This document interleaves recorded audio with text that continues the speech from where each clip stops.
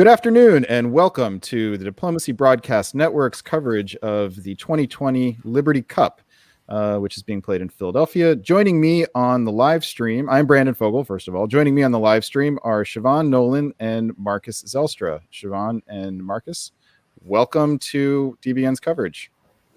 So let's, I'll say a little bit about myself and then I'll toss it to you guys. You can say a little bit about yourselves. So I've been playing Diplomacy for with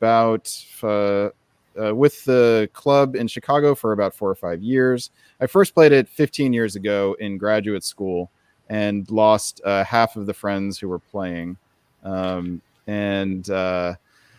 I tried it again about 10 years later and never looked back. So that's me, and I'm one of the founders of the Diplomacy Broadcast Network, which we just started a couple months ago with coverage of these live events in the virtual face-to-face world, which is new and expanding thanks to some of the difficulties that the rest of us have had to deal with.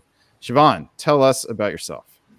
Hi, everyone. So I'm Siobhan Nolan. I am the current president of the NADF and also an organizer here in the Bay Area, California. In normal times, we have face-to-face games and run tournaments, but these are not normal times. Yeah, I've been playing the game since I was about 13 or 14 here in the Bay Area and never looked back. Great. Marcus? Hi, I'm Marcus, as you can see from my name tag. But most people know me as Captain Meme. I'm mainly an online player, and I've been playing for about 8 years. I've played a little bit of face-to-face, but not very much. And I run the DiploStrats YouTube channel. Which is excellent. Anybody who has not seen it before should go there and check it out. We will have a link to that in the comments or in the description section underneath this broadcast as soon as we are done. And Marcus, this is you joined us for a roundtable on Deadline News, our news program. This is your first time as a commentator on one of these live streams. So thank you very much for joining us, and we're about to throw you into the fire here. And Siobhan has been with us from the beginning, so it's great to see you again. So thank you as well for joining us on this Saturday for what's going to be a long day of coverage. We've got round one, which we're about to dive into, which got started a little bit late. It's been going on for about almost 2 hours now. Round two will start later this evening at 6 p.m. Eastern. Our coverage will begin at 8:30 Eastern, so about 2.5 hours after they start. And so Liberty is a little bit of background on Liberty. It's run by a guy named Bill Hackenbracht, who is doesn't live in Philadelphia now, but I believe he is. Is he from there? Did he live there, Siobhan? Do you know? My understanding is that he's been involved with the Philly club for a while, and yeah, I believe he did live there, but now he is living in North Carolina. But he still runs the tournament, and he's running it this year, obviously online, since face-to-face events in person are no longer or not possible at the moment. Had a big turnout, has 10 boards going in round one, is expecting about the same for round two. We are planning about 5 hours of coverage for round one today, which means we don't have a ton of time to spend on every single phase, but we are committed to covering every single phase of every game in round one and round two later today. So with that, let us hop over into the game coverage. Mm-hmm.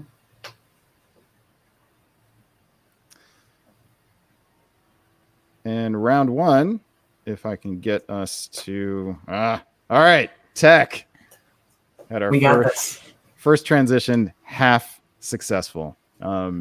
So this is the lineup for round one, and let's just dive right into it. In Austria, we've got Hal Phillips Dibb playing from the United Kingdom.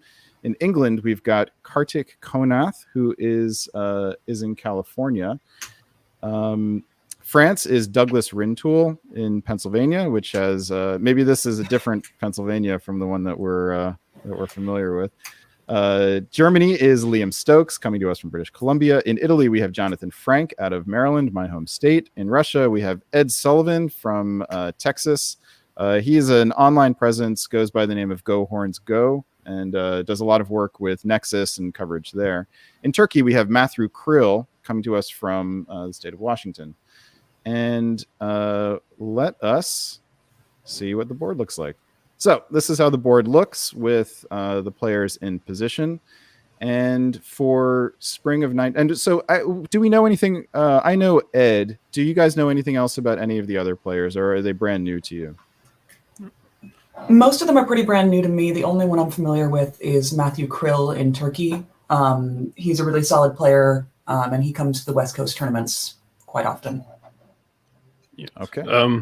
Only Ed is familiar to me, although obviously I might know them by online names. It's kind of difficult when you're an online player. Yeah, this is something with that we're still trying to figure out. For those of us who come from the in-person, face-to-face world, how to manage knowing people by their names versus people who come from the online world who are used to knowing people by their handles. And Marcus, you are one of the moderators on Nexus, correct? Yes, that's correct. All right, so maybe when we come back around this game the next time, you can tell us if you see any Nexus-specific play coming from Ed. Let us dive into the moves here. So, and we are going to try this format. Siobhan is going to talk about the West, and Marcus is going to talk about the East. So here are the spring 1901 moves. Siobhan, what do you see in the West? What jumps out to me right away is Liverpool went to Eddie instead of Yorkshire. I typically see a move to Yorkshire. Germany's moves are very standard. France has decided to just go dive straight into Iberia. So the question for me is going to be whether or not France takes Iberia with the armies and drops the fleet around right away. So that'll be interesting to keep an eye out for. So real quick, what are the dangers? What are the differences between opening from Liverpool to Edinburgh versus York? You don't have the ability to cover London with the army, which means that if, it didn't happen in this case, if France had gone to the Channel, covering London becomes, your options are limited. You can convoy the army with either fleet now, which means that if you convoy it using Norwegian, North can make a dive for Belgium, or if you convoy it using North, Norwegian can go up to Barents. So a lot of options. So it creates flexibility, but opens up a possible defensive weakness, which France did not take advantage of. France's opening is as friendly towards England and Germany as you could possibly get as well, correct? That is correct. So I'm wondering if the three of them have talked it out, and are we seeing a Western triple in the making? All right, we will keep an eye on that. Marcus, let's go to you in the East. All right, well, biggest move I can see in the East is obviously that Smyrna to Armenia move. Very anti-Russian right off the bat from Turkey. That's not something you see all that often, especially without, well, I assume that's a planned bounce in the Black Sea, so it might have been them both trying to trick each other, but we'll see on that. Elsewhere, it looks fairly standard. The Italian opening is a little unusual, but it ultimately doesn't really vary from the usual. The only difference would be if that fleet in Trieste had bounced Venice and it didn't. So pretty standard. The only thing we can really see is that Turkey is committing to a Russian attack, or attempting to be seen to commit to a Russian attack early.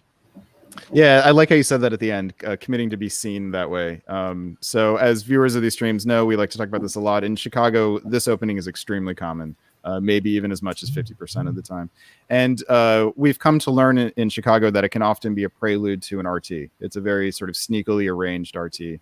And you might see Turkey get the Black Sea and then convoy the army over in spring of 02, something like that. So we'll keep an eye on that. Let's move ahead to the fall moves, and Siobhan, we'll go back to you for the West. All right, so it looks like the West has decided that England gets Belgium. Germany supports himself into Holland, which tells me maybe they aren't quite as friendly as I was thinking in the spring. Use the Norwegian to convoy Eddie over, and France does indeed make an immediate dive for the Western Med. That is aggressive, isn't it? That is hugely aggressive, and not something I see very often in 01. Are you, if this were a Western triple, are you more or less convinced that it's a Western triple now? I am less convinced that it's a Western triple. If they wanted to do the triple, just go for it. There's no sense trying to slow play it. We don't have a fleet in the Barents. I see often that Germany gets 3 builds in Western triples. So Yeah, if I'm Germany, I actually demand the third build if I'm going to be part of the Western Triple. Same. All right, so there's at least one player playing a Western Triple in the West. We'll see how that plays out. Marcus, let's go to you in the East. Yeah. Again, it's these Turkey moves that are the interesting thing. The seemingly contradictory moves of Armenia attacking Sevastopol and then Bulgaria not attempting to bounce the Russian out of Romania. I guess maybe he was expecting the Russian to try and move the fleet in. Either that, or they're just they're just play acting. Obviously, Italy's going to have quite a bit to worry about in the near future with France coming down. So we'll see this triangle mostly focused around Austria, Russia, Turkey, and we don't really know who's with who right now. So how well do you know Ed's style of play? Not very. I've only played with him once, and it was very well. The game's still ongoing, so I can't really talk about it. Okay. Yeah. I was really surprised to see that Sweden bounce up there. I would have expected that if Turkey was opening anti-Russian, the North would want Russia a little bit bolstered to counter that. Yeah, in Chicago, that's one of the reasons why people like to do the subterfuge of a pretend Turkish attack on Russia, is to convince Germany to let them into Sweden. But if that was the goal, it didn't work, which, Turkey may not be too upset about if that is what they're going for. Okay, let's move on to the winter.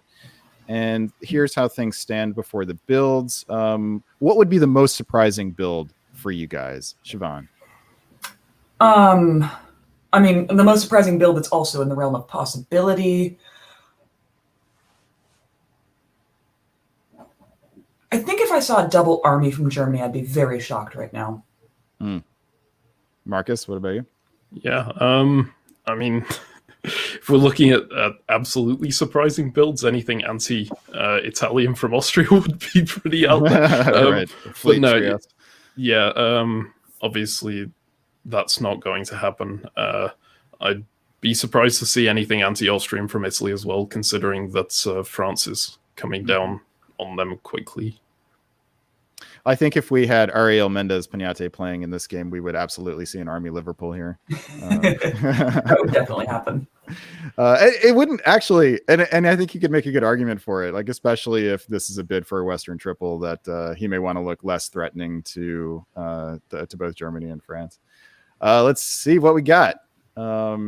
We do have an army from England, but in London, not in Liverpool. Although functionally it's the same, since there's no fleet bordering London. There's nothing for him to do with the army at this point.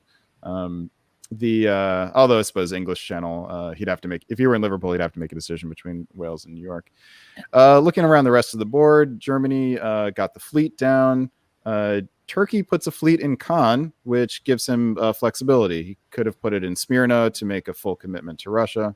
And France fully committed to the southern move, not necessarily in concert with the Western Triple. Let me pose this question to you guys. Is that the most interesting thing that you're looking at, or does something else pique your interest more? And Marcus, let's go to you first on this. Fleet Marseille is definitely the most interesting thing to me. Just the fact that France is really going all in on this attack. Obviously, they could rotate north, but it would take them a while to get there. So I think that would be a mistake on France's part to just completely commit to the south here. It's really dangerous considering how many units are on their borders. Siobhan, what about you? I mean, I agree with that analysis. What jumped out to me immediately was that fleet in Khan. I don't see that very often. Typically, Turks like to build in Smyrna so that they can cover the Eastern Med or Aegean. But with the Italian having so much else to worry about, the Turk probably doesn't really think that move would come. Yeah, this is always the problem with Turkey in spring of 2002. What do you try to protect Bulgaria, or do you try to protect Aegean, or even get into Aegean in order to threaten Greece? We see that army get popped so frequently. And that, and then what, right? That's always the next question for anyone who's attacking Turkey.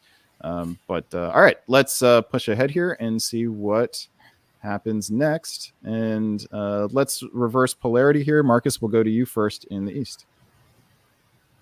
Okay, well, we can see that the Turk was indeed attacking Russia properly, unless that was some kind of ploy to deploy to destroy the fleet.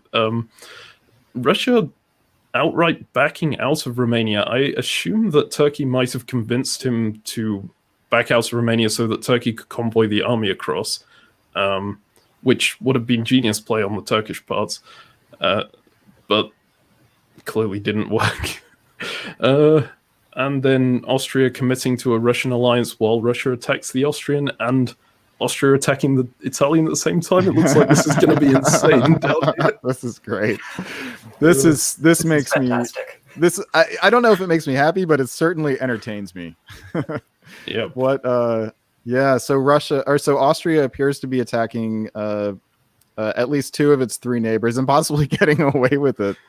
We'll see what happens here. Okay, and Siobhan, let's go to you in the West.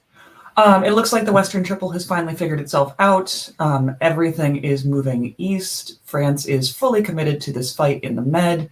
I'm a little bothered by the two English units that are now just completely useless in Belgium and London, because London can't convoy anywhere, and maybe Belgium will move in the fall now that Germany has committed and pulled Holland away. Boy, that Army Liverpool would have been just right here, wouldn't it? Mm-hmm. It Wow, really would. I think we have found the situation where it is obligatory. I hate when Ariel's right. Well, we'll get to talk about Ariel later because he is playing in the tournament. Okay, good. This is all right. We have to move on, but I am very curious about what you think of this situation, this Western Triple, the way that it's set up. Real quick, can you comment on that? And I'll throw this to either one. I'll jump in real quick. I am not in love with it. It was slow to get off. The English units that are just sitting there. Why is Paris just holding? I mean, I get that you don't want to spook the German, but in that case, you should have just waived your build. Get those units in play. You don't have the time to have 1, 2, 3 units that are just doing nothing. Yeah, man. In France, you got this problem. I mean, if you were really going to commit this hard, you needed another fleet here. So this feels to me like France is at a big disadvantage, and either England or Germany could take advantage of it, depending on how things break. All right, let's move ahead here in the fall of 1902, and let's stay with the East first. Marcus, you are on the clock. Okay. Well, the Turk gets out of the Russian center here, so they must have made up. The Austrians still attacking everyone around them and being attacked by everyone around them now. So, I mean, they did manage to make the gain in Venice, but I don't know that it's going to work out very well for them in the long run, because obviously this Western Triple is bearing down and they're weakening the people who need to be bolstering against that. What else have we got here? Well, I mean, the Italian getting into Greece with Turkish assistance, it really just does look bad from Austria on the diplomatic front. And it looks like against the Western Triple, they are going to hold for the moment just because of where they all are at. But yeah, the lineup of the units for the Western Triple is well. Let's go to the West. Siobhan, you're up. So England moved Belgium out, which is good. France is getting almost nowhere. Italy seems to be the only one responding to this threat with the attempt to go to Piedmont, but is getting eaten up by the Austrian from behind. So we'll see how long that works. It's better, but it's not a great triple. I still don't really love it. Germany's going to get all the immediate gains. France is going to get nothing. Suddenly Germany looks much more delicious, doesn't it? Oh yeah, I'm liking the German. With Austria messing with other potential problems for Germany, it feels like Germany doesn't have obstacles at the moment, and it has room for growth, has avenue for growth. So yeah. Whether that converts to early leader syndrome or not, we'll find out. Okay, let's move on to builds. We'll get a little bit more time during builds to do some analysis. And we have got a bunch of armies plopped down here. Germany puts one down in Kiel. Austria gets 2 builds here, even though Austria only picked up 1 center, because one of the units was the fleet, dislodged out of Greece and pulled rather than retreated. So this actually Austria may be able to make peace with Italy here, but Italy's out of position now. They're going to lose Tyrrhenian Sea, and this is really fun. Okay, who would you most want to be on this board, Siobhan? I think the German we were just talking about. The Austrian position is not terrible, but I don't really like it. He's messed with a bunch of people very early, and doesn't seem to actually have a friend. So yeah, the German. Marcus? Yeah, I agree. I like the German position a lot. I would also quite like the Turkish position, just because they're allied with Italy, they're allied with Russia, and they've got a free expansion route forward, basically, on that against Austria, with everyone angry at Austria as well. But Germany is probably the best choice. All right, we will return to this game in a while. We've got lots of other stuff to cover, and they're a little bit slow. I think we've actually gotten a little closer to the live action than we wanted to, but that is how it goes with live TV. Now let us get fancy again and move on over to board number 2. And here's the lineup for board number 2. In Austria, we have Natty Schaefer in Utah. In England, we have Sam Thomas from a different sort of Pennsylvania than we had before. In France, we have Timothy Crosby out of Florida. Germany, we have Ben Kellman, also from Pennsylvania. Italy, Paul Angel from Virginia. Lots of East Coasters here, 4 of them. Russia, we have Randy Thompson out of somewhere in Canada. And in Turkey, we have George Zhang coming to us from Chicago. George has been a Weasel for a long time, although he's very young. He's only 20 or 21. I might be out of college now. He might be 22 or 23. But I've played with him a handful of times, and he's been with the Weasels for like 6 or 7 years. He started playing with us when he was 14. I mean, before I even joined the club in 2016. A very savvy player, really likes to get the knife in under the cloak and then put it where it needs to be. I don't know anything about the other players. Do you guys have any intel? Nope, George is the only one I recognize. Same.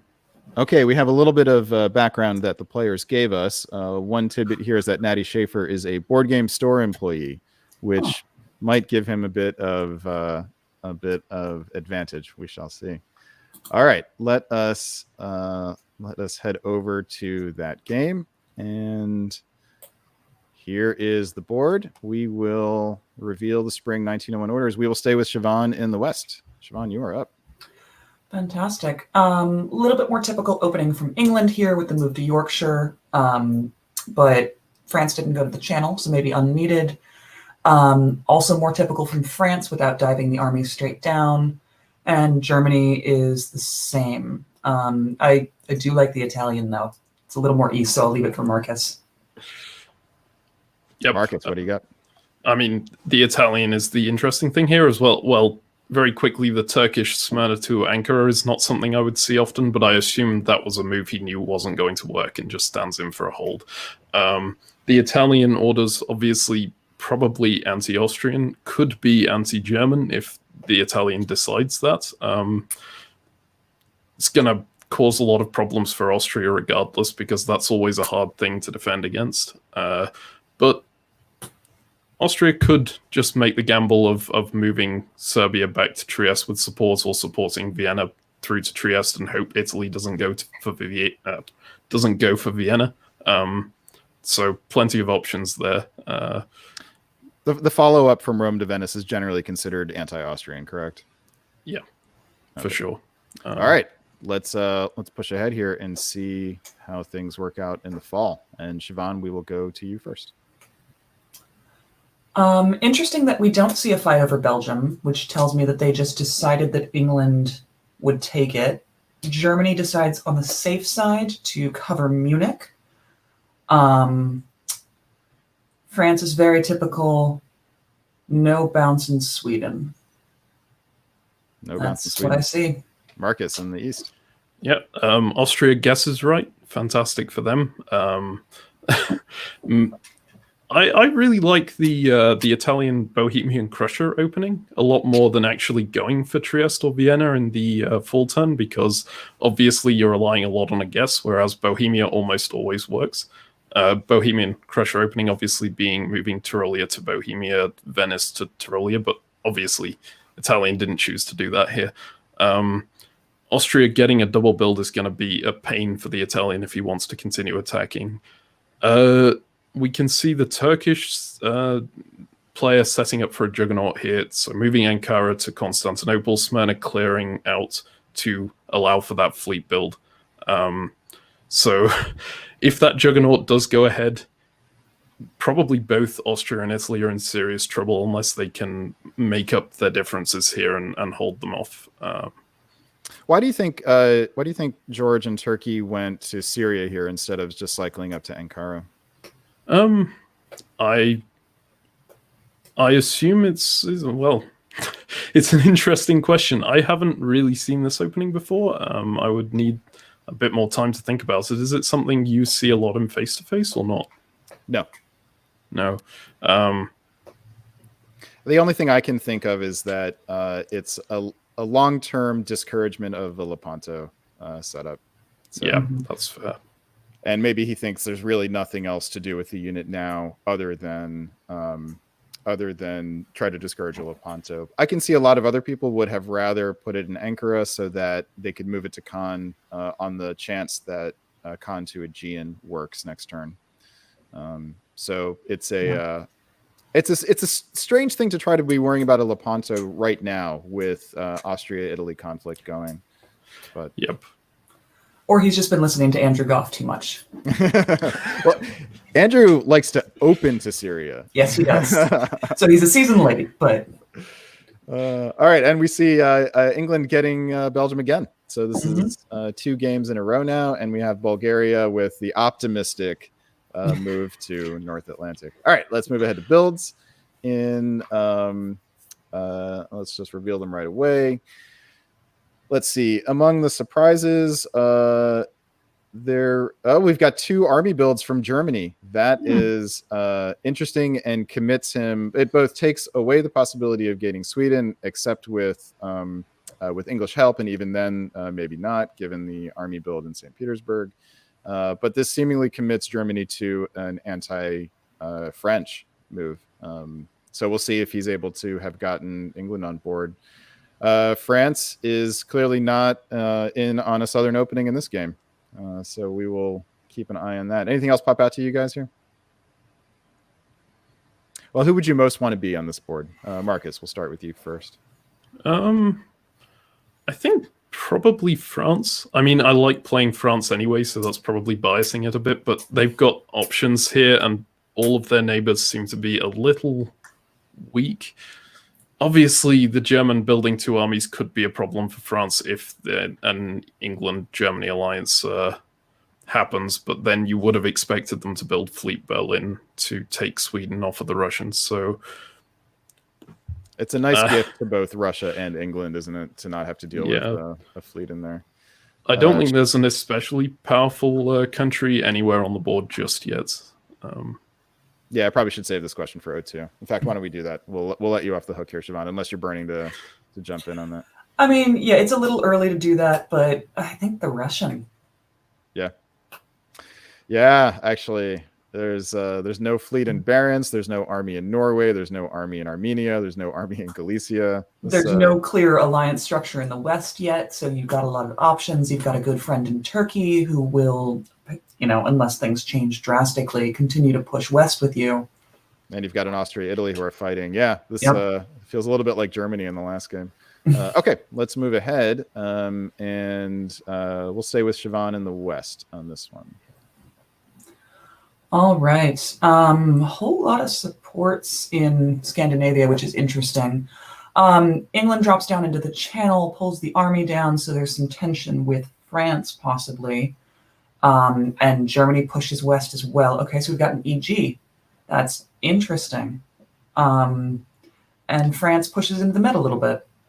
If this were a true EG, wouldn't you have expected Munich to Burgundy with support from Belgium here? Absolutely.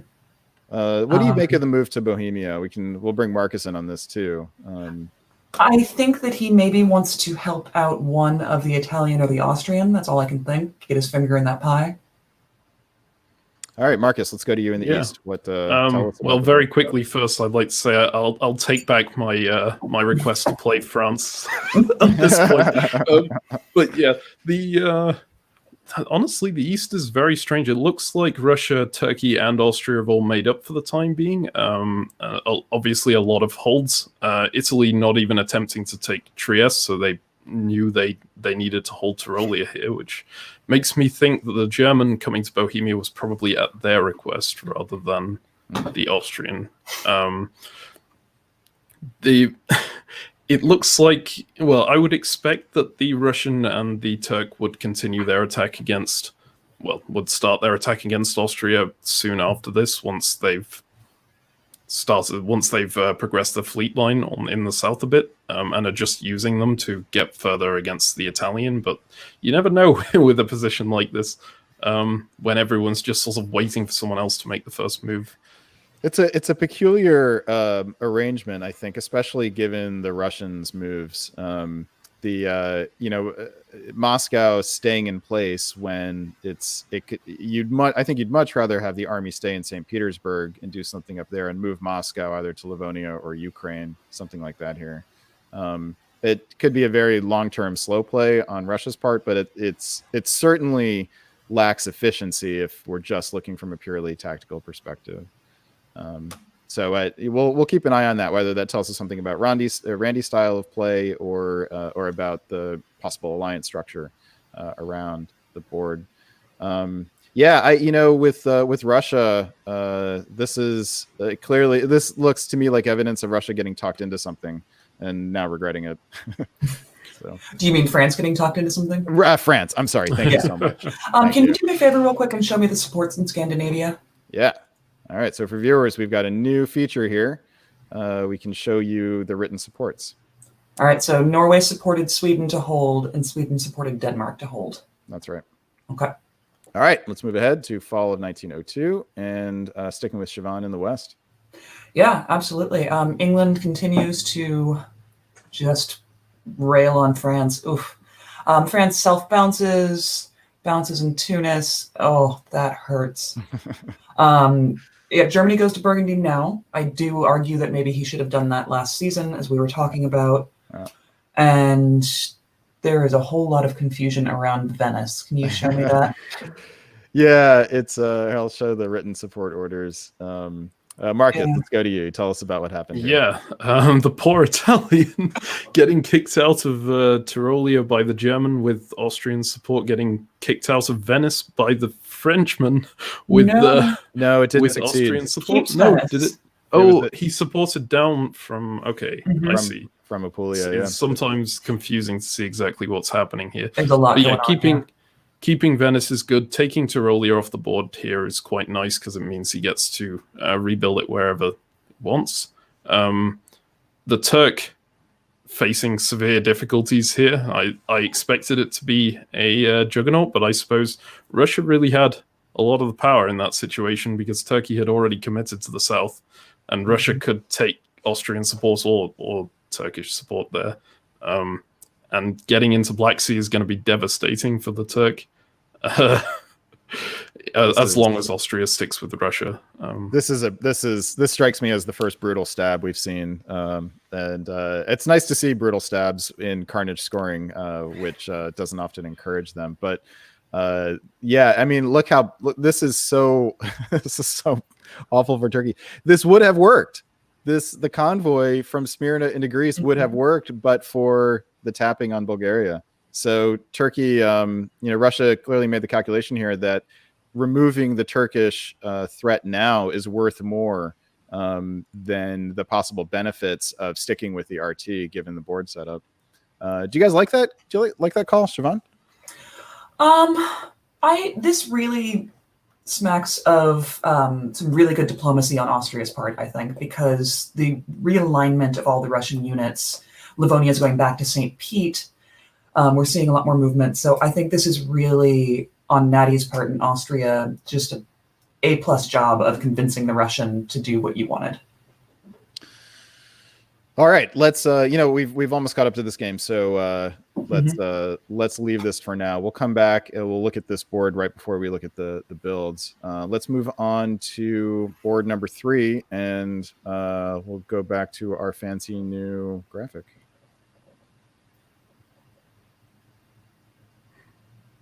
All right, on board number 3 in Austria, we've got Sergei Saragin, who I've seen before. He must have been in some of the other tournaments. In England, we have Craig Mayer out of Montana, and Craig comes from the in-person face-to-face world.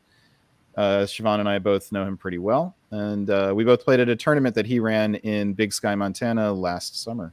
In France, we have Stephen Hogue in Kentucky. Stephen is a brand new entrant into the face-to-face world, but has made a big splash and really gotten to know people. As a really good guy, and he's been on our program once or twice already. Germany, we have the tournament director, Bill Hackenbracht, playing out of North Carolina, needed someone to fill a board and couldn't get anyone, so put himself in there. Obviously, his score will not count for the tournament standings. He cannot win any awards in the tournament. In Italy, we have Laszlo Levy. Hopefully I'm saying your name right, Laszlo, coming out of both the Netherlands and Spain. Quantum superposition there. In Russia, we've got Gary Sturley out of the United Kingdom. And in Turkey, we've got Kumar Prasan coming to us from India. As far as I know, this is our first player from the country of India on one of these broadcasts. There is a player from Singapore who I think is playing today. But this is a first for us from India. Is he playing in the middle of the night at this point? I think he is, yeah? He must be. I think they're 12 or 13 hours off from me. So. Yeah. So midnight or 1 a.m. or 11 p.m. All right, so we'll see how that works for him going forward. Let us. Do you guys know anything about any of the other players? Sergey is. He goes by MaxVex when he plays online. He came second in the Nexus tournament last season, and it was an extremely close finish. I would say he's an incredible online player. I'm interested to see how well that translates to face-to-face. All right, let's have a look then. Here is the board set up, and Marcus, we'll start with you in the East. Okay, fairly standard. Aside from the Russian move to Romania is interesting. So putting a fleet there, obviously very pro-Austrian because you can't continue an attack against the Austrian with the fleet. The Turk looks like they're very anti-Russian off the bat with the move to Armenia, but you've said that could be that could be a fake out.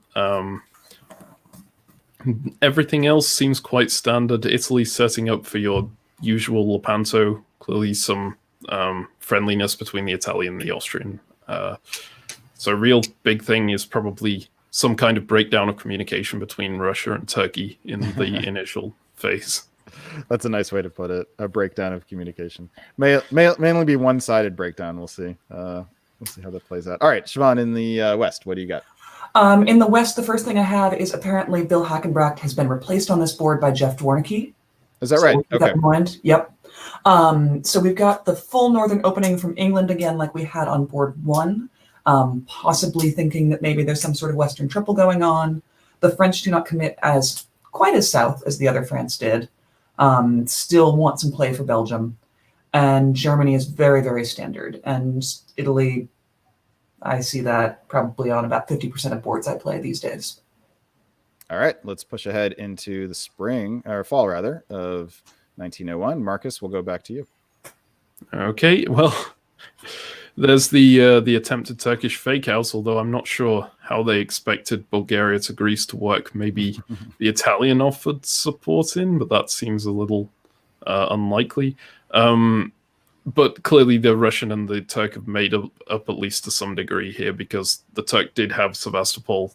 No, they had Romania guaranteed if they wanted it, or Sevastopol guaranteed if they went in with the fleet. The move to Trieste from the Austrian, I mean, that's kind of just a safety thing. Moving out of Venice for the Italian shows he's committing to a pretty pro-Austrian stance here, and probably going to follow through with the Lepanto. Bad news for Turkey. This is this is evidence of a really mixed up East, I think, that has the potential to turn into a solid AI. But yeah, this, I I think if you're Russia in this case, aren't you fine having the army convoy into Romania and blowing up your fleet? You get to put down an army either way. In this case, now you're just stuck and waiting for Austria to help you, which may be better long term for you anyway. But that's at least your options are now narrow. Depends how much you trust the Turk, right? If that move to Armenia wasn't agreed in the first place, then I wouldn't want to blow up the Romania fleet. But yeah, better to keep the possibility of assisting Austria in a three-way against Turkey if you want to. Okay, Siobhan, let's go to you in the West. So it appears to me that, the hold in Denmark letting Russia have Sweden, RT did the nice little fake out with that Sunstrom opening, which allowed Russia to get that build without the bounce. I'm not really clear on who's working with who here. I think they still have to figure that out. Standoff in Belgium, so it's the first England who did not get Belgium in 01. And the first Russia to get Sweden. And the first Russia to get Sweden. You were correct. Yeah. Boy, Germany really. This is a case where Germany really gets to keep his or her cards close to their vest, right? Yes. This is a very cagey way to play this, so you don't have to commit to either one, and that you can stay that way with the builds, right? Let's see what happens. Let's see if Germany stays ambiguous. And the answer is no. That is a commitment. So double army from Germany and double fleet from France. And the army build in Berlin, not Kiel. Berlin to keep open the possibility of going east, which you just can't see that happening in this case. No. But we got a double fleet build from France. If this fleet build had ended up in Edinburgh, then I might be convinced that there is a Western Tripoli thing happening. Builds around the rest of the board, we again see Turkey opting for Fleet and Khan rather than Smyrna, which seems to commit him to an anti-Russian stance. Russia puts down 2 armies in hopes to avoid some entanglement in the north, which a fleet on either coast would commit him to. But we'll see how that works out. Let's keep on moving ahead here. And I think we're on the east first in this game. Marcus, I need to show you the orders. Yeah, that would be helpful. Marcus, tell me what's going to happen. Oh boy. Instead, tell me what actually did happen. Well, Turkey looks kind of screwed. The Russian, they did manage to get the Armenian army out, and it looks like the Russian was fine with that, getting rid of the fleet there.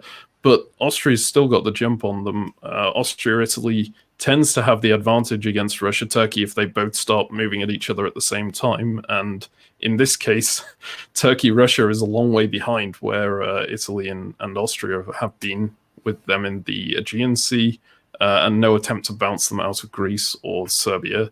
Plus Austria and Galicia. It's just a fantastic position for Austria all around. Think there's any chance here that Russia might be in on this, willing to let Austria get position and take Romania? Like that, maybe that was part of the plan anyway.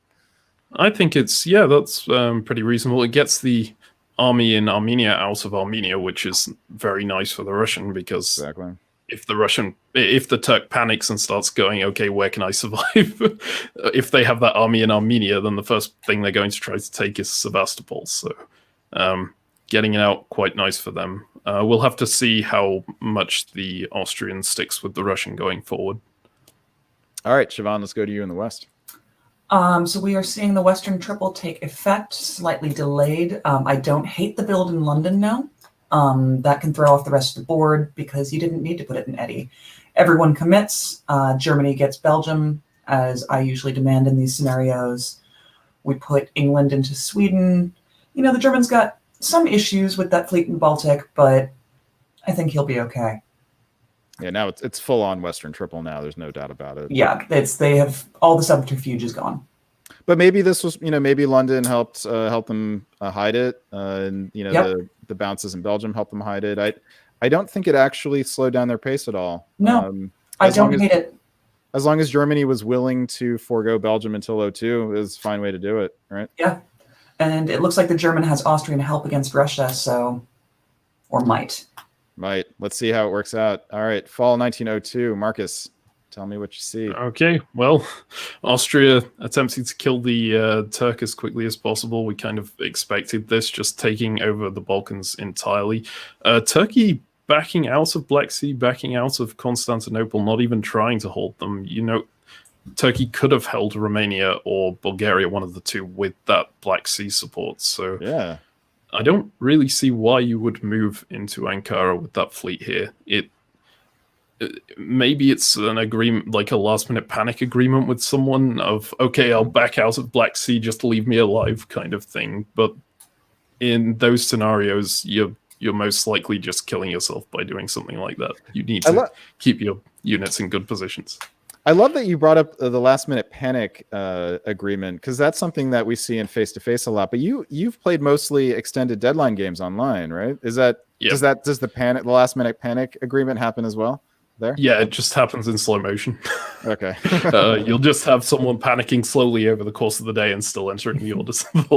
Slow motion panic sounds painful. I mean, fast motion panic is also painful in its own way. Yeah. Okay, Siobhan, over to you. Well, I just want to point out here, by the way, that Romania had the option of retreating to an empty Sevastopol and declined. So lots of strange moves coming from the Turk and from the Russian this game. I mean, the Russian had lots of different possible options on how to play this, and this is where they've ended up. Okay, Siobhan, let's go to you in the West. I mean, the Western triple chugs on. Germany is covering Berlin and Kiel, loses him a little bit of pace. The most interesting move I see right now is Piedmont supporting Burgundy to Marseille. And the only reason I can think of is that he didn't want to leave Marseille open for a build and thought maybe the French player was going to self-bounce, but France isn't getting a build. So it's sort of no argument. France goes to NAF. And the train chugs on. All right. Let us head on over to board number 4. And that means it's time for the graphic. And how fancy. Here is the lineup for board number 4. In Austria, we have Seth Bridson out of the United Kingdom. Lots of British players coming to us today. Good to see. In England, we have a familiar Brit who would probably prefer to be called Scottish, so much so that he put Scotland down as his location, even though he is in British Columbia. We have often on this broadcast described John Jameson in various ways, usually as some form of either the worst diplomacy player we've ever seen, the worst diplomacy player who's ever existed, or even the worst human that has ever existed. And there's some question as to whether this has been an exaggeration. And Marcus, you've never met John Jameson before, correct? That's correct. I'm excited to see this. Do you think he's the worst person that has ever existed on the face of the earth? I mean, I would need to meet him. I'm not sure about that. In France, we have Nicolas Sahuguet, who is a former world champion and well known to both Siobhan and me. In Germany, we have Evan Hegerud out of Alberta, Canada. In Italy, we have Ethan Haluza Delay out of Ottawa. Lots of Canadians with us today, which I also like to see, and at times wouldn't mind being neighbors with. In Russia, we have Eber Kondrel, who is a Windy City Weasel out of Chicago, a high school player, and someone whose skill has improved rapidly as he's played in the last couple of years. In Turkey, we have Alex Maslow out of Boston. Alex is well known to us in the face-to-face hobby, and we will, I'm sure, have some comment that gets a complaint later on in the broadcast. Let us go to the board, and here we are. Let's take a look at Spring 1901 orders, and let's go to the East first in this case. Marcus, you are up. Okay. This is the most standard East I've ever seen, at least by online game standards. Bounce in Black Sea, bounce in Galicia, Italy setting up for a Lepanto, Austria doing standard Austria things, and the army in Smyrna going to Con is what you always see online, well, almost always. So wake me up when this one's over. Siobhan, let's go to you in the West. The West is not much more exciting. We've got a bounce in Burgundy from the French player, which commits into taking Spain with the army, so we're not going to see a fleet down in the Med. Liverpool goes to Yorkshire, giving him the possibility to cover London, which he doesn't need to, and Germany does, I think, what every Germany we've seen so far done. The self-bounce in Burgundy is not something that you see very often. No. Can you say a bit about what the disadvantages are? You lose a lot of flexibility with the self-bounce in Burgundy. You don't get a play for Belgium. You don't get the choice of whether you take Spain with the fleet or the army. You lose a lot of pace here, and I don't love it. But it's John Jameson, who is a big personality in this hobby, and he and Nicolas know each other fairly well. Oh no, sorry, it's Nicolas in France. Nicolas is the one. That's even more curious. I don't usually see Nicolas slow play an opening this. It's an opening that can really backfire if it's on Italy. If France goes to the English Channel, you're just fine. You can cover Brest if you want and still pick up 2. If Italy goes to Piedmont, then you got real problems, and you are almost certainly only going to get 1 build. All right, let's push ahead here and see how the fall works out. Marcus, tell us what you see. Okay, so we've got an AT forming here, blocking Russia out of Romania at the same time as Russia is seemingly, well, I would assume the Galicia was supposed to be a demilitarized zone here, and Russia pushed into it anyway. So Turkey stabbing the Russian most likely in this scenario. Italy still setting up for a Lepanto, so we'll have to see what Austria decides to go with here, because obviously Lepanto versus Turkey versus AT are not very compatible. I'm very surprised that the Austrian didn't bounce the Russian in Galicia or attempt to go to Galicia, given that they were committing to being anti-Russian. But maybe they were particularly concerned about the Italian moving into Trieste. I assume that would be the reason. And this Austria doesn't get away with it because this Russia goes to Galicia, right? The other Austria. Yep. So, but again, I think we've seen this a couple times now. Austria getting Greece without support, without having to support himself in there. Okay, let's go to the west with Siobhan. Nicolas moving his armies a little more effectively now, but that does not stop the German from getting 3 builds, which possibly early leader syndrome, give the board someone else to worry about. John Jameson, meh. I mean, he's not. It's tough. It's tough when you've got such handicaps, right? Yeah. So he's still learning this game, and he'll get there eventually. But John, come on, do something. Yeah. What do you make of taking Norway with the fleet rather than convoying the army over? You're making a friend in Russia, who's getting bounced out of Sweden. Russia doesn't have to worry about Army Norway pulling over to St. Pete. You got northern Norway. You got play on Skag. Possibly anti-German or possibly just very non-committal. So we shall see. In any case, it does not look like a Western triple in this, despite Germany getting the 3 builds. That's the only. Yeah, Evan is the only one who's on board for the Western triple, apparently. Yeah. All right, let's move ahead to builds and see what we got. Germany puts down fleet finally. I think only 2 of our 4 have done that. And but also puts down 2 armies. Seemingly, this looks like a play to get an EG on board, anti-French. Doesn't look like it was reciprocated. England puts down a fleet in Edinburgh.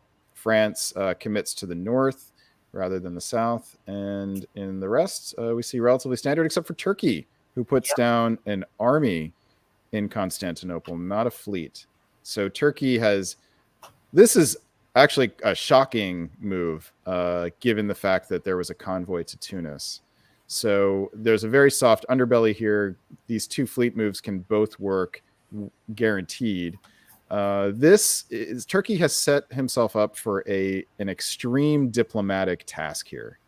This is not terribly atypical of Alex Maslow, who probably believes that he has everyone convinced to do something really wacky. And about 70% of the time, it does not work for him. All right, let's see which let's see what side of the die comes up for Alex Maslow. And Marcus, you're up first. Okay. Well, we see the Austrian moving against the Italian here, so that's very good for the Turk. Unfortunately, they've still got that fleet in the Eastern Med to deal with, which is going to be problematic. But they can just cover Smyrna with Constantinople, given... Wait, hang on. Why is the Russian in Romania? This doesn't work with the AC. Okay, well, I need to reevaluate. This is what happens when you just glance at a board and think, oh, hey. Just change one of the letters, that's all. Yeah. So there's an AR in place, Austria-Russia alliance, pushing in here. Austria turning down the offer of Romania in order to work with the Russian. Turkey is in, a really bad spot here, except for the fact that now with Austria committing against Italy as well in this AR, they could get the Italian on side. But there's not a huge amount the Italian can do because that army is stuck in Tunis. It can't get convoyed out even now because there's nothing in Ionian Sea. And Venice is lost. So a really good turn for the Austrian probably. And really good negotiation from the Russian, I've got to assume, aside from seeing what's happening in the north, but I'll leave that to Siobhan. Yeah, you rarely see an AR get a jump like this. We'll see. There's cracking Turkey open is hard for an AR, so we'll see how that works out. Siobhan, tell us about the West. The West, what jumps out to me is, Nicola is keeping those cards very close to the chest. He's got some issues with all of those German armies, but he's got no problem with John Jameson in England. And he's got a lot of options with those fleets. Does he drop Mao down into Western Med next turn, or does he go up to Irish? John keeps his army on the island, which possibly makes that a little bit less enticing. I mean, so we got another self-bounce in Burgundy. At least Nikolai didn't self-bounce in Mao. I don't understand why Portugal holds here, though. You'd think if you want to keep your options open, you move to Spain here. There's really no... But, I mean, depends on the Italian player. Some Italians get very jumpy if you put a fleet in Spain.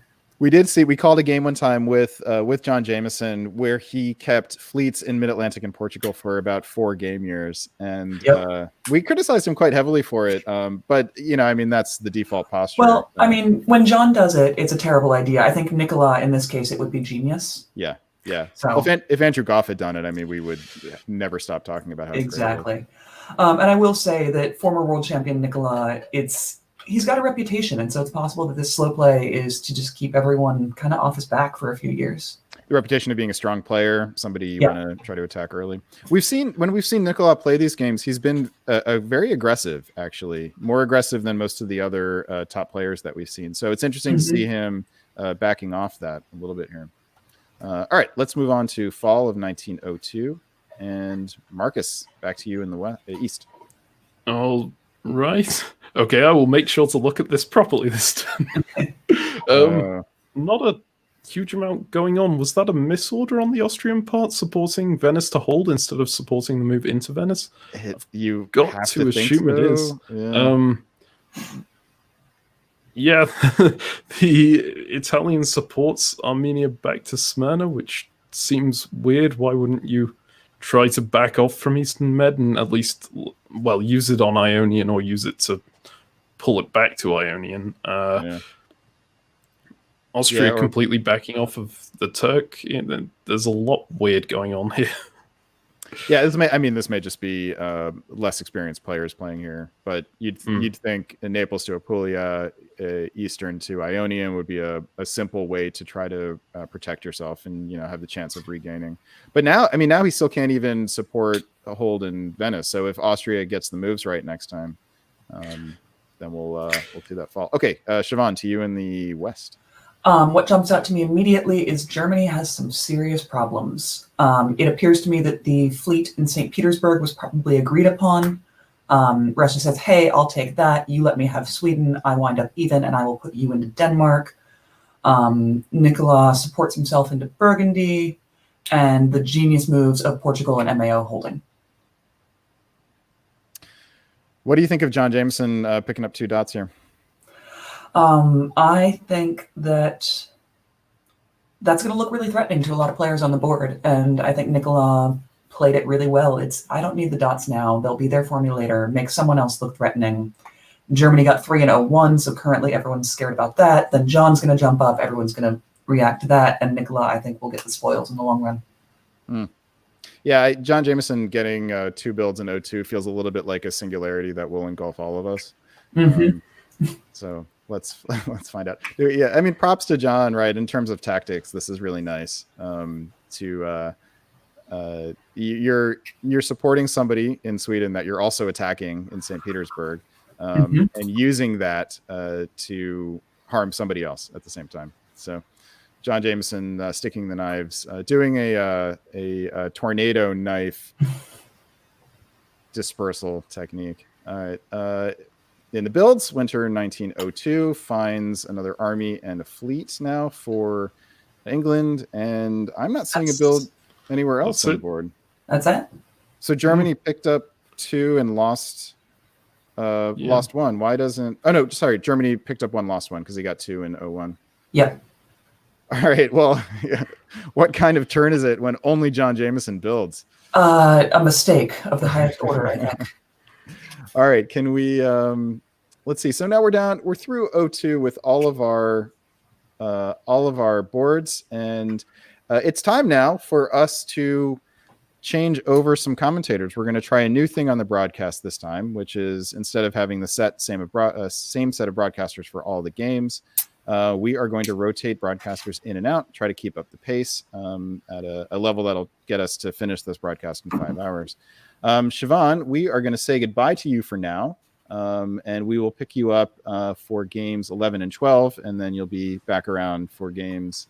I'm sorry, there is no games 11 and 12. You'll be back around to cover games 1 through 4. So, fantastic. Thanks for joining us, and we'll see you in a bit. We are also and we'll let you go here. We're going to keep Marcus on the board for another 2 games, and in Siobhan's place, we're bringing in Randy Lawrence Hurt. Randy, welcome to the broadcast. Hey, folks, good to be here. Randy, tell us a little bit about yourself and what you do in diplomacy. Sure. I've been playing diplomacy. I started online when I was 13 or 14, something like that. I started going to tournaments when I was 19, and so I've been playing for the last 15, 16 odd years. I run the Boston Massacre. I ran the virtual Boston Massacre this past year, and I ran the face-to-face the year before that. And I try to get around to a few different tournaments a year. Great. Thanks for joining us. And I am actually going to be jumping off the broadcast as well. I will be back for games 9 and 10, and then back around to cover games 1 through 4. Taking my place is going to be Adam Silverman. Adam, welcome to the broadcast. Hi. Great to be here. Adam, we can't hear you. There we go. You hear me now? Oh, hey, Adam, there is a delay. Yeah, there's a big delay, though. Can you disconnect and then come back in? All right. Then while Adam is getting himself straightened out, I am going to take you guys into game number 5. So that means this happens. Love it. Love the new graphics. Okay, but as before, I didn't do it completely. Okay, here we go. Adam, and you're back, man. How are you doing? I'm doing all right. Am I coming through better? Is this have we fixed the problem? Yeah, it looks better. All right, technology. Indeed. All right, so Adam, the graphic has already cut off half of my face. I'm going to remove the rest of it and let you take over. So we'll see everyone on the broadcast in a bit. All right, thanks, Brandon. Okay, so let's move on to game 5. In this game, we have playing Austria. We have David Miller, who is a pit kisser from Maryland, a longtime face-to-face player. In England, we have John Anderson, a player from Utah. In France, we have Hal Schild from Virginia. Germany, we have Weasel Christian Klein from the Chicago area. Italy is Kirk Vaughn from Tennessee. Russia is Nick Thompson from Virginia, and Turkey is Maxim Popov from Iowa, who's made a big splash in the virtual face-to-face circuit at the Boston Massacre. I believe he was in second place. Is that right, Randy? Right. Yep. And I think he did really well at Virtual Dixie as well, though I don't remember exactly how that ended up finishing. So, really, he's I understand a teenager from Iowa and has been playing online a bit, and we'll see how he does today. Any comments on any of the other players, Marcus or Randy? First thought, this is a pretty strong board. Yeah. Meaning no disrespect to the people I don't know, but David Miller, Christian Klein, and Maxim Popov are all very strong players, and for what I recall, John Anderson is as well. And I recognize the other names, so I would expect to see some fairly high-level play out of this board.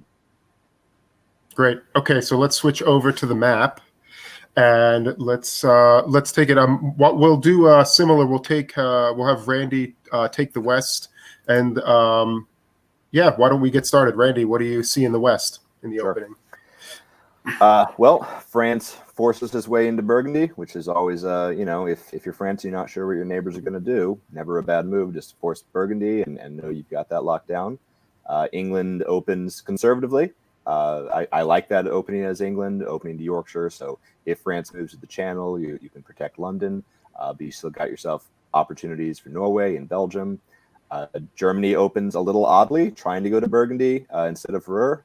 So that may have been prearranged with France, and maybe he was nervous about Italy possibly moving to Tyrolia, and he wanted to make sure that he was still in Munich so he could protect it. But normally as Germany, you go to Ruhr, so you have at least some say over what happens with Belgium. Now that is solely between England and France what happens there. But he does put himself in Denmark, so he's got control over what happens with Sweden. And yeah, that's what I'm seeing right off the bat. All right, Marcus, what do you see in the East? I mean, incredibly standard East. I feel like I saw this game earlier in the show, and 1,000 times before. Yep, bouncing Galicia, bouncing Black Sea. Everyone's opening completely standard. Italy setting up to convoy to Tunis. There's not a lot to talk about here. All right, let's see what happens in the fall. All right, why don't you take it off, Marcus? Okay, well, the Italian convoy into Greece is an interesting one, with Austrian support, I believe. So that's clearly the Austrian wants him there. I'm not usually a fan of that, just because it traps the Austrian fleet behind when it could be used to push into Aegean, when the Italian army is only useful against Bulgaria or moving in against the Austrian. There's also some weird moves in the north. We see the Italian moving into Tyrolia in conjunction with the Austrian moving into Bohemia. Looks like this is some kind of AI attack on Germany, but I have a feeling it might convert itself into an Italian attack on the Austrian, because the Austrian has left himself very open here. Russia moving the fleet into Romania, anti-Turkish. It can't be used against the Austrian. And the Turk gets into Black Sea for free as a result. Turk not really committing anywhere with those hold orders. So still a lot to see from this. I think the Austrian, either this Austria or Italy is going to be a solid trust thing, and they're going to go the distance and attack Germany, or it's going to collapse instantly with the Italian stabbing them right now. All right, that'll be interesting to see. Let's move into the West. Anything unusual in the West, Randy? I don't know about unusual. I see this as probably the beginnings of an EF, and I think Germany probably does too, which explains why you let Russia walk into Sweden. Normally, you do that in Germany when you don't think you have an ally between E and F and you want Russia to be your friend. I wouldn't be shocked to see Russia build something on the North Coast or in St. Petersburg as a thank you to Germany. For letting them take Sweden. England gets Belgium, which if you're England, you love that, obviously. With the army too, so a lot of flexibility there. That could be used to force Holland the next year, or depending on what England builds, could drop down to Picardy with a fleet in London down into the Channel. But given that France also got two builds, I would expect to see probably an army and a fleet out of both England and France, and then a coordinated move on Germany here. And if I'm Germany, I don't understand, and I don't like that Austrian move to Bohemia. That's not something you see very often, at least not in 1901, and it probably doesn't bode well for Germany. Especially if you're thinking there might be an EF there, right? I mean, if you got an EF and then you've got Austria and Italy pinging around Munich, that's just bad news. You have to wonder from a strategic sense of the direction of the board if that's actually in Austria and Italy's interest to see Germany crumble and the West resolve quickly. But let's see how the builds play out. And it looks like interesting. We see two armies by France. And interesting that one of them is in Brest. Normally with France, you'd expect to see the Second Army show up in Marseille. But I guess it's a little bit more cover from the potential English fleet build in London. So England does indeed put down 2 fleets, which it's hard to predict what that means. It could be anti-French. It could be part of an EF, but maybe not making France feel so secure. Germany puts down 2 armies, so he's showing where he stands. He maybe expected France. Maybe there's something going on in the diplomacy that we're not seeing that led to this. But clearly, England is in the driver's seat. Maybe England's wishing he had another army right now, though. Russia does not build Fleet St. Pete, which is, again, huge for England, right? Just not having to worry about Russia up there. Russia, interestingly, builds the fleet in Sev, Turkey making the standard build, as well as Italy. What do you make of that fleet Sev build, Marcus? Do you like it in this position? I mean, it's very committing. It's saying, okay, I'm going against the Turk here. That you could potentially not go against the Turk, but then you've just built a useless unit and you're stuck with that useless unit forever. So I don't really like committing that hard, but if it was necessary, maybe it was necessary to get in on this Italy-Austria alliance, and Russia can start working their way into that, and maybe getting into Italy's ear and saying you need to stab Austria a bit later, then could be useful in that respect. But is that what you want to be doing here? I mean, don't you want to be sending a message to Turkey? Hey, I want to work with you. I don't want to go against you. We can hold these guys up. I mean, it depends. If you really want to see Turkey die quickly, then it's a great build, right? It depends how much you trust that the Austrian, the Italian will stick with you, especially the Austrian here, I guess, because ultimately Italy, Austria, Russia isn't a bad alliance for Russia necessarily if they can keep the other 2 on side, or if they can keep at least one of the other 2 on side. So it looks like Russia's just decided, okay, this Austria-Italy is happening. I'm joining in. I'm going to kill the Turk, and I'm hopefully going to come out with an ally on the other side, and it won't go too badly for me. All right, let's see how that plays out. So looking at spring 1902. Okay, well, why don't we stay in the east? Marcus, why don't you take it out? Okay, interesting. So the Turk is backing out of the Black Sea into Constantinople, clearly just letting the Russian in there, and the Russian is helping the Turk here, supporting whole Bulgaria. So maybe the fleet build was just misdirection, or maybe the Turk managed to convince the Russian to help with the agreement that, okay, you can have Black Sea. It seems like a bit of a heavy sacrifice to make one of your units a fleet in the south that can't really advance against Austria here.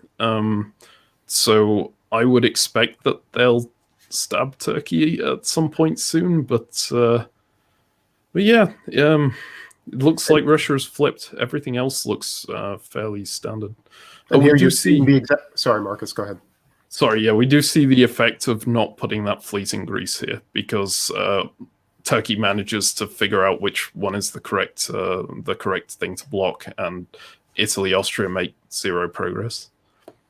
Yeah, it seems like there's a lot of units that are not in the most effective positions right now in that part of the board. Yep. Especially that if Russia is intending to continue the attack on Austria, Fleet Romania is not good at all. You ideally want to get that out of their given army. But well, maybe that's what they're intending to do now and use Black Sea to support whole Bulgaria instead. Okay, let's move to the west. Randy, what do you see? Well, it weren't the builds that I was expecting, but the moves are more or less predictable. It's EF trying to take down Germany, and Germany parries very effectively, keeps them out of Ruhr, keeps them out of Helgoland. Not much you can do about the fleet coming down from Norway to Skagerrak, except he gets Russia to move the army up to St. Pete, which in coordination with the fleet in Sweden almost certainly won't take Norway, but at least almost certainly forces England to spend 2 units defending Norway, which means that Germany has a good chance here of hanging on for another year anyway. The Austrian drops armies into Silesia and Bohemia, which ordinarily, if you're Germany, you're concerned about, but given that Russia is also in Galicia, Austria almost certainly has to pull back to cover. So I would say from England and France's perspective, you're a little frustrated. None of your moves worked for all practical purposes. And if you're Germany, you're feeling hemmed in, but maybe not certainly not dead yet. Yeah, you got to hand it to Christian. Great defense right there. It's again really a little bit unclear what the Austrians are doing up in Silesia, but now in Silesia and Bohemia. Is that something against Russia? Is that something against Germany? And how's everybody feeling about that? But let's move on and take a look. And there we go. So let's stay in the West, Randy. Why don't you start? Yeah, again, credit to Christian. He manages to keep Denmark because he gets Sweden to support him there, which is he is reaping the benefits of letting Russia into Sweden back in 2001. He keeps Denmark, and he keeps France and England out of Ruhr again. So once again, Germany's not losing anything. He has frustrated England and France for a full year, and now his diplomacy has just got to be about trying to get one of them to turn on the other. And given the builds from last year, that would be trying to get England to turn on France. France is in no position to do anything to England. England has the flexibility to pick his enemies here. So that's what Christian Klein's got to work on there. Russia moves St. Pete over to Finland, possibly thinking he's going to get a build and throw something down in the north, or just moving that over to support Sweden to hold is also a good place for that army to be. And it doesn't look like he's getting a build, right? Yeah, it doesn't. Okay. So and then in the east, Marcus. Yeah, looks like I think that Russian units in Romania are supporting Greece to Bulgaria, right? Yeah, let's confirm that. If that's the case, yep, then Russia has switched sides, or at least is trying to appear to have switched sides, which would confirm, I guess that was why he built the fleet in the first place, and the whole support hold on Turkey was just a temporary thing. But then you wonder why Russia went Black Sea to Constantinople. Surely, well, maybe they just didn't know that Ankara was moving to Constantinople. Seems like the most likely reason. I guess it was just to cut support, right?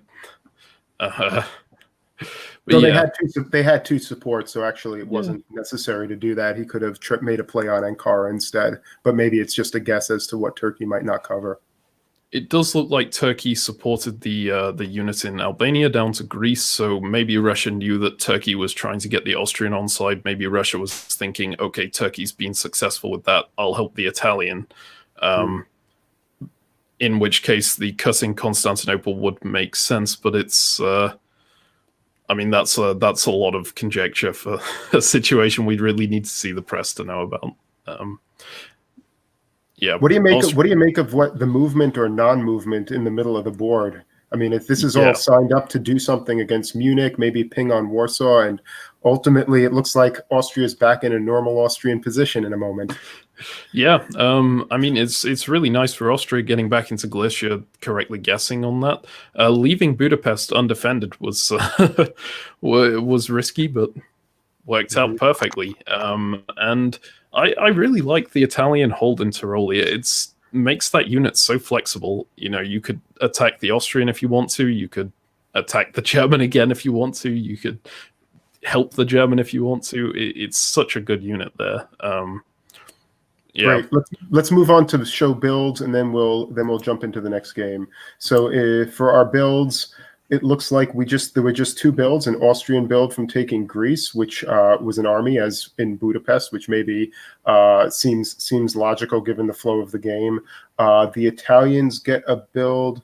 So Italy, they took Tunis and they traded Greece for Bulgaria, so they're building another fleet, which again seems to be making sense given the flow towards Turkey in the game. So let's move off of this and move on to game number 6, and let's see if we have the graphic for that. Here we go. Okay, game number 6 in Austria, we have Ariel Schraman from California. England, we have Mike Walsh from Maryland. France, we have Seren Kwok from the United Kingdom. Germany, we have Weasel Christian Brown from Chicago area. Italy, we have Kleiser de Graaf, often face-to-face player, and I believe online player as well from the Netherlands. Russia is Danny Grinnell from Kentucky, and in Turkey we have a Turkish player, Kuzi, and who's played in several virtual face-to-face tournaments. So it's great to have him on again, and we have some players from around the world. Any comments on the lineup of this board? One thing that I noticed, so before the tournament, Bill, the tournament director, had collected some information from all the players regarding how they got started playing and what their favorite alliance is. One thing I note here is that the English player, Mike Walsh, indicated that his favorite alliance is Russia and England, and obviously he's now in England, so it'll be interesting to see if he's able to pull together his favorite alliance here. Cool. All right, so let's go to the game and take a look at Spring 1901. All right. Why don't we go ahead, Randy, and break it down? Sure. Exact same opening for England as in the last game. As I mentioned, it's a good, solid opening. Can't really go wrong with it. France also opened slightly differently. He still ends up in Burgundy, but via Marseille, which you don't see terribly often. He drops Paris down to Gascony, so he's still guaranteeing himself his 2 builds out of Iberia, and he'll have some say over what happens in Belgium. Germany opens more standard, up to Ruhr, Denmark, Kiel. So yeah, these are all pretty standard openings. The arrangement of the French armies is a little unusual. Normally, Marseille would drop to Spain and Paris move to Burgundy, but the end result is more or less the same here.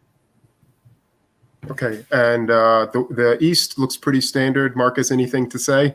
Yep. I mean, the only big difference, well, it's exactly the same as the last game, right? Except for Venice to Tyrolia, which is an interesting move when it's not combined with Rome to Venice. You have to assume it's probably anti-German, but can't make assumptions. Maybe it will walk all the way up to Cilicia or something. But yeah. It's probably not anti-Austrian, given that it doesn't have any backup. It's a super flexible move, though, for Italy, right? I mean, I think we see this kind of opening, at least in face-to-face tournaments I've been to. This is a very frequent opening for Italy.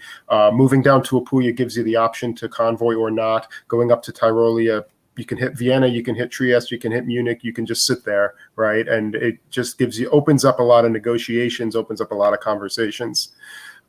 So let's see where this Italy takes it in the fall. And there we go. Marcus, go ahead.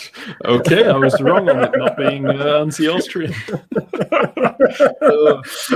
was excellent fake out by the Italian there. Obviously, you don't need support if nothing's covering the center that you're going to. So clearly got some information that Trieste would be open. It's probably still a bit of a gamble here, but worked out really well for the Italian. Obviously, Austria is still getting the build here, so it could be dangerous in that the Austrian gets to put down Army Budapest, could just use everything to try and push the Italian back out again. But for now, just from a pure center perspective, seems pretty decent. Obviously, Austria does manage to demilitarize Galicia, which makes it a little bit worse because there's a good chance there's an Austria-Russia alliance going on here. Yep. And Turkey gets Black Sea. What do you make of the Vienna unit holding? Do you think that could be indicative that this was actually an agreed upon, or do you think it's just a guess over Vienna Trieste? It's a difficult one, right? Because if you agree, you probably want to agree to a self-bounce. You don't want to agree to hold your units. But I would assume it's just a guess, because I would expect if an Italian stabbed here, they would probably go for Vienna, because Trieste is the more likely one you'll move and cover.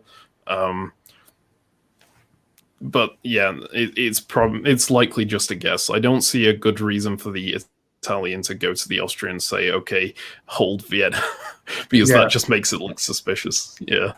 Though if he puts 2 fleets down, then that might be telling about us a little bit more about what actually was negotiated, right? So we'll see. Army Venice would be pretty indicative that that was not desired by Austria. Yeah, if this was agreed upon, I would have expected it to be instead of the Tunis build, and maybe Italy getting into Aegean or Eastern Mediterranean early, but maybe they're just going for deception here, in which case it would make sense. Okay, let's do the West real quick, Randy. Sure. Yet again, Germany chooses not to bounce Russia out of Sweden. This one is a little less clear to me why that's what the diplomatic factors behind that might be. In the last game, you saw it was because Germany probably assumed he was under attack by EF and figured he needed an ally. Here, Germany's not clearly under attack from anyone, and he still lets Russia into Sweden. So it'll be interesting to see whether that indicates that there's an agreement. Russia will build something in St. Petersburg to help Germany, or if that's just Germany saying take it now and planning to take it back in 1902 or down the road. Germany bounces England out of Belgium, keeps that neutral. France was probably lobbied by both of them to support one of them into it, and decided that if he couldn't have it, he wasn't gonna help anyone else into it, which is not a bad move as France, especially when you're putting down two. You can. France is getting himself into a very good wait and see what happens position here. All right. Looking at the builds, it looks like these are pretty standard builds. France puts down a fleet and an army, fleet in Brest. England opts to put the fleet in Edinburgh, so a little bit less leverage against the French, but it also sends a signal that maybe is what he wants to be doing there. The German puts down a fleet and an army, again, fleet Kiel, army Berlin. Interesting in this position to put the army in Berlin rather than in Munich, with France sitting in Burgundy, so that may be, again, sending a signal to his neighbor. The Italian builds are quite interesting. I have not seen that in a very long time. Let's get back to that. Russia puts down an army in St. Petersburg and Warsaw. Very unusual for Turkey also to put an army down in Ankara. That sounds like a major agreement with Italy based on those two. Let's talk about this a little bit because it's so unusual. Marcus, what do you think? Yeah, the fleet Venice is baffling to me. Like, it seems like it could be an attempt to maybe say, okay, I misordered this to the Turk and get the jump on the Turk. But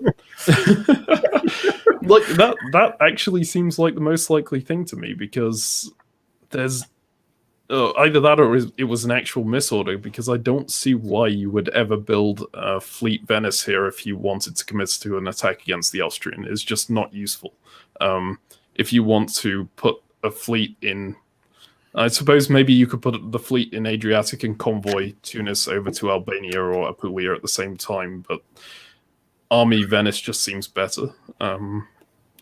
It seems like almost a given that he's going to get kicked out of Trieste at this point, right? Yeah, I mean, I guess Russia, Romania and Bulgaria could make an attack on Serbia or something along those lines, but even still, it's hard to see that being super helpful. And I guess we'll point out that Glazer is a very experienced player, so it'll be curious maybe to follow up on that and find out if it was a mistake or not. Let's go on to 1902. And Marcus, why don't you start with the fallout from this? Okay, well, they say that I assume that it was like telling Turkey, "Oh, I accidentally misordered this," and then sending it south against Turkey. It's a little bit more believable than, well, if you built Fleet Rome and then said that's anti-Austria, because clearly it's not. We do see Turkey getting into Serbia here with Russian assistance. So Russia, turning against Austria and getting an army in Serbia here, especially with Trieste backing out into Tyrolia, gives them a really strong position, despite the fact that they've just, I think they've guaranteed lost Smyrna, right? With fleets in Aegean and Eastern Med and Constantinople moving out. So... yeah. RT versus AI, looks like RT has the advantage in the north, AI has the advantage in the south. Cool. Randy, how about the West? Well, I don't think that Mike Walsh is going to get to play his favorite alliance here. This looks to me like a Western triple shaping up. Germany throws just about everything against Russia and also picks up Belgium, but is not going to be able to hold Belgium in the fall if France decides that he would rather have it. But in any case, France's moves aren't necessarily on board with the triple, but I would say England moving to the Norwegian instead of trying to drop down on Germany is a sign, and Germany committing everything against Russia is usually a sign that he feels secure with his relationships with England and France. So I would expect to see Germany pick up Sweden this turn, most like. Pick up Sweden next turn, because Russia, I'm not sure if Russia realized that St. Petersburg can't support Sweden. Looks like he tried to order that, but that is not a valid order. Yeah. So I wouldn't be shocked to see Germany pick up Sweden, and France pick up Belgium as with agreement from Germany that France will force that. Germany has to be a little bit concerned about the Italian army moving up to Tyrolia. But he can cover that with his army in Kiel, so it's probably not a huge concern. So it'll be interesting to see if this truly is a triple, or if this is just England and France letting Germany get himself out of position. Pretty passive play by England. I mean, you look at this position and you think about, had England convoyed to Norway, moved Norway out to Barents, what a stronger position that would have been, right? Definitely, and which is why I ended my last sentence with, this might be England and France letting Germany think that it's a triple. Yeah, that's certainly possible. Maybe England is just slow playing attack on somebody in the West and wants to keep neutral with the Russians. Let's see how that actually plays out. Okay, Randy, go ahead for the West. Germany gets Sweden with the army, which is interesting, and gets to keep Belgium, which is also interesting. Meanwhile, France swings his armies up around England. So this was Germany and France letting England think that it was a Western triple, and now they are swinging in hard on England. What's interesting here is that England still does have the army on the mainland, because its attempted convoy to Norway failed because Germany got Sweden instead of England, which I'm suspecting England did not think was going to be the case. So England can still defend himself on the island, but it's not looking good for him.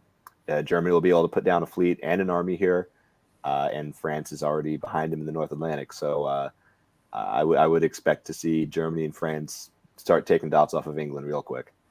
You really got to wonder how this was sold to England, because it looks like England thought he was getting support to Sweden, and from this position, why that would actually happen is really hard to fathom. And how he bought that might have just obviously a mistake on his part.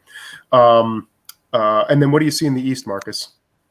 Okay, well, we see the same alliances attempting to battle it out. So Russia and Turkey sticking together, Austria and Italy sticking together and taking, I think they're both break even, both alliances, because Italy didn't take anything, Russia didn't take anything, and Serbia and Smyrna was swapped. So overall, I think it's looking quite good for the outer edge powers, Russia and Italy, who are sort of on the strong side of their respective alliances, and it's looking quite bad for the inside ones, Austria and Turkey. I could definitely see this turning into a Russia-Italy alliance later down the line. Could have been even better for Italy, of course, but France is, well, clearly the fear of a Western triple got into him and didn't backfill Aegean or convoy over to Albania, instead deciding to go to Tyrrhenian Sea, which is fair, but has delayed their attack on Turkey by a little bit. Yeah, and Austria is going to not be able to build in spite of taking the Smyrna center, which is sort of a strange choice that they decided to do it that way. I think they don't have any builds anyway because they lost Serbia. Yeah, they lost Serbia in the middle. You're right. So. Yep. Okay. Yeah. Let's take a look at the builds, and then we'll move on to the next game. So it looks like Russia disbands the fleet in Sev, which seems perfectly logical in light of the RT alliance. Germany puts down another fleet and an army. Again, makes sense based on the idea of this very likely FG alliance. And I think that is all. So we're going to move on to the next game, but we're also going to let's move on to Game 7. So we'll get the graphic up for that. Actually, we're going to bring. sorry, we're going to bring Doug Moore, a new commentator, in for this one. And Marcus, we're going to say goodbye to you for the moment. I think Doug isn't quite ready yet, so they just mentioned we should go further with this one. I think he's here. Okay. So thank you, Marcus, and we'll see you again in a little bit. Oh. And let's welcome Doug to the stream. Doug, you're okay. Oh, hi, Doug. Great to have you here. Thank you. It's good to be here. All right. Do you want to give a quick introduction while we're pulling up the next board? Sure, I would be happy to. I'm Doug Moore. I live in Portland, Oregon. I've been playing diplomacy at tournaments since 2003. And I have the infamy of having won 2 world championships, unfortunately, but fortunately. So, yeah. Always so modest. Okay. Well, everyone's going to find out either way. We have a lot to be modest about. All right, great to have you here, Doug. And let's see if we can get the graphic up for our round 7, board 7. Okay, so on board 7 we have Ariel Mendez Peñate playing Austria. Jeff Dwornicki, Ariel is from the Bay Area, California, face-to-face and frequent gunboat online player as well. Jeff Dwornicki, another frequent face-to-face player from Oregon. Chris Lehman from Massachusetts. Frank Oosterom from the Netherlands and Germany. In Italy, it's Andre Janico from Portugal. Russia from Singapore is Advait Aranov, and Turkey, California player, frequent face-to-face player and tournament player Jason Mastbaum. So really a great international crowd on this board. Any comments on the lineup? Well, I note just quickly, similar to the other board, the Russian player Advait Aranov said in his pregame info that the EGR is his favorite alliance, and he is in Russia. So not one that you get to see very often, but would be interesting to see if he's able to pull that together. Cool. Okay, let's jump into the game. So here is our Spring 1901 moves. Doug, do you want to break down the East for us? Be happy to. So I think that, Austria moves everything south. Looks like a pretty clear prearranged DMZ in Galicia.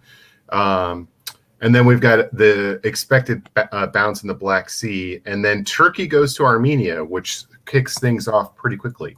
That is something to watch over there.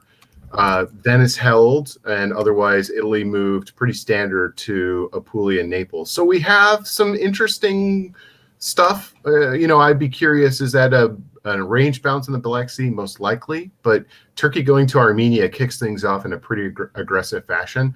Not much really else to see here, except I did not note that Moscow went to St. Pete. So that's pretty interesting as well. So you've got a northern Russian with a Turkey that went to Armenia. So there's a lot to watch over there along that edge of the board. Definitely the failure, the agreement not to bounce Galicia opens up these kinds of interesting possibilities for Russia, like going north, right? I mean, I think bouncing Galicia has become such a standard move that we often don't see a lot of openings like this. I like the non-bounce. Yeah. One of the things that you guys will hear from me today is I really hate wasting moves. There's a time and a place for it, but in this instance, if you're Austria and you're Russia and you can agree to DMZ it, it's a good move for both powers. Yep. In the West, Randy, anything interesting from your side? You guys have already noted the only interesting thing I was going to note, that Moscow goes to St. Pete. Otherwise, England, France, and Germany, I have seen these moves and made these moves in virtually probably 90% of the games that I've played or watched. So very standard, solid openings from all of them. No one showing any sort of a hand too early. But that army in St. Pete, I think, might shake things up a little bit in the West. We'll see what that means longer term. Yeah, maybe just worth noting the French move to Burgundy with an open Munich, and so that creates some interesting options and things for those powers to think about. All right, let's look at the fall. All right, what do you see, Randy? Well, England's not getting the build due to some interesting tactical decisions. Goes to Denmark and the North Sea instead of the guaranteed build in Norway. So that England not getting a build in 1901 can really throw a wrench in the works for the West. It can really force Germany and France's hands, and it's going to take some fast talking out of England to keep from just getting dogpiled, because both Germany and France, well, France got 3 builds. France picked up Belgium, Portugal, and Spain, and Germany got Holland and Denmark. So I wouldn't be surprised to see England, Germany, and France just say, England's here. England has no builds. Let's get rid of England and move on with it. Russia gets bounced out of Sweden, which is interesting, and moves to Finland. So we'll see whether Russia decides to join on the dog pile and maybe gets Norway and Germany takes Sweden, and that can be a little bit more sustainable for both powers. Or if Russia's just going to get cut out of the North entirely here is also very possible.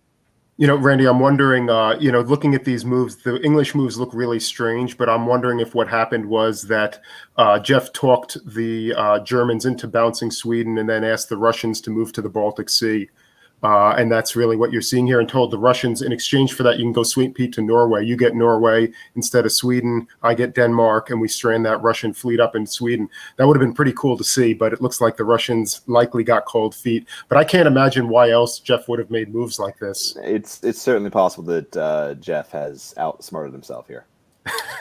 Yeah, and it also flag the support into Holland. Normally as Germany, I hate that because just move Kiel to Holland. It pins the potential German fleet in Berlin rather than having the flexibility to build in Kiel and potentially go to the Helgoland Bight. So I'm just interested in that, and he had the opportunity to bounce France and Belgium as well, and didn't take it. Yeah, if you're going to support the move to Holland, why not do it the other way, right? So you get that free Kiel up and you stay in Ruhr. Yeah. Okay. Anything interesting in the East from your perspective, Doug? Well, I think we saw pretty clearly that Turkey telegraphed that they were going to move aggressively against Russia and did so. Romania stays open, so Russia doesn't get a build either. And that's pretty interesting. Austria and Italy both holding in Trieste and Venice. Looks like they've got some kind of accord going on. Convoy to Tunis. That's all interesting. Not much you can really learn from that other than looks like you've got a little bit of Austria and Italy, at least thinking about working together. Russia and Turkey are fighting. It's a good place for Austria to be right now. Okay. I like their position right now. Let's take a look at the builds. So just real quick, France builds 3. Potential for some early leader syndrome here. Opts to go for 1 fleet and 2 armies. England, again, no builds. Germany opts for the fleet and army build. Italy goes for the fleet Naples, as you'd probably expect, as well as the 2 army build for. Looks like Adam slowed down there for a second. I don't see anything unreasonable with the builds in the East. I am curious, Randy, would you put a second fleet down in France right now rather than an army? What do you think? If I were France, I probably would have waived that 3rd build. Yeah, you've got England. Yeah, you've got England getting no builds. You got Germany forced to build a fleet in Berlin, so is not going to be able to move super fast against England. So France, you've got the flexibility to build 2, hold 1, and see what your 2 neighbors do, and build accordingly in the next year. Yeah, I mean, if I was France, going back a little bit, I actually wouldn't have wanted to get Belgium. I would have wanted to keep that open so that I didn't have the 3 builds and sort of burn that or waive it. Instead, keeping it open with an arranged bounce with Germany might have been superior for positioning, because then you can use that as a bargaining chip or go back and forth if you have a strong alliance. But with the French builds, I feel like, France has 2 fleets, but 4 armies on the board. What are you going to do with 4 armies right now? Yeah, that's a lot of armies for France. That'll be interesting to see if that forces his hand into a more aggressive play than maybe he needed to make this early, given England's situation. Yeah. Hey guys, I'm jumping in here. Adam looks like he's having some technical difficulties, so I'll call this until Adam is able to get back on here. You guys ready to move on to spring of 1902? Yep. Yeah. All right. Which one of you guys was doing the East? Who was doing the West? I was doing the East, and Randy was doing the West.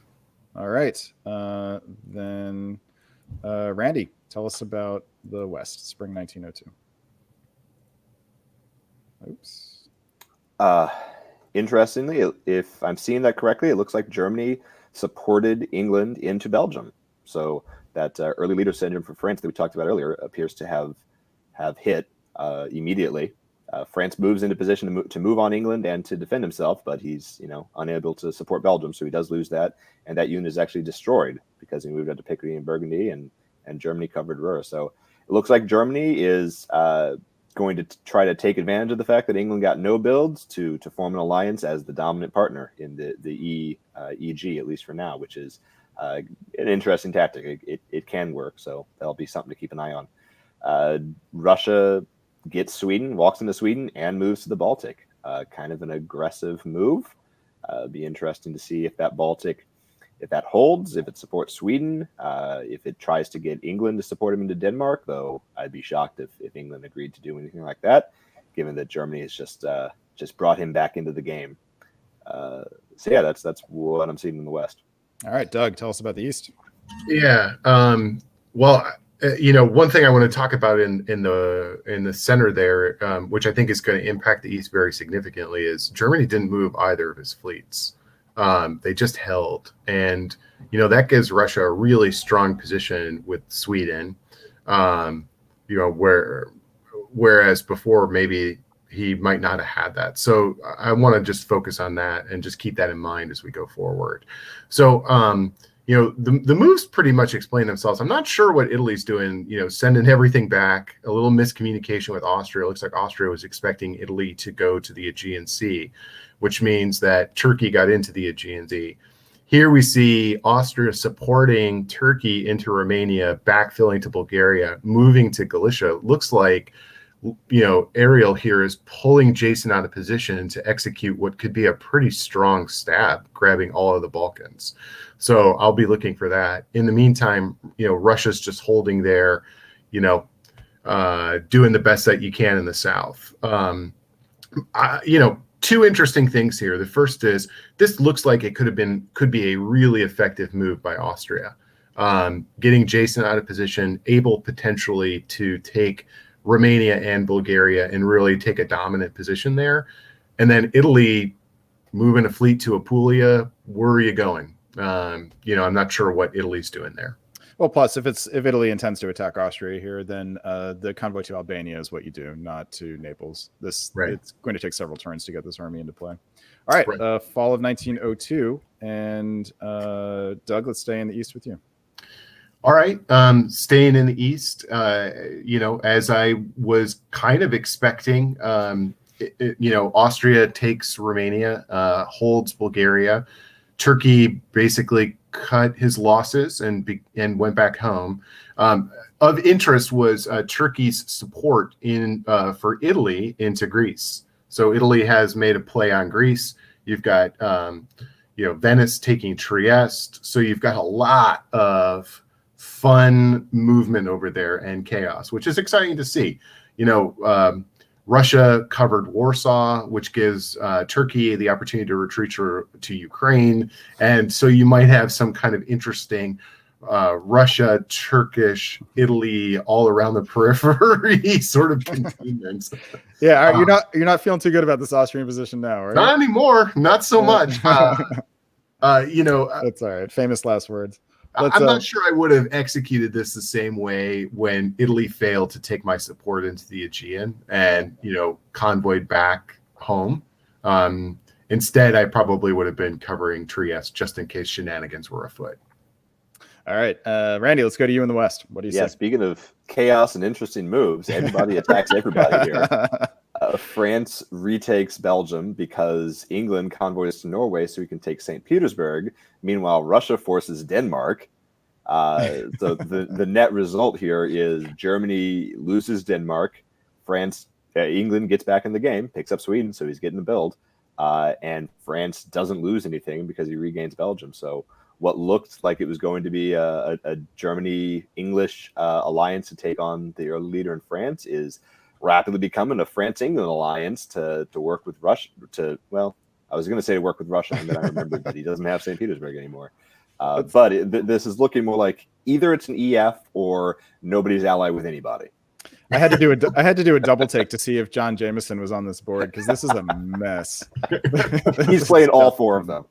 It's a mess, but don't you want to be France in this situation? You got a fleet on Belgium, and it seems nobody wants to attack you anymore. You're in the channel. He's got a good shot there. I really like the attempt to backfill into Ruhr. It didn't work, but I like what I'm seeing there. But nobody's friends with anybody, right? I mean, that's the.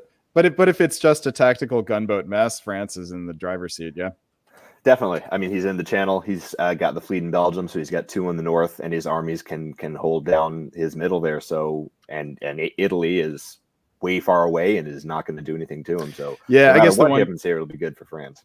Yeah, the one downside is that Italy's getting a build, so that could portend future issues. But Italy seems to have enough to I'm sorry, Italy's getting 2 builds. Oh, all right, that could be a thorn. Why don't we move ahead here and see what happens with the builds? Italy puts down an army and a fleet, probably at least happy if you're France not to see 2 fleets. France goes with an army build. Oof.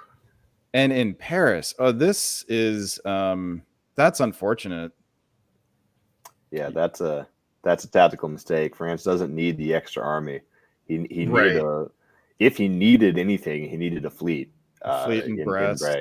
It's like, especially with England, something that I had missed in the last one. England got 2 builds because England picked up both Norway and St. Pete. Right. And also take a note, France's armies are stuck behind a fleet in Belgium. Yep. So, that is going to be really challenging to sort of unwind that, if you want to attack Germany, right? Yeah. But, you've got all the armies on the board.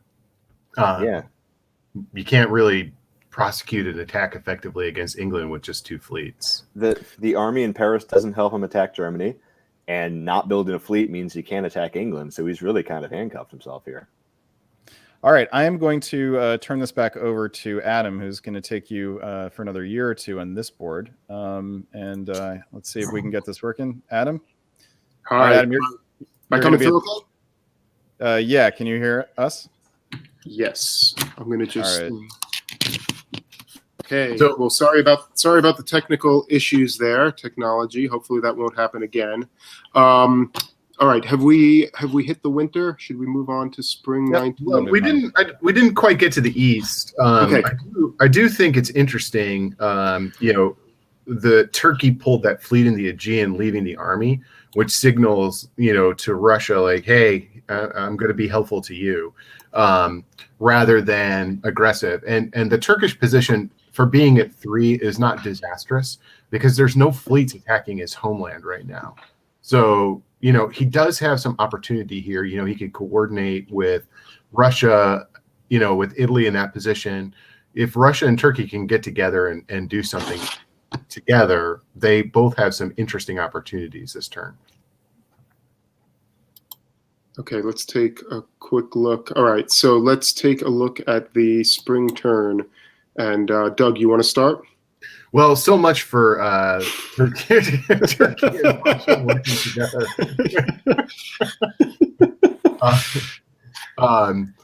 This is a pretty defensive move right here by Austria, which it seems fair.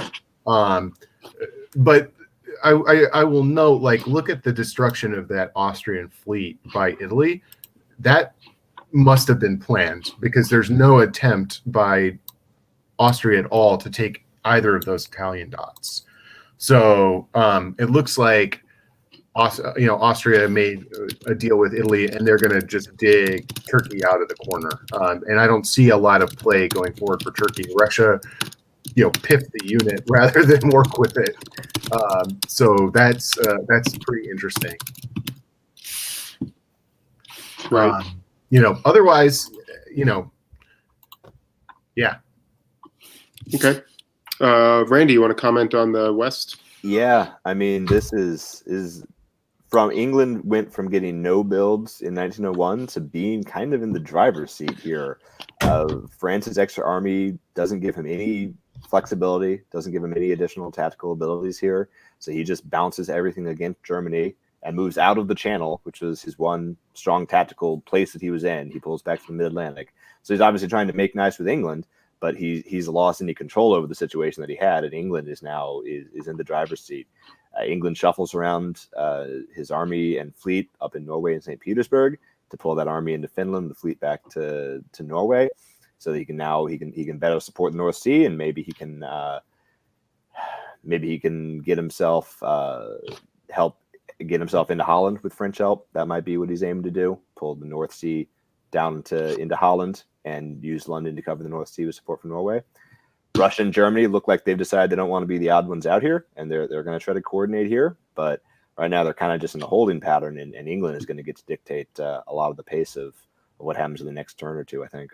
Well, and going back to what we talked about just briefly, Randy, last time, I mean, France bouncing all those units in a chain, he would have been much better served pulling the fleet out of Belgium and to the English Channel and rearranging his army so that he can actually get those moving on a broader front.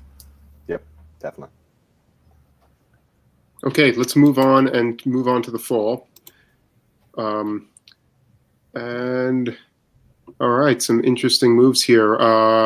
Randy, what do you see? England sacrifices St. Petersburg in order to get Sweden, which is better because now he's gotten rid of that pesky army and he can retake St. Petersburg whenever he wants. So he has solidified his position up there a little bit. Germany's and Russia's alliance was very short-lived as Germany retakes Denmark. And France does finally pull that fleet out of Belgium, which wasn't doing him any good. He pulls back to the Channel, but most of his army still don't do much of anything. So again, like where early on in 1901, early first part of 1902, it looked like France had the momentum. Now England has the momentum and France is kind of spinning his tires. What do you see in the East, Doug? Well, Russia is, carrying the grudge against Turkey, not working there. But really what's interesting over here is the Italian-Austrian inability to work together. They both tried to stab each other, and locked each other in place. And then the Italian fleets moved. So he's now sort of strung out Tyrrhenian Sea, Ionian Sea, Aegean. That's not bad. And being in the Tyrrhenian Sea gives him some real interesting possibilities against France if France starts drifting. So, I quite like the Italian move to the Tyrrhenian Sea and unwinding, because having your fleet in Adriatic with two armies there doesn't really help. So I'd be curious. The lack of trust in the East is really playing out here. Nobody is working with anybody in the East. Nobody has consistently worked with anybody. And if two of these players can actually kind of get together and work together, they can get a lot done. Now, I'd be interested to see if Italy and Turkey can work together to retake Bulgaria, for example, because that could totally happen. If they actually work together, they should be able to take Serbia and Bulgaria next year. Okay, let's move on and take a look at the builds. So Austria actually had a build coming and obviously puts the army down in Vienna, which definitely solidifies his position if he's continuing to fight with Italy. Turkey, interestingly, puts down the second army, probably the right call there, though shows some trust with the Italian. Russia makes the flexible build of Army Moscow, and Germany makes the build of Army Berlin. What do we make of that? That seems kind of strange, given that it seems like he's been being toyed with France for some time. What do you make of that, Randy? I get it. I think Kiel probably would have made more sense, but I think he did need an army, given that France has spent the last year just throwing his armies at Germany and not accomplishing anything. But if Germany doesn't build an army, then France, with a little bit of help from England, could break through. So I think the army build is Germany saying to France, you can keep doing it, but you're not going to get anything, and you're just going to let France continue to mop up north. Oh, I'm sorry, England. You're going to let England mop up north. Yeah, I mean, and with Helgel in there, I mean, England really is in a very strong position at this point. Let's not forget that. You can always move Munich to Ruhr with support from Holland and drop Berlin to Munich, which is a strong play there to just sort of keep things static. with Helgoland supporting Holland or Denmark.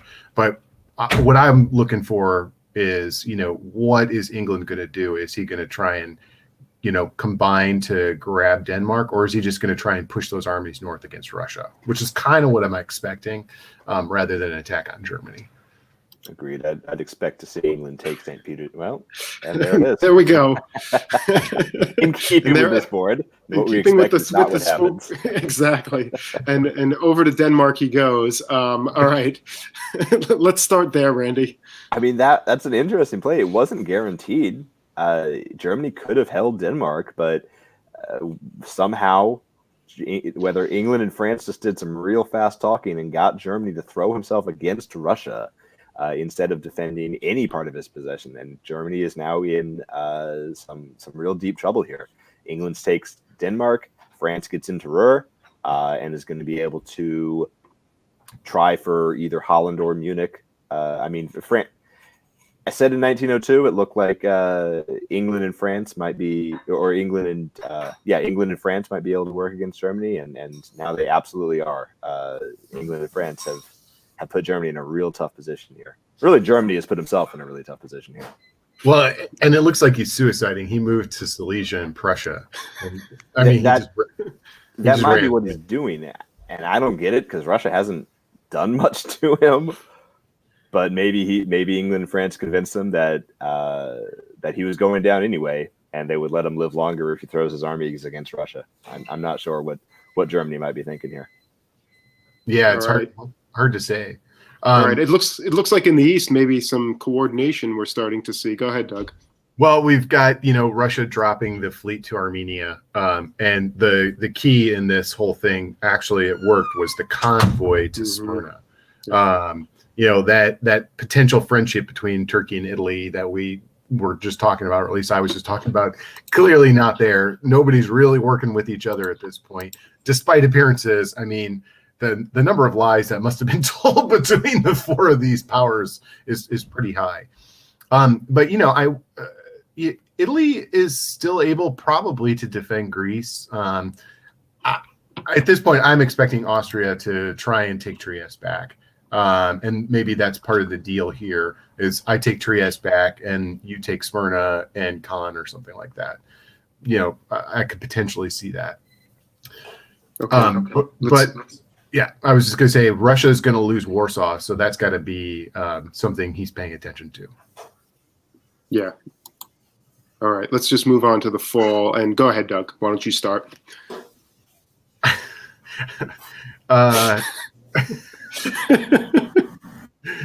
Okay, well, Germany took Warsaw. Russia supported England into St. Petersburg. I don't even know what's going on over there. Walk to Ukraine. Okay, it looks like he's going to suicide against Germany potentially. We've got the Italian moving west and the Austrian moving north. So they're actually working together. And Turkey's down to 2. Interesting that Bulgaria did not go to Caen, but it looks like they just wanted to play the safe bet. So Italy gets 1, Turkey's down to 2. Austria is in pretty decent position sitting up there in Galicia now to make a play for Sev or support Germany. So we'll just have to see where that goes. And then Italy moved west, but did not go to Piedmont. Right. Okay. And in the West, Randy? Well, the German and Russian blood feud is going to work out pretty well for England and France, particularly France, who just gets 2 builds, who gets Holland and Munich. So I think we can expect to see 2 more French armies on the board any minute now. Yeah, and I think England is building 2 as well from St. Petersburg and Denmark. So just a massive term for the EF, and it'll be interesting to see now that the kind of Germany is more or less not in great shape, how long that lasts in this game. So let's take a quick look at the builds, and then I think we'll move on to the next game. Here we go. So Germany, as expected, disbands the units that are furthest to the west so that he can continue his blood feud against the Russians, and the Russians keep Moscow and Ukraine so that he can maintain his blood feud against the Germans. Just really quite a remarkable situation there. Turkey disbands Constantinople, probably no good choices there, but makes sense that he would keep the fleet in the Black Sea for the greatest flexibility. Italy builds an army in Rome, which is kind of interesting, whereas France builds 2 fleets. So that's kind of not what you were thinking, Randy. Why don't we talk about that? Oh, sorry. I was being sarcastic when I said okay. build 2 armies, just because France had a massive imbalance of armies. Yeah. Maybe a little bit worse. But no, he correctly addresses his imbalance, and he now has a very good position. Yeah. And actually, it's a pretty careful build. He's not totally trusting England. So he's basically saying, I'm going to send 3 fleets south, but I'm going to keep 1 here in the channel to keep you honest. Yep. And my be interested to see what happens here. France and Italy are probably – it's going to take a little while before France gets any builds off of Italy. Meanwhile, England can kind of help himself to Kiel and Berlin. So we'll see how that dynamic plays out between England and France. Okay, real quick before we move on, who do you like on this board, Randy? If I had to pick one power to be, I would be England still. Doug? Just to be different in this one, I would want to be France. I think that France can force Kiel right now, and that can't be stopped. So France has a build in the bag, and England's still a little blocked up in the north. So I think France has a little bit more of an advanced position. All right, let's jump into Game 8, and we'll find out more about this in a little bit. All right, so in Game 8 in Austria, we have Daniel Ogerchak from Kansas. In England, we have Mehmet Alpaslan from Turkey, though I guess currently in New York City. France, we have Calvin Coolberry from Texas. In Germany, we have Doc Binder, former world champion from Florida. In Italy, we have Wes Ketchum, a weasel from Chicago area. In Russia, we have Philip Peterson from Kentucky. And finally, in Turkey, we have Tommy Anderson from Massachusetts. What do you think of the board, guys? Well, whenever you have a world champion on the board, that's going to move things around there. And we just saw Wes last week at the undercard for Weasel Royale play a really effective England. So that's going to be interesting to see, how that works out. All right, let's go right to the game. In spring 1901, okay, Doug, why don't you start? Anything of note in the eastern part of the board? Standard bounce in the Black Sea. You've got a bounce in Galicia. Probably really everything else standard. Russia goes south to Ukraine. What I'm interested in is Italy going to Tyrolia and Apulia. That's can be a really fun place for both of those armies to be. Gives you the opportunity to convoy to Greece or to go to Munich or to go to Trieste, giving yourself a lot of flexibility over there. Let's talk about that convoy to Greece, because that's always something that's on everybody's mind. What are you thinking about when you're deciding whether that's what you want to do or just to put the fleet in? When I play Italy, what I'm really thinking about is not my 4th dot, but rather my 5th dot. And usually your 5th dot is negotiated rather than taken by force.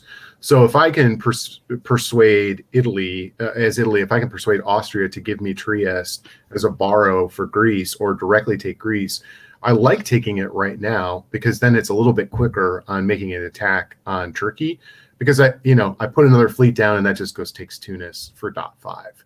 And instead of going to Tunis and then spending a year to sort of move back east again, you're moving east right away. So it's a little bit faster. So I like that move if they feel they have the trust to do it. Okay, Randy, what do you see in the West? First thing that jumps out to me is that France opens to the channel, which I got to say England actually got a little bit lucky here because he decided to move Liverpool up to Eddie. And if Russia had put an army in St. Pete, England could be in a position of not being able to guarantee himself a build because he has to cover London and try for Norway. But he's not in that. He will still be able to pick up Norway and guarantee it, and he can cover London with the North Sea if he feels so inclined.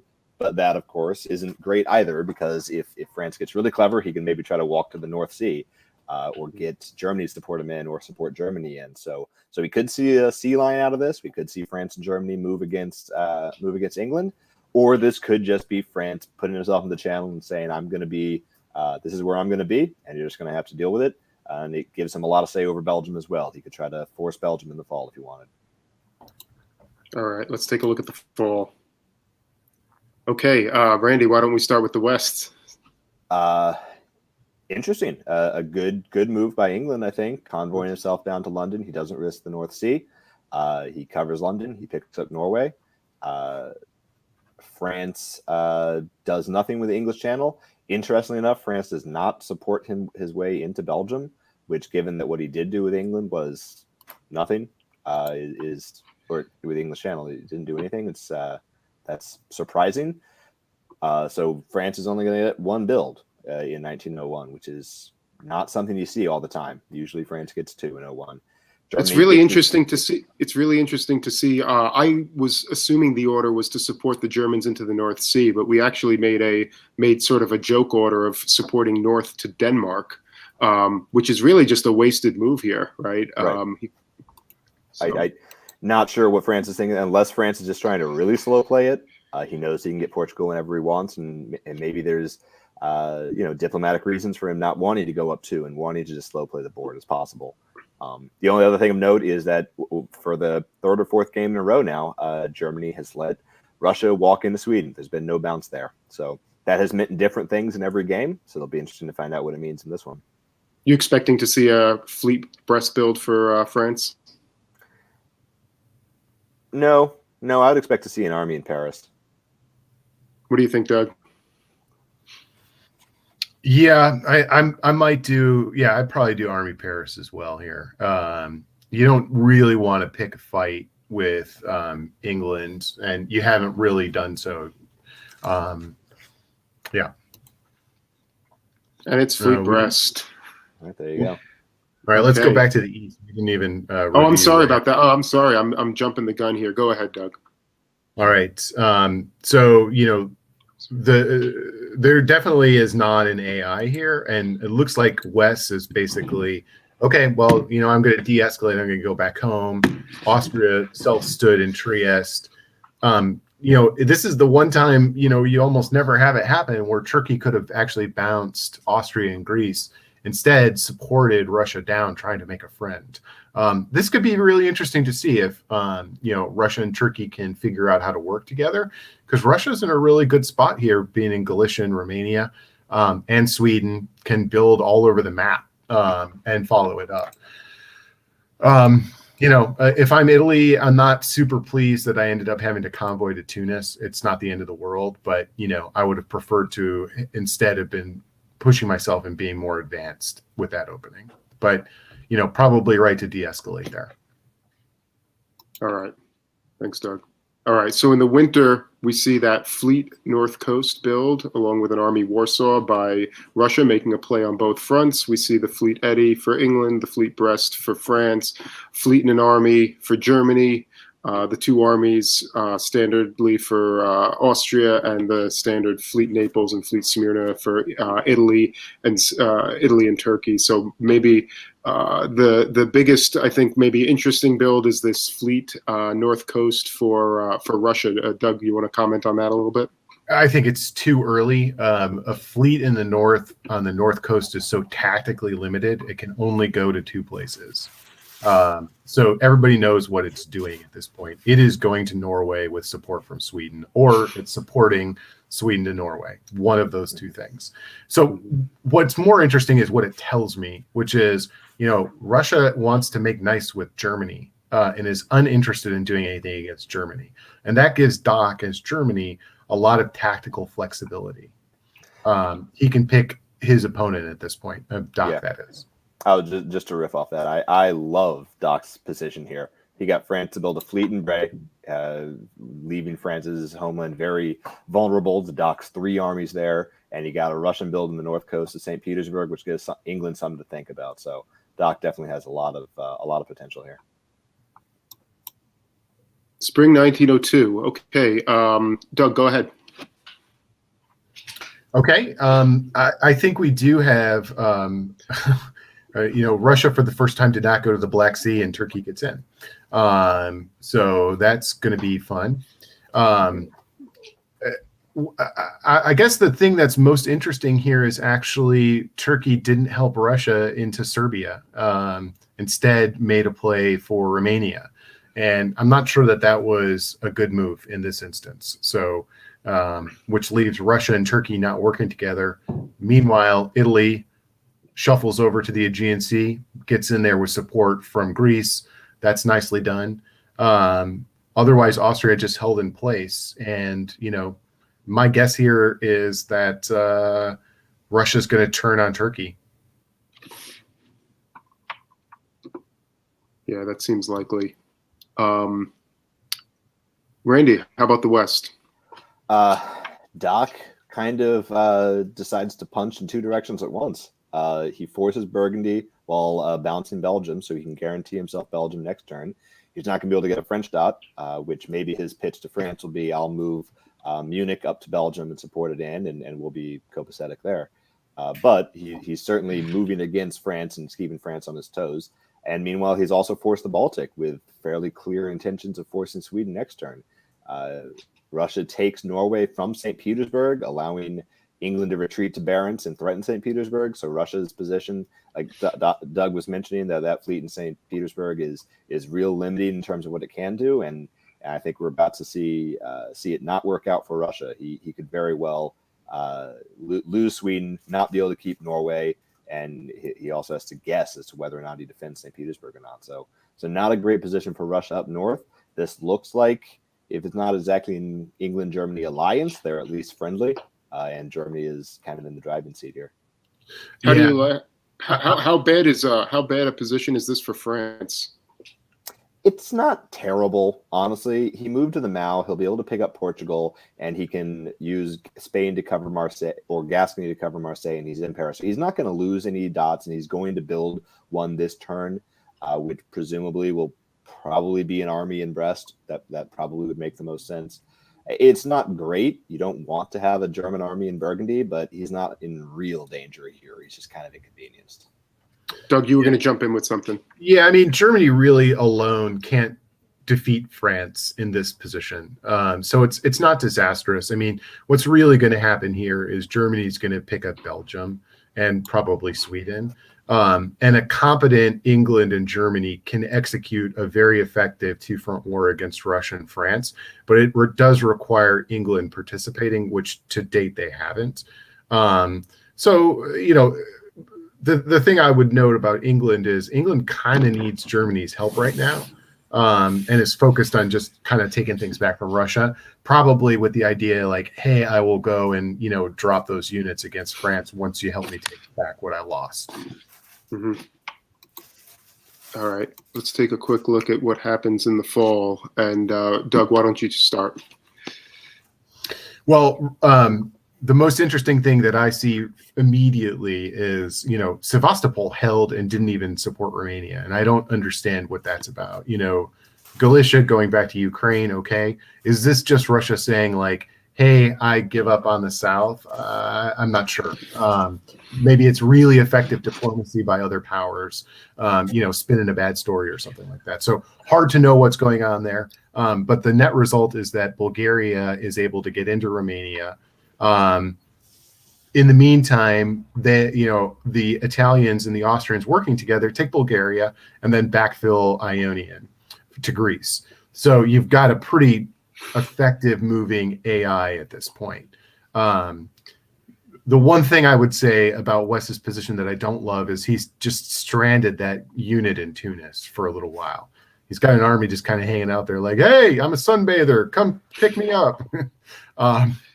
So, I might have preferred to convoy that to Greece instead, to give myself a little more flexibility.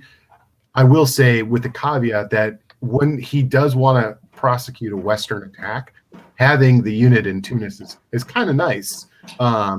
So I almost kind of think we're going to see, Italy try and get two here, put two fleets down and rush west. Yeah, Russia's got to be kicking himself here, knowing that he could have held Romania simply by double supporting it, right? Yeah, and that would have blown up the unit in Bulgaria. Yeah. Okay, Randy, you want to break down the West?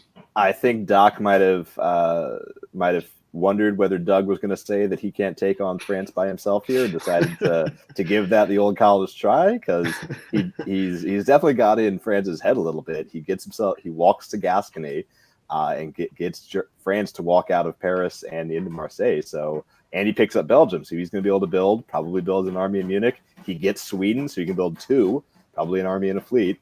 And even if he's not able to actually get dots off of France, because France did pick up Portugal and is going to be able to build something in either Brest or Paris, he is a major pain in France's neck right now, and is definitely in the driver's seat here. England, meanwhile, retakes Norway and is going to be able to take St. Petersburg next turn. So my guess is England is going to let Germany and France just annoy each other and see which way it looks like he can break and get another dot or 2 for himself. Or maybe France or one of France or Germany is going to be able to talk England into doing something helpful for them. But Just this a small is fun play by Doc. Just a small point, but would you have rather see that army move out of London into Yorkshire, just in the off chance that he walked into St. Pete, so that leave London open for a build?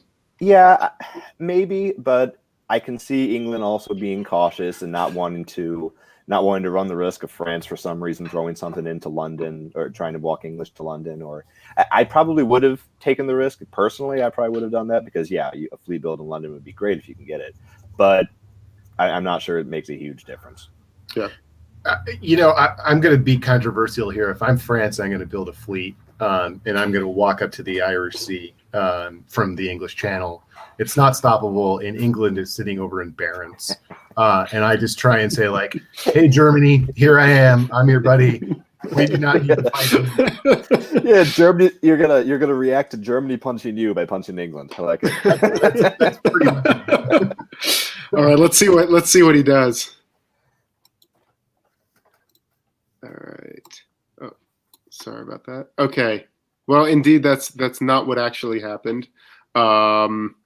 We actually saw the army build in Paris, which is certainly what would be more conventional, but maybe not surprising. Germany actually puts 2 armies down, and one of them in Berlin. So whether that's an opportunity to do some pivoting now that he's made an enemy out of Russia, we shall see. Russia elects to remove Galicia. Again, probably not a lot of good choices here. And Italy builds another fleet. What do you think about the Russian disband? Is that what you would want to see in this situation? Or do you think maybe pulling the fleet in Sev would have been a better bet?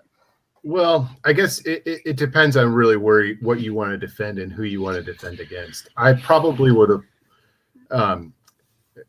So at this point, like, the ship is probably sailed in the north, and you're doing a competent defense, but you're using 2 units to defend 1 dot up there, and I don't like that very much.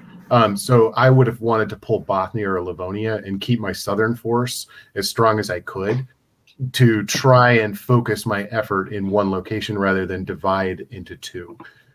You've lost the north. Just, sort of tell England, like, hey, I'm going to pull my fleet right here. You're going to get St. Pete whenever you want it. You don't have a lot of good choice, though. Yep. All right. Let's go into 1903. Germany is going to try to make what I thought here is that Germany was going to try to make France use every single one of his units to get rid of that army in Gascony, and he almost did here. But some interesting choices by Germany. Why don't you break that down, Randy? Sure. This is interesting is exactly the right word. So he forces his way back into Burgundy. So Belgium remains safe because England covers Bray and Spain. So again, this is Doc messing with France. This is Doc telling France, you're not going to have any say over what your units do or where they go. I'm going to dictate your moves. Meanwhile, he drops down into Tyrolia and Munich, which could be an attempt to go around Switzerland into Piedmont. But I think that's more just Doc putting himself into different theaters so he can have a say over what's going on around the board. He doesn't have an enemy, really, at least not one that can do anything to him. So I think this is just Doc diplomatically making himself as involved with the rest of the board as he can. Meanwhile, up north, England grabs St. Petersburg. No, I think it's a bounce, isn't it? You're right. That is a bounce. That is a bounce. Yeah. And with German help, he'll be able to take it in the fall. So we'll see whether Germany gives him that help. And he covers North Sea, which he had to do, obviously. Okay, Doug, take us down in the east. Well, the most consequential decision in the east is the Aegean and the Naples going to the west. And I kind of maybe see this. I'm not sure. I think West is doing a little bit of the thing that you do when you're playing Italy. That's a mistake and moving a little bit back and forth. So we'll have to see how that plays out. But he did go to Piedmont, which is also very intriguing.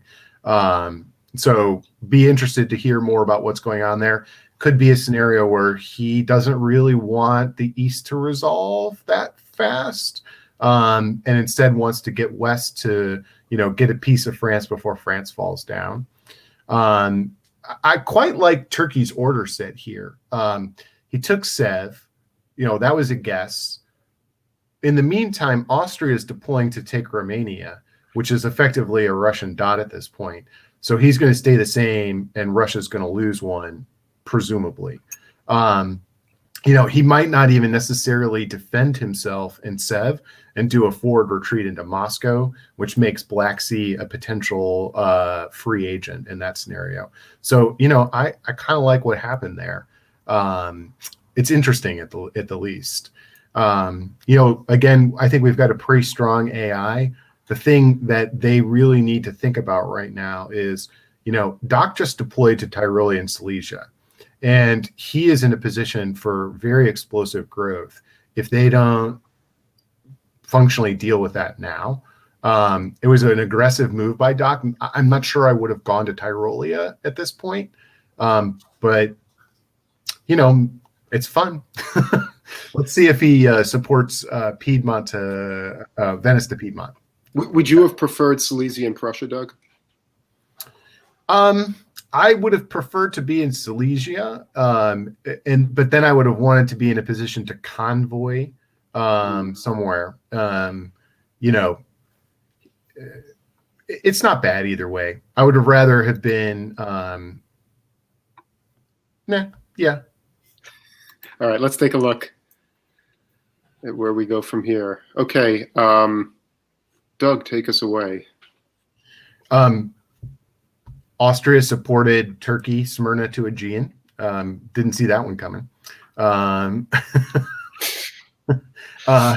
So otherwise, the exchange of dots in the east happens, which Turkey gets Sevastopol.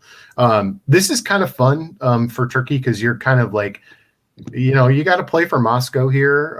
Maybe you can work with Austria. You're on the edge of getting out of the box a little bit, just to the north this time. Otherwise, Italy is moving west a little bit, convoyed to Tuscany. I quite like that convoy. Yeah, get that army back in play, right? Yeah, you got that army back in play. And Munich went to Bohemia with Tyrolia supporting Marseille to Piedmont. So, and he walked out, and I won't go too far to the west, but the thing with Germany right now is it links together so much of what's happening. Germany is basically attacking all out to the east now and made a deal with France. So this is pretty fun. Very fascinating. Germany, I think now that he has pretty firmly entrenched himself as probably the diplomatic leader of the West, has decided to pull together the Western Triple. He's pulled out of France. He's helping France in Piedmont and letting him swing his fleets down there.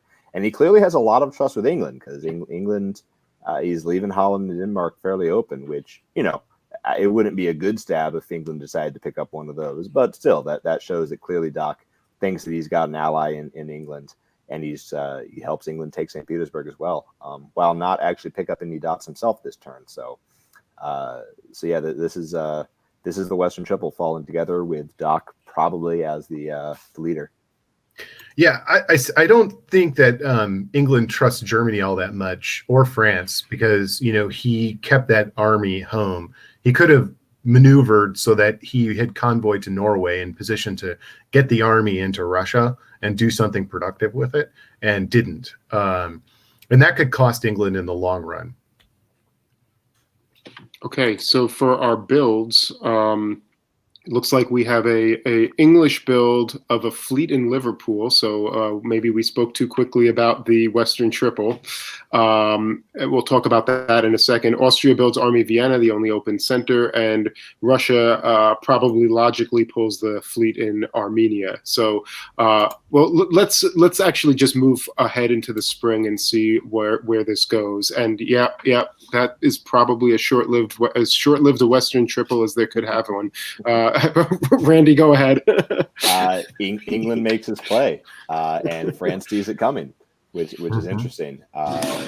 So whether this is Doc just instigating chaos, or this is England and France just causing chaos on their own, they are now at loggerheads. Germany pulls back and covers Munich, and puts himself in a position to take Warsaw. Except that Austria gets there first, and Austria can hold it if he wants it. So yeah, we're seeing a little bit of a slowdown from Doc, actually. From the first couple of years, he was really in the driver's seat and kind of doing whatever he wanted. Now, I think he might have gotten a little bit too clever, tried to force down to Austria before really solidifying his position. And he's certainly not in any danger now, but now events are kind of spiraling out of his control. And it'll be interesting to see what England and France, if they're able to get one of them is able to get Doc on board, or if they just slug it out for no particular gain to either of them for the next year. Yeah, it'll be interesting to me. Doc's position. He's enough away from his home centers that he's not going to get what happens to Germany a lot, where he gets pinned into his home centers and then his game slows down. There's still a lot of play, but of particular danger there, for everyone, is moving the French army into Tyrolia.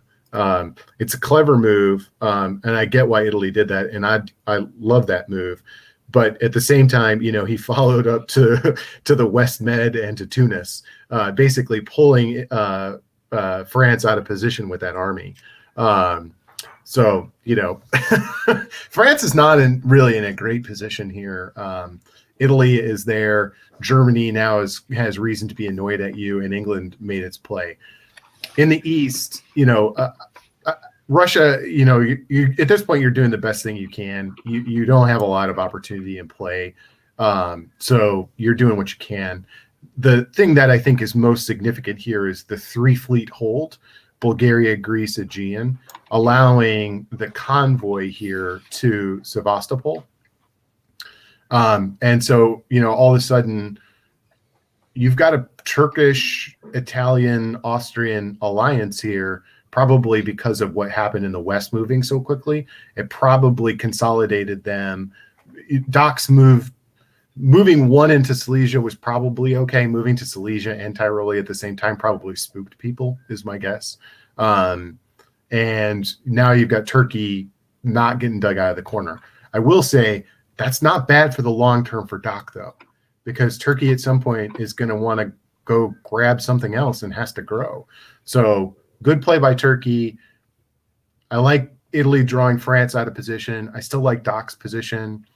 A lot of interesting opportunities here. So AIT is not a traditionally stable alliance.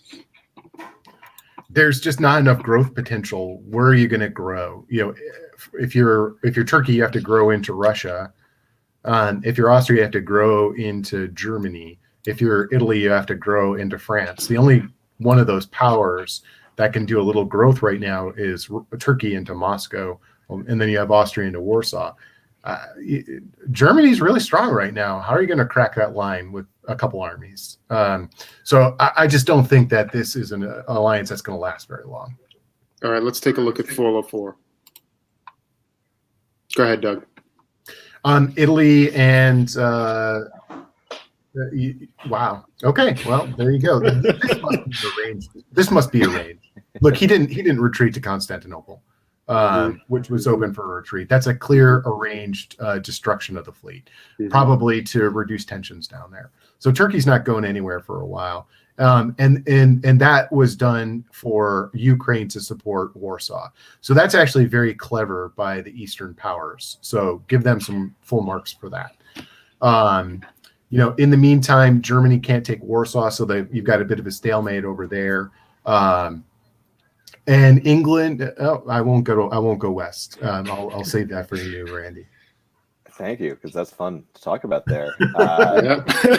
England and France realized that, hey, we both have two fleets. Neither one of us is going to get anything off the other. So instead, let's take something off of Doc. He's been toying with this for the last 4 years. And they do. They kick Doc out of Belgium, Doc's first setback here, which is always exciting to see. Doc tries to help prop up Russia, but is unsuccessful. And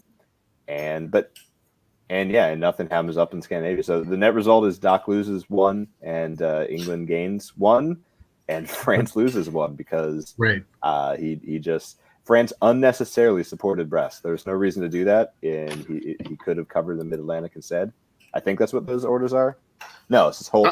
No, I think the intention was probably to support the Mid-Atlantic. I think the Brest was just a written order, but if you're gonna make that trust to support the guy into support your ally and support him into Belgium, why not cover Spain, right? And why risk Italy advancing like that? This is just France.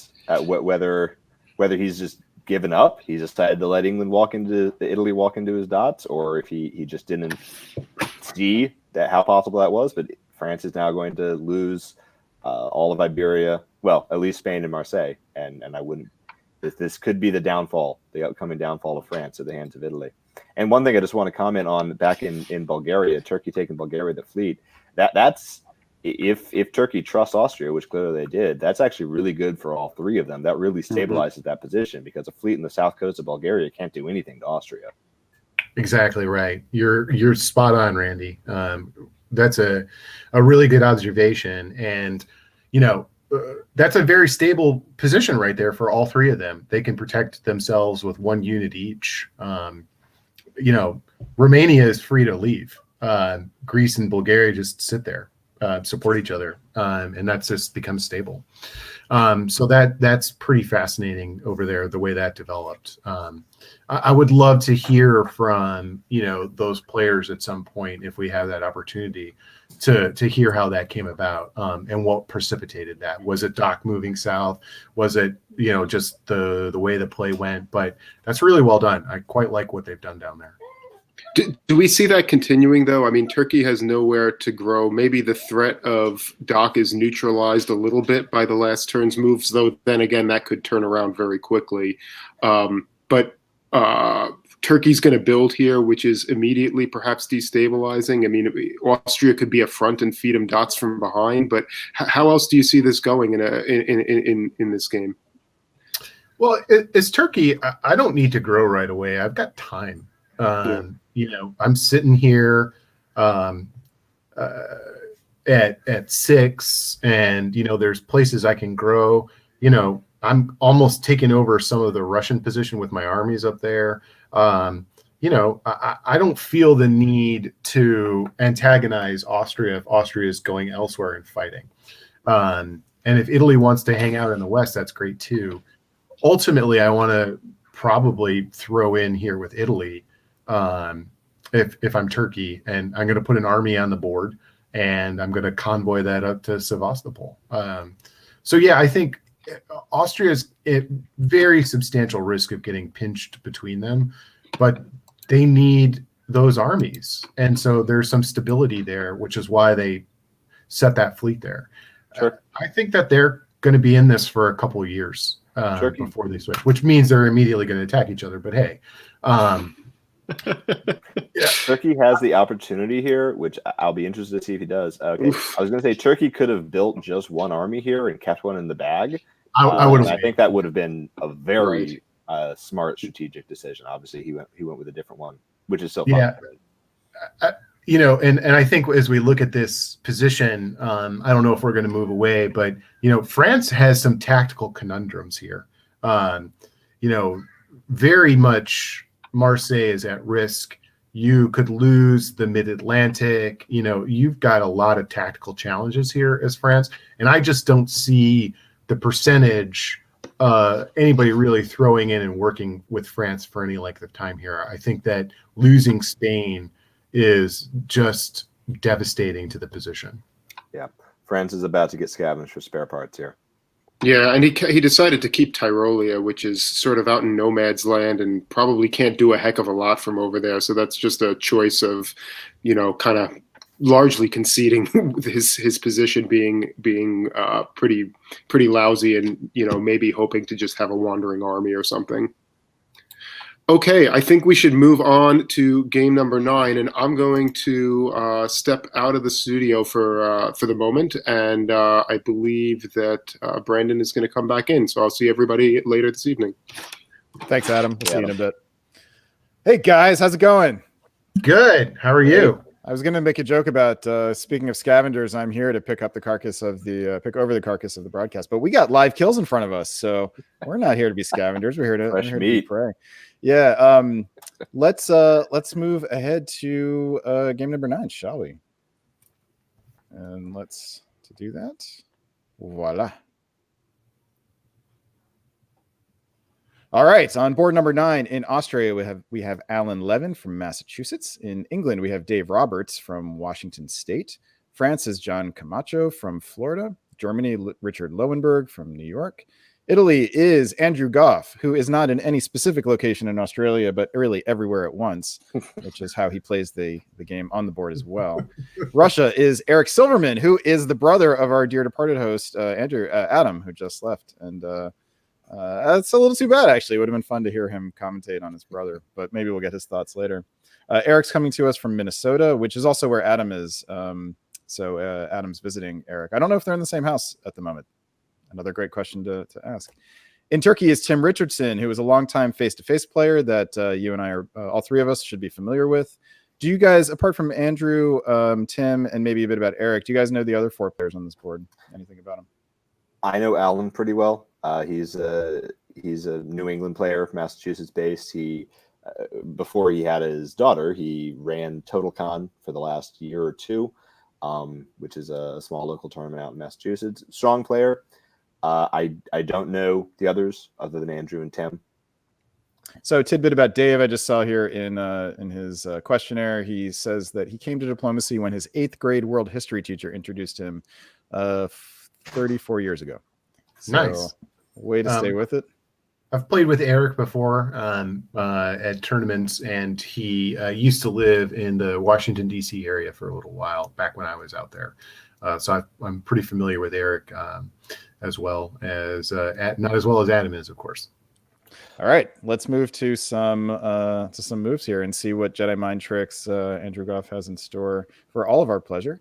That is not the game. This is the game. You guys were doing Doug in the East and Randy in the West. You guys want to switch up here? Sure. Switch it up, sure. All right, Randy and Doug. By the way, you missed our pregame. So this little clock here is meant to keep us on task. Just because gotcha. We don't want to be here until the start of the next round. We want to get a bit of a break. So this will indicate about how much time we have allotted for that phase. We have more for the beginning phases and less as we go on. Ends up being about a minute per phase later on. So with that said, Randy, let us start with you and take us away. All right. Pretty standard openings from the East, actually. The only thing of note, I'd say, is Venice moving down to Tuscany, which is a real sign of good faith between Italy and Austria. That's Italy saying, I want to be friends with you, Austria, and see how nice I am. I'm moving away from Venice, and not antagonizing either France or Germany by moving to Piedmont and Tyrolia, respectively. Otherwise, does that count as a Jedi mind trick? It's interesting. That I am not the enemy you should be afraid of, I guess. Other than that, you got a bounce in Galicia, which is pretty standard, although, as I think we discussed on the previous board, it kind of limits both Austria and Russia's options. But knowing Alan as I do, I'm not surprised that he probably insisted on the bounce in Galicia. He's a conservative player, and that makes him feel he knows exactly what's going to happen in one spot of the board, so that probably makes him feel safe. And Turkey and Russia bounce in the black, which is expected. So yeah, and Moscow drops down to Ukraine. So Russia is essentially saying what happens in the north. All right. Moving over to the west. Doug, what do you see? England opened pretty standard, as did Germany. France, it might look like it's not standard or a little bit odd, but it's a very safe move. Looks like they DMZ'd Burgundy. So not really much to report from these moves in the West. France is poised to pick up Portugal and Spain. England is poised to pick up Norway. Assume Germany is going to have Denmark and Holland. What's going to happen with Belgium? Probably a bounce. So pretty standard in the West. Marseille hold is not something you see very often. What are the advantages and disadvantages of that? Well, the advantage of it is, if somebody goes to Piedmont, you're right there. You are covering it in case you don't trust Germany and they come to Burgundy. I'm not sure that it really gets you that much, because what it does do is lock your army in Spain and your fleet in Portugal. So it's probably a little pro-Italian, but yeah, it's not something you would normally see, but it doesn't really hurt him at this point, or set him back in any way. All right, let's move ahead to the fall of 1901. And Randy, tell us about the East. You see Turkey help Russia get Romania, and that looks like the beginnings of a beautiful friendship there. Classic RT shaping up. You see Austria guarantee himself his 2 builds, and keep Galicia empty. So even if it is an RT, Austria is not going to go down particularly quickly, especially given the Italian opening, which is kind of interesting. The RT could be in response to that Italian move to Tuscany, saying clearly Austria and Italy aren't going to fight. So they're probably going to fight us, so we have to band together here. Otherwise, Italy takes Tunis and holds Tuscany. And, do you make anything of Tuscany being ordered to Sweden here rather than Albania? I think it probably means that in a couple of years, Italy's going to want to attack Russia. But other than that, maybe Andrew was saying that his 18th dot will be Sweden. That could be what he's saying. It's Andrew being Andrew. There was a turn, I think it was at Massacre, but maybe it was Dixie, I don't remember, where he ordered he was Germany, he ordered all 5 of his units to Albania. That was Dixie, yeah. Yep. All right, let's move to the West. Doug, what do you see? Well, I think obviously when I look at the West, the most important thing that I want to look at is what happened with Sweden. Germany held in Denmark, giving Russia Sweden. I think that's probably the right move here. You also had a bounce in Belgium, but not from Germany, rather from England and France. So Germany is working to make friends. France got the standard builds there. So hard to see in terms of what's going on here. Let's talk about Ruhr for a second here, which supported north to Belgium. Maybe a miscommunication. Or perhaps a deliberate misorder on Germany's part, wanting to try to make the appearance of keeping England on side without having to demonstrate commitment. Or just one quick third possibility, that's Germany telling England, I'm fine with you getting Belgium, but it has to be with the fleet, and that's the only thing I'll support, and then doing it to show that he was serious. Nice. Yeah, I wouldn't want an English fleet there, though. It still doesn't do anything. You can't use it to get Burgundy. You can't really use it in the same kind of effective fashion. If you really want to help England and you really want to work with England, you want to put that army there. But it doesn't matter. It didn't get in there. We'll see. A bounce is probably the best scenario there for Germany. So let's assume shenanigans were afoot. Yeah, German shenanigans are near and dear to your heart. All right, let's look at builds for winter 1901. We do see Germany put down a fleet. This is a little unusual for this tournament. We have seen multiple double army builds. France goes with the fleet build in the north, and England puts the fleet in London, which this all signifies some who knows what in the west. Dig it. North Coast fleet from the Silverman clan. Delicious. Let's see whether Eric has a partner on board in Germany to help him against England, or if he has simply committed himself. And elsewhere, we've got nothing too surprising. All right, let's keep on going. Spring of 1902, back to the east with Randy. And here are the orders. Tell us what stands out to you here. Let's see here. Could you show what those actual support orders are out of Serbia? Because I have no idea what's happening there. We'll see if it's even legible, if they're not all overwritten each other. All right, Serbia supports Serbia to Bulgaria. Serbia supports Romania okay, so to Bulgaria. Yeah. The RT is not very effective because they both try to support Serbia into the other ones, into Romania or Bulgaria.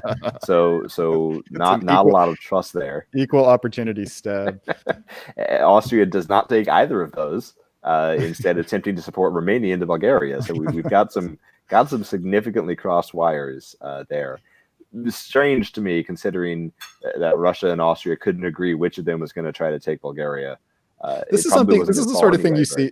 This is the sort of thing you see in Gunboat all the time. You rarely see this kind of dipsy doodle in face to face. Yeah, it's odd. Meanwhile, looks like Greece and Ionian are able to coordinate, force the Aegean. So this is obviously the AI, as we expected, given Italy's moves, is moving forward. Italy covers Venice, probably just a precaution. Austria probably told him that he would still be in Trieste, and Italy said, "All right, well then I'm going to be in Venice," and I'm sure they're fine with that. And Austria self-bounces in Galicia, which is kind of unusual. It's I'm very curious to know how much of this Goff would deny taking credit for, I guess. Let's move over to the west to hear about it from Doug. It looks like we've got a delayed sea lion in effect. The French fleets both moved up. Not a trusting one. France is also going to Burgundy at the same time. I think you can see the cost of inefficient builds now, because Germany's gone to Munich and to Kiel when he could have directly gone to the Helgoland by last turn.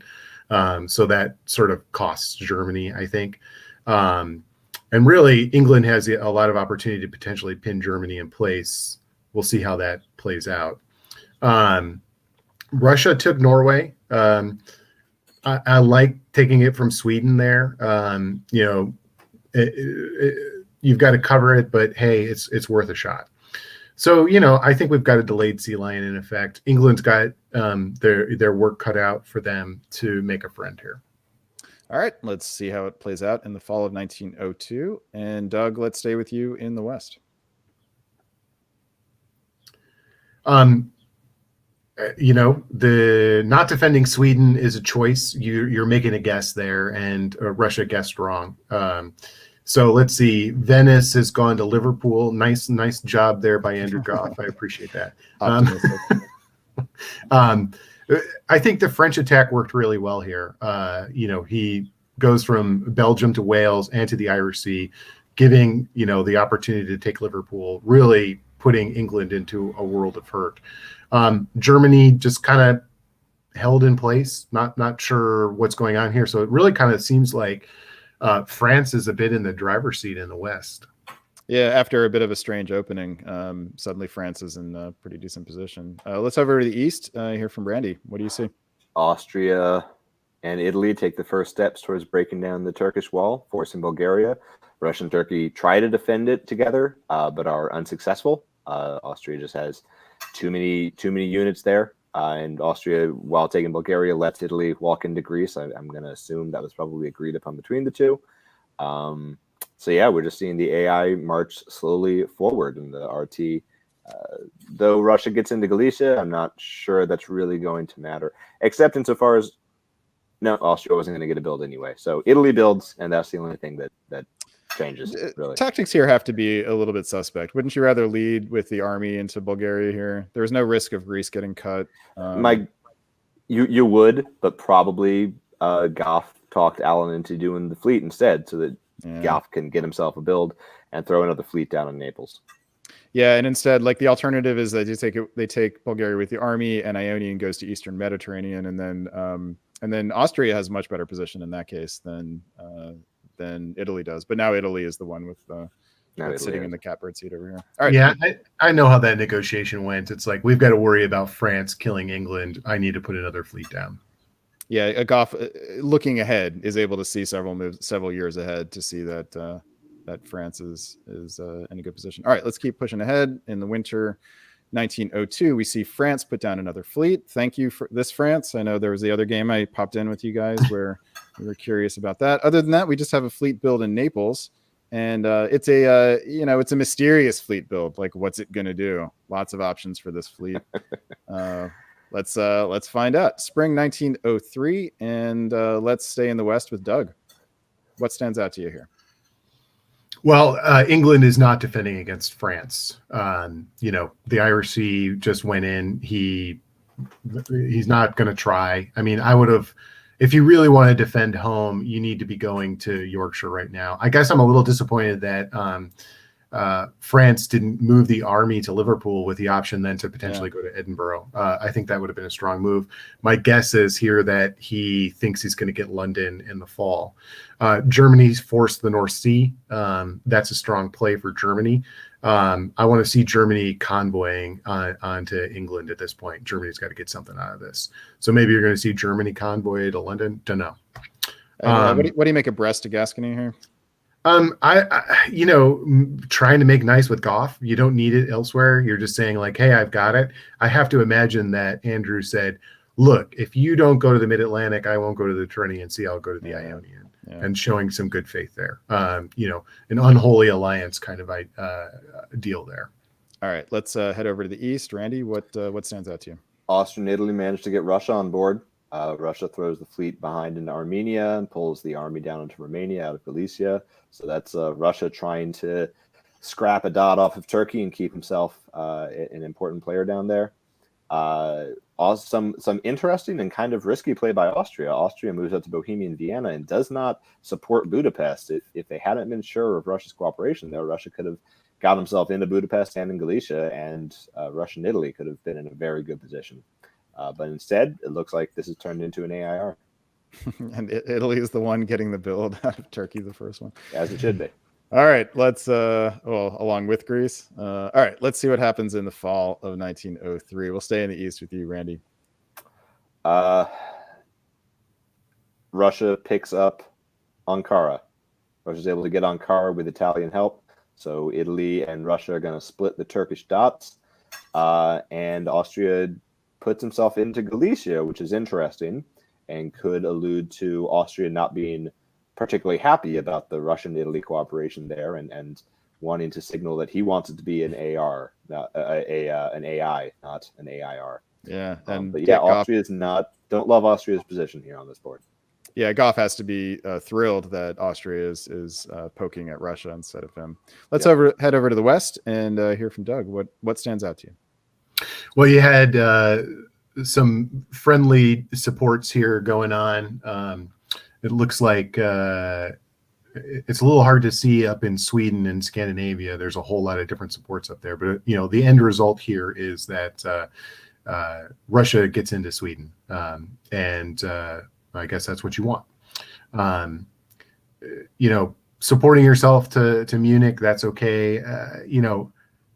Most important here is France just picked up 2 dots from England. He's getting the lion's share of that. Still like what France is doing. So England is pretty much toast at this point. All right. In winter 1903, let's see what the builds are. We've got France putting down a southern fleet, potentially dropping the hammer, or at least looking to, and an army in Brest, which is interesting and potentially portends a possible conflict between France and Germany. Italy drops another fleet, and Russia puts down 2 armies, really the only option there. Guys, before we move on to the next one, real quick, who would you rather be? Who's the players aside, just from the board position and what you know about the alliances so far, who would you want to be on this board? Randy? Probably gotta love France's position. He's eliminated England. He's getting all those dots for himself. And while he might eventually have an Italian problem, right? He got the fleet down in Marseille. So I love France's position, and Russia would be a close second. Doug? I think Russia has a really strong position here. France and Russia both have put themselves into a strong place here. Germany really hasn't benefited by any of this anti-English activity, which is a real weak position for Germany to be in. I think Italy is well poised. I think everybody knows the quality of the players. The position doesn't necessarily look great here, but I think there's a plenty of opportunity. Nobody is upset with Italy except for Turkey. Everybody seems to want to work with Italy, and they need Italy to control France. So, if I'm Italy, I have the opportunity here probably to get fed dots, wait for my Russian friend to grow in the north, and also work against France in that way. So, you have a lot of tactical and diplomatic flexibility.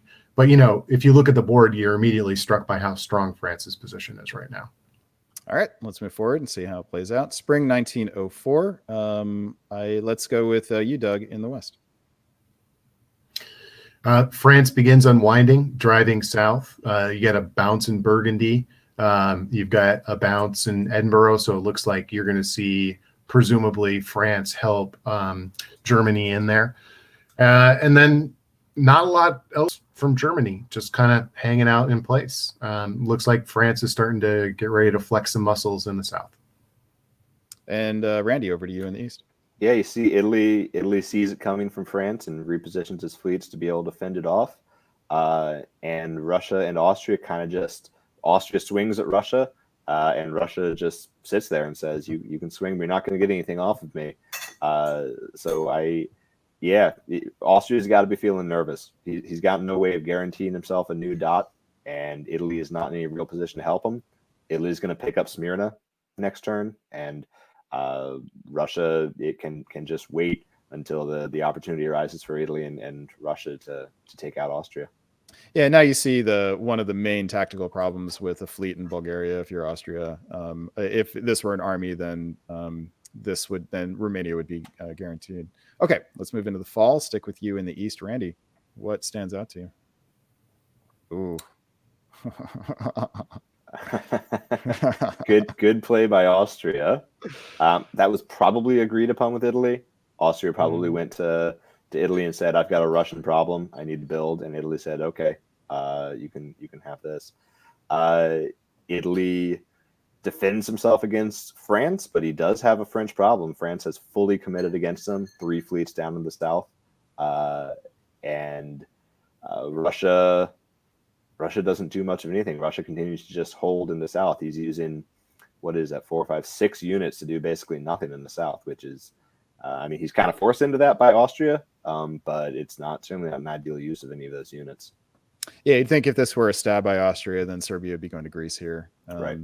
But you also have the self bounce here in Galicia. So curious. All right, back to the West to Doug. What stands out to you? You've got Germany taking Edinburgh. In the north, you have Russia bouncing in Norway. Although, Denmark went to the Baltic Sea, and he supported himself to Silesia. So clearly Germany is concerned about what's happening in the East, is locked in with France as kind of like a no doubt thing, is what it appears to me. Otherwise, I see a complete focus on the South by France. I'm going to say here, I really might wanted to have. I'm not sure I want my fleet in North Africa. I might really prefer to have an army down there as a sign. Yeah, as a sign to Germany, you need to get across the line at some point. You want Germany to move away over there. You've got a bonus unit sitting up there in London that you're eventually going to use anyway. What are you going to do with all those armies? So convoy Gascony here. It's interesting, but remember this is carnage scoring. So if you can solo, then you basically will win the tournament. Otherwise, the only way to differentiate yourself from anyone is to get a board top, and that only differentiates you a little bit. But it doesn't necessarily lead to. Actually, maybe. Do you think it should lead to going for the solo more than people do? I think that if you are playing in a tournament and you have a solo possibility, you should try and solo. But do you think you should be thinking solo at this point, like setting yourself up as much as possible? As France at this point, you want to keep your options open. Andrew Goff is, by all accounts, everything. He's the best player in the world, so you're not likely to solo on him. Yeah, so. if you can, if John could solo this board, it would be a feat. So, well, let's keep pushing forward and seeing what happens. Winter 1904, the builds. A couple armies go down, no fleets, just Germany and Austria. So doesn't seem to change the calculus too much. Let's keep on going. Spring 1905. Doug, let's stay with you in the West. All I right. should show you the orders first, though, shouldn't I? Okay. It's helpful. France held with all of his units. Is that a misorder? I mean, Oh, gotta be a that misorder. has to be. yeah, that's got to be a misorder. Yeah. Obviously, that's a huge change in this game. Actually, is it though? As misorders go, this is if Ionian had gone to Tyrrhenian and Aegean had followed, I might be with you, but this could be worse. Yeah. Yeah, it could be worse. But you know, still, you just spent a whole You turn. never. Yeah. You can't really recover. Okay, let's head over to the east. Randy, what anything stand out to you over here? Austria's clearly, and I think correctly, decided he's not going to get anything off of Russia. So instead, he's going to make peace there. Use 3 units to hold that line, and then throw other 3 units up against Germany. He's not going to get Munich this turn, but if Russia cooperates, he could get it next turn. Russia has a chance of getting Berlin next turn. Well, no, Germany is actually well positioned. Pulling Holland back means Germany can hold both Munich and Berlin With Burgundy's help. Yeah, Yeah. And Germany moved back to Denmark, and you know, I think that's going to weigh in going forward. He's not really trying, it seems, to antagonize Russia. So you know, I think that Russia may be content to leave Germany a little bit alone. We'll see. Noteworthy, Russia does walk into Galicia. So, you know, Austria this game looks like it's heading towards conclusion, and in fact it does. Let's see the conclusion of this game. So fall of 1905. Randy. Actually, there's really nothing to call here, right? Everyone's holding. Everyone just decided it was game over. Yeah, you know, clearly France held everything. It seems like, and let's give credit to the rest of the players. People didn't want to take advantage of what are clear technical problems, and instead said, you know, hey, let's end this game. So this is how the game ends. I mean, it ends with France and Russia tied at the top. France should have topped this board alone. Yeah, that's really the only. I mean, I guess it matters about the order, the rest of it. But this seems to me a place where the scoring system really drives the game to a particular result. I think in other scoring systems there would be a more dynamic situation where players have incentive to go for something that actually changes the way that the game stands. Well, do you guys agree? Or we don't know what happened with France here. I mean, whether he deliberately just walked away, or if there were technical difficulties, just wasn't able to. I mean, this game, there's still play here. There's a lot that could happen here. So I don't know if this result is necessarily on the scoring system so much as it is on whatever happened with France. Well, seeing Austria, Germany, and Italy all sit at 6 and therefore get effectively the same score, I think does indicate that, hey, you know, you've got a 2 board top here. We all get the same score. We've all got a just result. Let's call the game. You know, you can see why that might happen. Sure. So I do think it's a little bit of that scoring system issue. Randy, you used Carnage at Massacre, was that right? I did, yes. Got it. Okay, let's leave this game. But this one, we are no scavengers. We are predators, and we have just gotten a kill. All right, let's go on to game number 10. And I see some people in the comments. Looks like the comments have trailed off a bit, but maybe one of the players who was in this game could tell us in the comments what happened at the end. In the meantime, we are off to board number 10. And here is the lineup for board number 10. In Austria, we have Jaron Berman, Colorado. In England, we have hobby stalwart, old-timer Melinda Hawley from Alabama. She's a longtime player. Doug, I assume you've played against her multiple times. Yeah. And she's been to Mood a couple times, or once, since I was the tournament director that year. And it was really fun to have her. And in Germany, Randy, have you played with Melinda before? I have. I think so. I believe we played at Dixie together. In France, we have Peter Cook from New York. In Germany, we have Maxim Popov, who has been a guest on the show before from Vancouver. In Italy, we have Michael Lotfi. I often say this as Lofty. I think a lot of people do, but it is Lotfi. That is not a typo. He's coming to us from Florida. Russia, we have a longtime face-to-facer, Robert Cantelmo. I've never played with him or met him. I think he's been out of the hobby since I started playing, but apparently is re-engaging. Are you guys familiar with Robert? Yeah, I've played with Robert. He was in the DC area for quite a long time. I've played with him several times. So Pit Kisser, and he's coming to us from New York City. In Turkey, we have Mark Utterback from Nebraska. So this is an all North America board. Let us head on over. Oh, do you guys have anything else you want to say about these players? Oh, just an interesting thought about Robert. I believe the last tournament he played in face-to-face would have been at Liberty Cup back in, I want to say, 2016. And he took Best Russia in that tournament. And now he's in Russia again. So it'll be interesting to see if he can carry that success forward. All right. Let's see if history rhymes or repeats or doesn't do either of the above. Here is the board for this. And you guys, let's see, we'll stick with Randy in the West and Doug in the East. Randy, let us hear about the West from your perspective. What stands out to you? Austria forces Galicia. You don't see that all the time. And Russia lets Turkey walk into the Black Sea, which you also don't see all the time. This is an interesting choice of opening moves. And Austria tries to move to Venice. So Austria basically says he doesn't need Greece and he doesn't really care that much about Serbia either. And I fully expect to see Turkey take advantage of that fact. I have never ever. So supporting yourself to Galicia as Austria. I've seen David Hood do this, and we've come to calling it the hoodwink. I have never seen it without Trieste also going to Albania. No, I've never seen that opening before. So this is interesting. I would say this would be a great opportunity for Russia and Turkey to get together and do some damage to Austria, except that fleet in Romania is going to be pretty useless. Yeah, why is that a problem for an RT? Because the fleet in Romania can't do anything to Budapest or Galicia or Serbia. It can only affect Sevastopol, Black Sea. If anything, a fleet in Romania can be a sign that Russia wants to attack Turkey. He could be considering building another fleet in Sevastopol or something like that. So it really slows Russia's progress, particularly when he gets kept out of Galicia.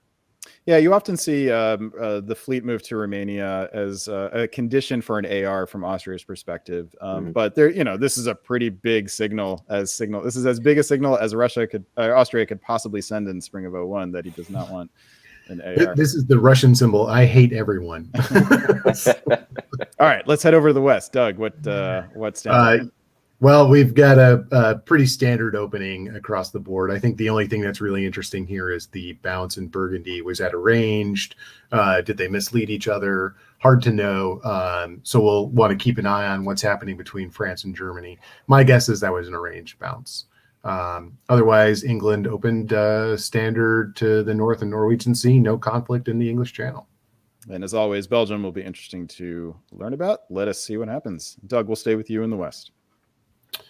All right, we've got a convoy to Belgium, and we've got moving to Norway. So that's a great position for Melinda in England. We've got France holding in Mid-Atlantic and Marseille and going to Burgundy. Wow. That has to be a misorder. Yeah, that has to be some kind of misorder or technical problem. Even Andrew Goff wouldn't do that on purpose.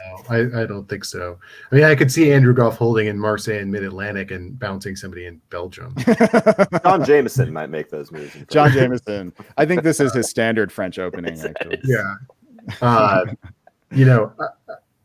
I'm just not sure about that. It has to be a misorder. And then Germany supported Russia in there, which I think is generally the correct move for Germany. And then Holland and Ruhr. So, yeah, obviously everything in the West is going to be influenced by France's substantial misorder here. All right, Randy, take us through the East in fall of 2001. Italy screams bloody hatred at Austria. Convoys to Albania, forgoes the build. Lets Turkey walk into Greece and Bulgaria. So if you're Turkey, you think it's your birthday. This is just beautiful to see. Meanwhile, Russia will be fine. Russia keeps Romania. Turkey obviously decides that. I guess Turkey and Russia have decided this is in fact a good time to run an RT. Russia will pick up a couple of builds, and Austria and Italy will eat each other alive. It's an interesting, right? If you're Russia and you're Turkey and you're getting on the same page here, I think you support Ukraine to Romania. You do, and put the fleet back, right? You would think that, except that this at least allows. This might have been Russia wanting to feel a little bit more secure, not wanting to just walk out of Romania and possibly get bounced out by Turkey, and then if he's not sure what's going to happen in Sweden, Russia might get no builds. Yeah, but this is a case where I think the desire for security and guaranteed build may come back to haunt Russia, although they could easily rectify it by convoying the army from Sev to Romania and moving the fleet back. But this will be a problem for the RT, for the exact reasons that you mentioned, even with Turkey getting the second army. It'll slow it down, but given Austria and Italy's moves, I'm not sure that I'm sure it'll matter. All right, let's have a look at the builds. We have got England. This is the blood in the water. The shark smells it, and that's right. Heads right toward it. The fin is above the water. Melinda Hawley is just going right for. What are you talking about? That's the great white jumping and grabbing the seal. Yeah, I mean, right, because there are other options here. I mean, she knows that she's probably going to have to deal with Russia getting 2 builds. She may have to deal with some problem up north, but the possible spoils of securing your future in the Iberian Peninsula outweigh any of that in her estimation, and I assume in both of yours as well.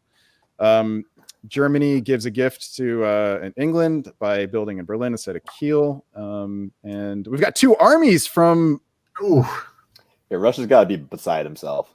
That is a hell of a statement by Turkey. Wow. That cannot be an accident, right? No, that's a hell of a decision. I don't like it. For the record, I think that is a mistake by Turkey, and it's not going to work out for him. I mean, how well? Unless your goal is to make Italy feel so comfortable that he's got nothing to worry about from you. But don't you waive a build in that case? You either waive a build, or you decide you don't need to do that, because what's Italy going to do? He's not getting a build, and he's pissed off Austria. You build 2 fleets as Turkey, and you just roll east, or west, I should say. But this build, I mean, you're not going to get anything out of Russia, even if Austria is on board. This build by Turkey is you're saying you want to work with Austria against Russia, and you're confident that Italy will leave Austria alone. And it's just that's for me, that's too many variables. I mean, the only thing that they can do right here is Bulgaria to Serbia with Albania and Greece supports, and you use Venice to tap. That's a 3. That's unstoppable. You blow up the Austrian, then you using that position, you take Trieste with Italy, and you're just chaining up with your fleet, your armies after that. Right. That could work. It could work with Italy if Italy's on board. And Italy, by this deal, would get Tunis and Trieste and builds 2. So it could be tactically effective, but I would rather just waive the build and have it in the bag so that if Italy betrays me, I can pop that fleet down instead of being locked in. Yeah, because the only other thing it can do is go to Armenia and fight Austria. By the way, Serbia is not guaranteed. If Trieste tapped Albania, that would thwart that. But Bulgaria to Serbia with Greece support, Albania to Trieste with Venice support, or vice versa. Well, that would actually Albania would have to be the mover. Guarantee one of Trieste or Serbia, but again, that's a lot of variables. Yeah, but Ionian's free to go to Adriatic here, right? I mean, that's the thing now, is that Ionian doesn't need, except it would miss out on Tunis. Okay, and that might happen now that Turkey has not built a fleet. That might happen. Yeah. All right, let us see, and let's stick in the east. Randy, take us through the east. What stands out to you? There they are. They didn't show up at first. Well, yeah, there we go. What y'all described in terms of Trieste and Serbia did in fact occur, and Austria decides to hold off Turkey instead of Italy. So Italy's going to pick up Trieste, and in the fall he can also get Tunis. So Italy's going to get 2 builds out of this. So maybe that works out for him. Meanwhile, I'm not sure what happened with Sevastopol, Romania, and the Black Sea. It was a convoy and a move. There you go. Yeah, that is Russia and Turkey realizing that they've got a problem with that fleet in Romania and fixing it quite effectively. And now they've got Italy on board against Austria. They'll be able to get rid of Austria pretty quickly and then get rid of Italy pretty quickly. All right, and over to the west. Doug, what stands out to you? Well, obviously, you got those two fleets running away.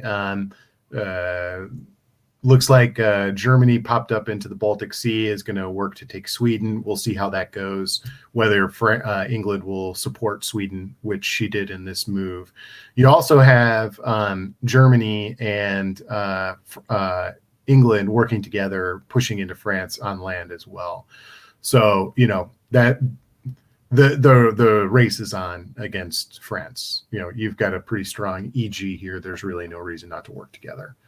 As I look ahead, I might very well see, support Sweden, probably not give that to Germany. You might slip over to St. Petersburg and see if you can get in. But yeah, EG. Right. EG and something in the east. We'll find out. By the way, Trieste actually isn't guaranteed for Italy here. If Italy had followed up to the Adriatic, the fleet would have been popped and then it would have been guaranteed. But now Serbia can go with triple support or double support, so a power of 3. So it all depends on whether Austria decides to go maximally revenge. Let's find out. We'll stay in the east. And Randy, tell us about it. Austria does attempt to retake Trieste, but does it the wrong way and is very unsuccessful. Loses Serbia as well as Trieste and Galicia, and is on his last legs. Italy, as predicted, picks up Tunis. Will put down 2, but it is, well, I was going to say it's probably too late, but maybe not, because Turkey can't build anywhere useful. He held in Smyrna, so he's going to have to build probably another army, because why not? If we see 3 armies in the Turkish home centers.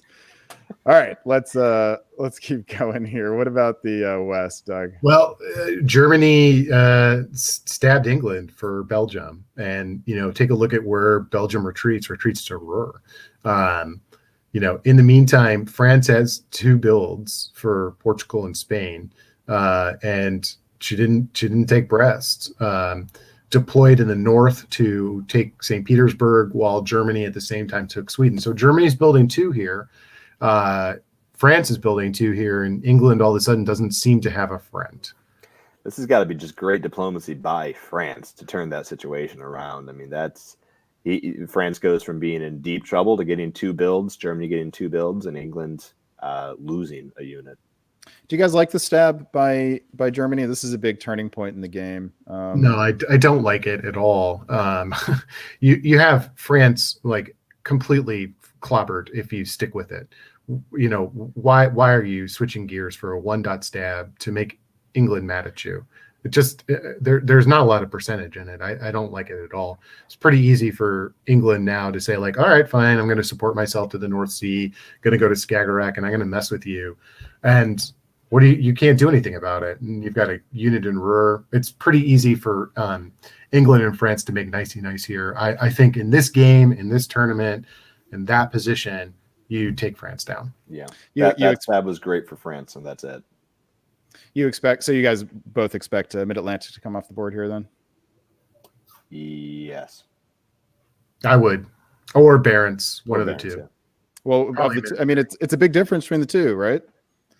Not really, because England can swing back to the North Sea and Mid-Atlantic goes to the English Channel. And that might be more useful because it threatens Belgium.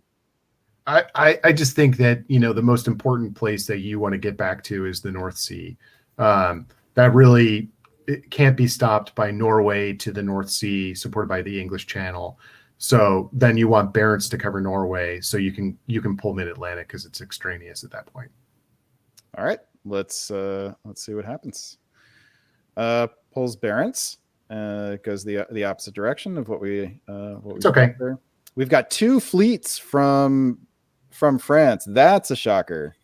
That is a clear indication that France is choosing Germany over England, and shows. considering that she kept Mid-Atlantic, that England kept Mid-Atlantic, potentially the right choice here. But a big bonus to Germany. Well, geez, France only has 2 armies. If they can work their troubles out, France cannot stop them at this point.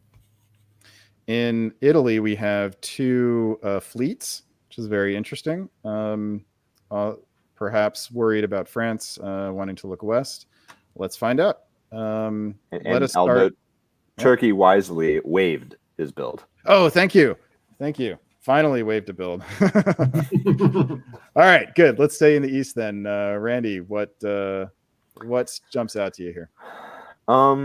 Let's see here. Italy throws his fleets west. Italy obviously thinks, probably correctly, he's got a friend in Turkey, and he can afford to throw his fleets west. And maybe he sees those French builds and doesn't think they're aimed at England. He thinks they're aimed at him, which I don't think if I would have come to the same conclusion, but that's what I would think, because he also doesn't move too much to west. So I think Italy is kind of slow playing it here. Maybe he's not sure what France is going to do, and he wants to see what'll happen there.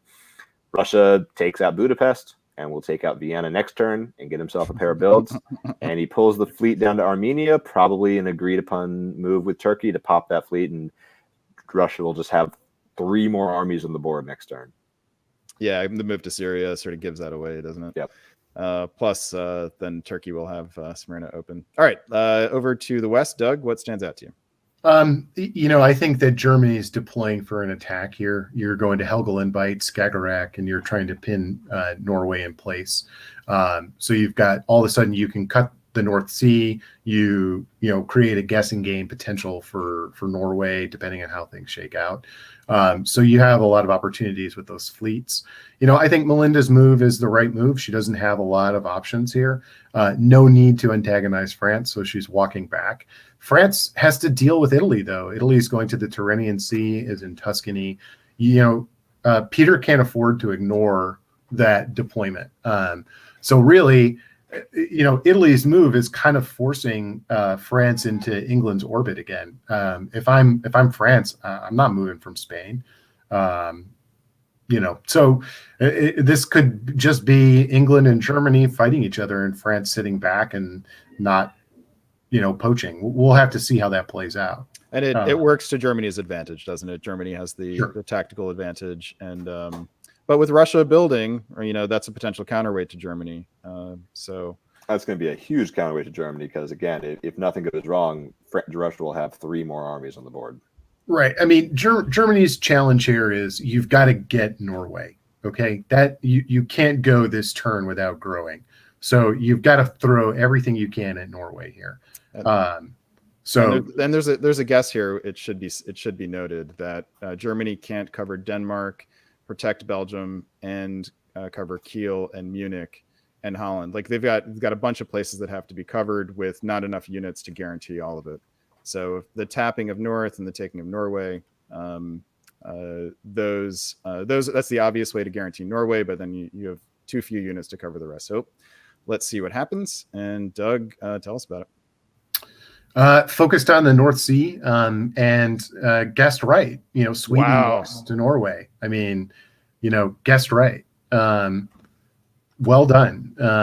In the English Channel is forced, which is England's on the back foot now. North Sea and the English Channel are fallen. This is not good news for England for obvious reasons. In the meantime, France held, Italy held. I don't like Italy sitting there with 3 fleets not doing anything for a full turn. I don't know why. Hard to see the justification for not moving full bore here as Italy. Move all 3 fleets over. Right. I don't love that. But the key thing here is Germany is all out attack on England and is succeeding in that attack. And very frankly is poised, if he wants to, he can fight France at the same time, and there's not much France can do about it because he only has 2 armies. He's got nowhere to grow. All right, Randy, tell us about the East. I'm just going to concur. The failure on Italy's part to get to North Africa, Western Med, and the Gulf of Leon is particularly confusing, considering he apparently knew he was getting Vienna, and would be able to build another one. So I'm not sure what Italy is thinking here. I'm also not sure why Italy got Vienna, because if I'm Russia, I just take it for myself and get my 2 builds plus a rebuild for Armenia. As we saw, the Armenian fleet does get popped. Turkey moves Khan to Smee, which I'm if I'm Russia, I'm a little annoyed by, because that now means Turkey is going to build a fleet in Khan, which is more flexible than a fleet in Smyrna. But again, Russia's getting one build and one rebuild, so he throws an army in Sevastopol. Maybe he doesn't care that much what Turkey. But I mean, the fleet is already in Armenia. This is possibly a like a last second forgetting that the fleet can't retreat to Smyrna. It could be that, or it could be, I mean, if you're Turkey, you'd rather build a fleet in Khan than Smee because it does have that flexibility. So it could be. But only if you're worried about a fleet being put in Sevastopol, so you need to force the Black Sea. Well, yes and no. I mean, that's true, because you got a fleet in Ankh. No, you're right. So yeah, that could just be an oversight. All right, and let's move ahead here and see how the builds work out.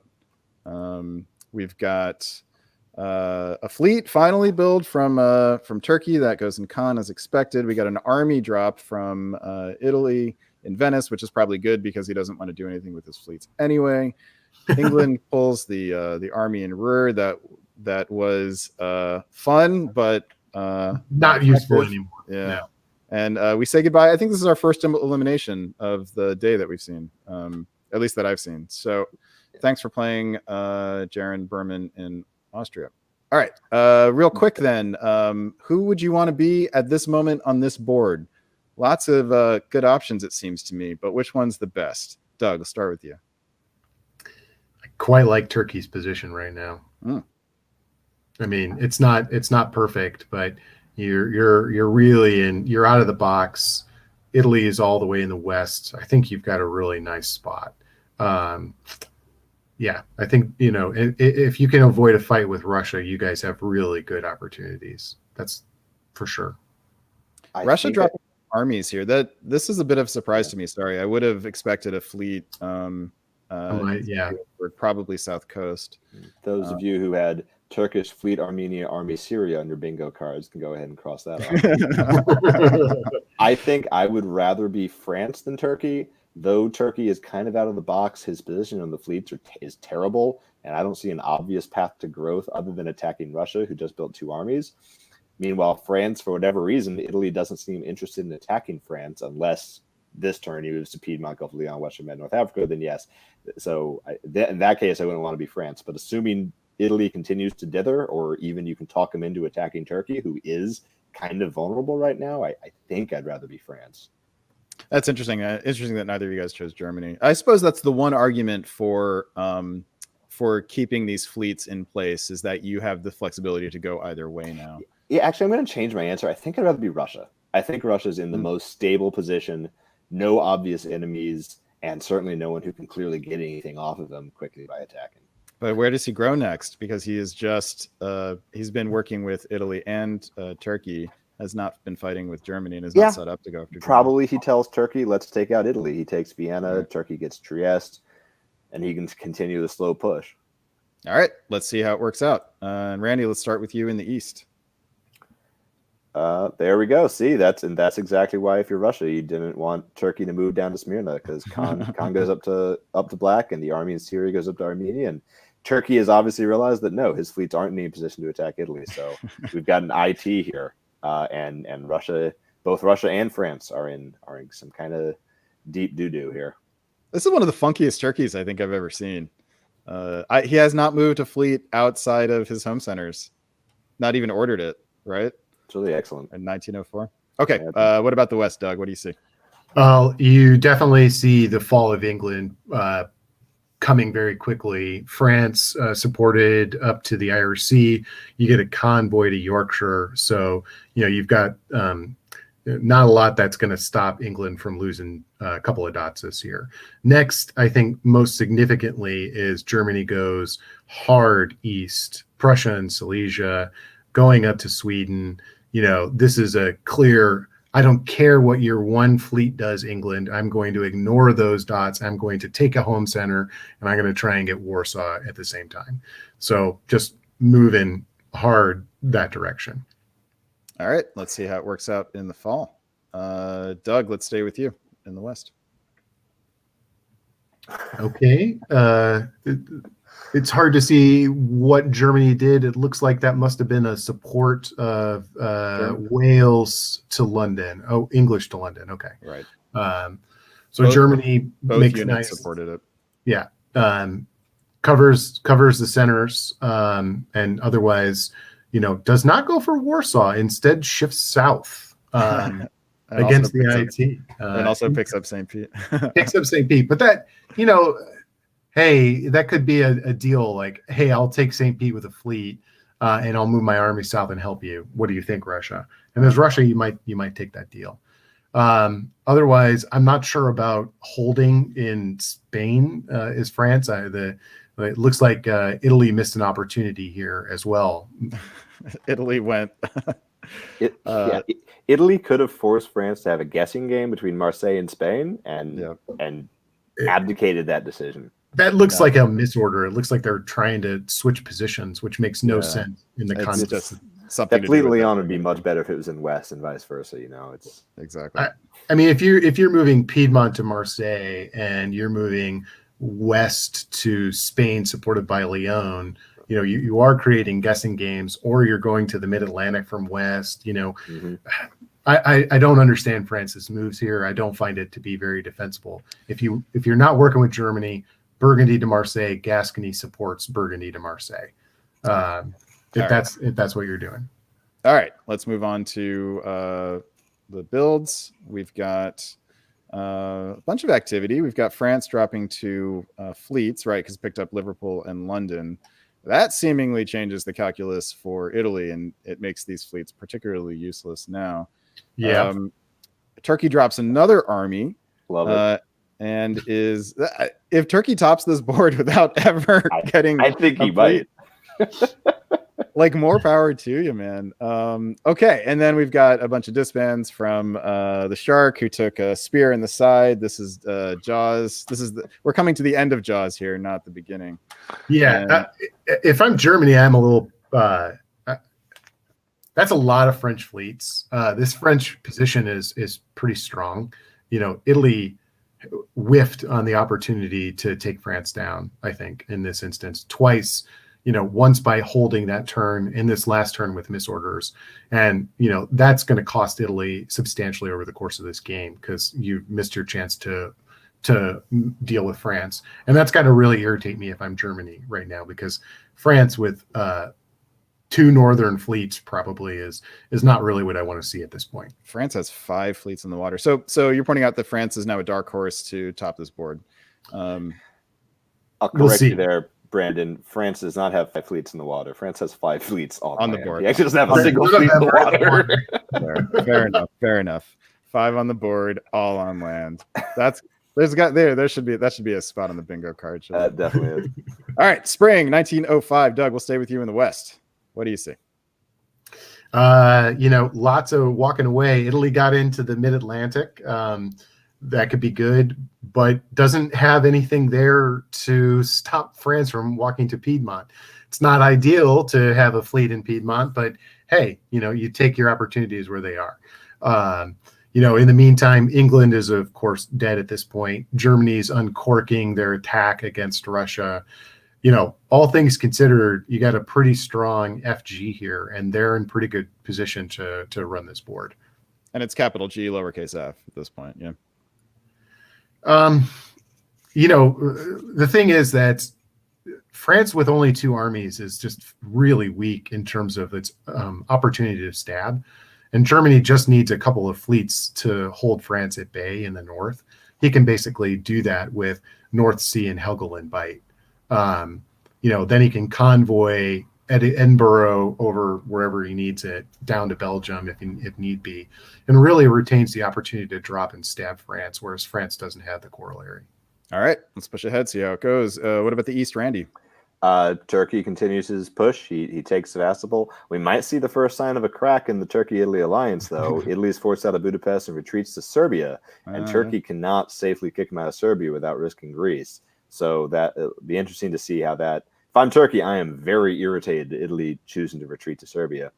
And if I'm Italy, I may have just annoyed my only ally on the board. So this will be interesting to see what happens next turn. Meanwhile, Turkey just throws his armies up into Russia and is going to profit off of that shortly. And plus, we have the dangerous possibility of a Turkish fleet getting into the Aegean Sea. I Oh, gotta no. hope that doesn't happen. Will it happen? Let's find So out. low. It does. It goes. Dun, dun, dun, dun. All right, Randy, break down the East for us as quick as you can. Turkey abandons the Russia fight, quite possibly out of irritation at Italy. Walks out of Sebastopol. I think maybe he decides that Germany is going to get the Russian dots before him, which is true, and he decides to instead swing around and try to get underneath Italy while the opportunity rises. But this is just great play by Germany and France. They are about to do very, very well. Let's go to the West. Doug, tell us about Germany's little London adventure. Well, it's not just London. Germany also tried to go to Liverpool and tried to, affect a 2-dot stab here. Actually, Germany attacked in every direction. Yeah, that's true. Germany took Vienna. The salad spinner. They went to Livonia. It's like, look at them, and they're all points of the compass. This is the salad spinner turn for Germany. Look, I think this is right. I talked about it last turn that Germany maintained that possibility of a stab. What's France going to do about it? France is now pulling one. Germany's in Burgundy. This is pretty painful for France, I think. I didn't notice this before. This is a bad turn for Turkey. He's actually losing a dot. He lost Serbia, and he's got spare armies. So yeah, but this is why retreating from Sebastopol actually seems like it ends his chances of topping the board. Even though it may be a longer term strategic benefit of this game, we're gonna go, like if this were a top board, for example, maybe. But I also think Italy's gets knocked out of the Mid-Atlantic. Great, you go to the Western Med. You get outfoxed a little bit with Leon and Tuscany. I don't know that defending Tuscany makes a whole lot of sense when you can just drop your army to Venice rather than give your fleet position up there. But I don't like going to the North Atlantic at this point. It doesn't get you anything, and it splits your units up. Yeah, better to disband and rebuild. Yeah. Okay, let us see. Winter 1905. We see France taking some medicine here in the south. Turkey says adieu to an army that I don't know if it did anything other than bounce around Asia Minor. And Germany, 3 army drops. This is Germany saying, this game is over. Yeah. All right, let's see. Germany. Let's be honest here. Germany's got a solo shot here if he can get there. All right, Doug, tell us what happens in spring of 1906 in the West. Okay. Italy is throwing in right now with France, trying to help out, although still moving my fleets to Lyon. That's helpful. Germany locks in and takes Paris. I would have preferred to have seen him go to Kiel de Ruhr and Berlin to cover Munich. There's so many armies on the east, you don't really have that much opportunity to really take Warsaw. So going to Prussia doesn't seem to really help you in the grand scheme of things. But interestingly, gets into Galicia. So Galicia and Silesia and Prussia with Livonia and St. Pete is going to guarantee Warsaw and possibly Moscow. So, nice, still a good move. So the solo shot depends then on just holding on to at least one of these and then getting fleets around and picking up the rest of Iberia. Yeah. Yeah, I mean, it's tough. You're sitting in 12. You're going to lose Vienna, and so you're going to pick up Warsaw and Moscow. So you're net 13. And plus Paris here. Yeah. Yeah. So that gets you to 14. Then it's can I get out there in time? But either way, it's going to be a massive, strong German position, and everyone else is competing for table scraps. So with Italy on board, these centers should not fall. No. So. The question is Germany able to persuade anybody to make a dumb stab or something along those lines? Well, all right. Any sign of that in the East, Randy? Maybe. I mean, Turkey appears to be playing 4-dimensional chess, which would be more impressive if it wasn't actually diplomacy that he should be playing, because he walks to the Ionian, but he gives up any chance of taking Serbia by moving Khan to Smyrna instead of Khan to Bulgaria.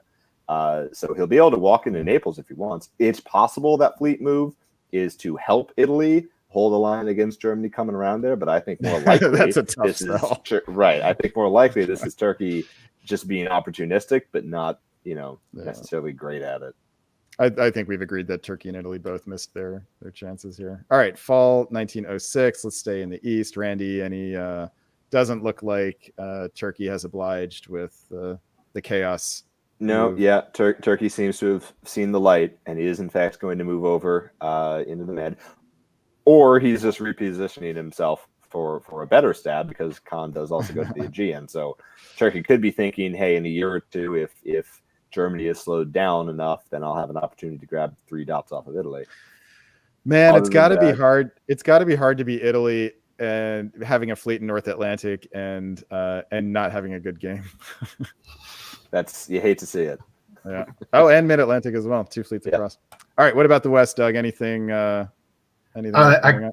I quite like Germany's order set here, as we talked about last time. Picks up Moscow and Warsaw, and instead of trying to splash a fleet in Livonia, says I would rather have the English Channel, which puts him in really good position on Brest going forward. Also got into Munich. The game here for Germany is, can I get Marseille or Spain? It's not about Brest. It's not about Liverpool. So you can ignore those. You don't need them. It's about position. And, did a good job of positioning into the best that he could. Getting into the English Channel here is a really good spot to be. Yeah, this should be a stalemate, though. I think it looks like a big line is being set up with all these fleets. Yeah, I mean, again, it just depends on, how competent are they going to be in not stabbing each other. Just hold through and be smart.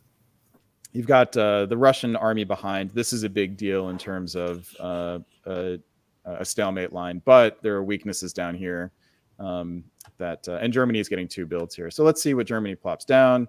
Another fleet, interesting. Probably just worried about all of this fleet density up here, and an army to try to hold the line. We've got Russia keeping the fleet on the opposite side of the German defenses.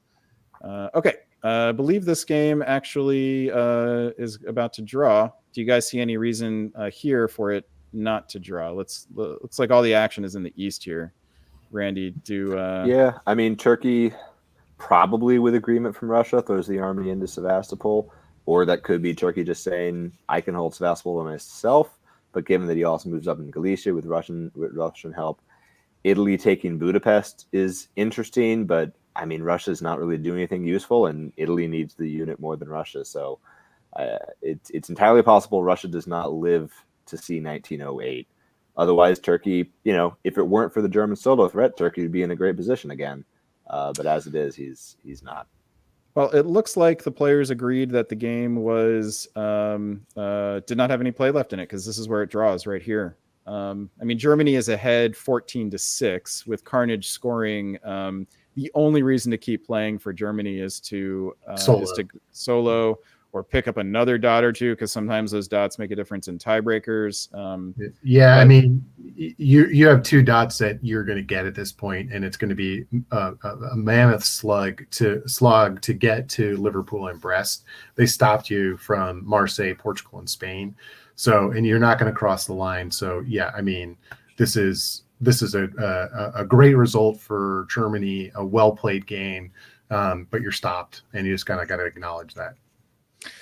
All right, guys, we have made it through 2 whole games out of your Doug, your 4-game set, and Randy, your 6-game set. Doug, we're gonna say goodbye actually to both of you guys. We'll have you both back on the broadcast in a bit. Doug, you got a bit of a longer break here, but it's been great talking to you guys for the last a little bit, and we'll see you again in a little bit. All right, thanks, Brandon. See you guys soon. All right, so adios to Randy, adios to Doug. Bringing back on the broadcast now is Siobhan Nolan. Welcome back, Siobhan. Hola. And Marcus Zelstra. Welcome back, Marcus. Hi. All right, it's been a little bit of a longer break than we expected because we had a couple games that finished and we were able to go through all of them. But for us, we were together for the first 4 games on this board. Let us go back to game number 1. This game featured, of the players that we know, Ed Sullivan, I think, is the only one that we know. Jonathan Frank we know as well. And right? Matt Krill as well. Matt Krill. Okay. So when we left this game, we were, this was the last set of moves we saw. We had the Turkish convoy into Bulgaria. Which one of you guys was doing the East and West on this? Do you remember? I was East. All right. Yeah, we just saw everyone team up on Austria, but Austria's still gaining SCs. Right. Okay, so we'll stick with Marcus. We'll stick with you on the east and Siobhan in the west on this one. In the west, we had very Western Tripoli-looking things happening, which included English fleet in Belgium that was finally moving out.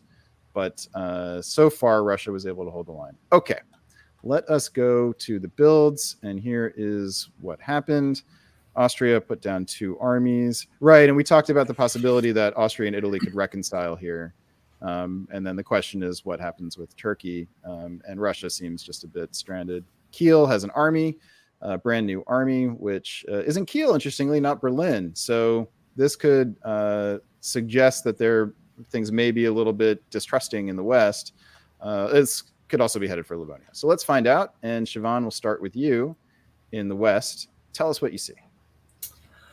A lot of movement this turn. So we've got a couple of convoys by France into Tuscany and North Africa. Nicely done.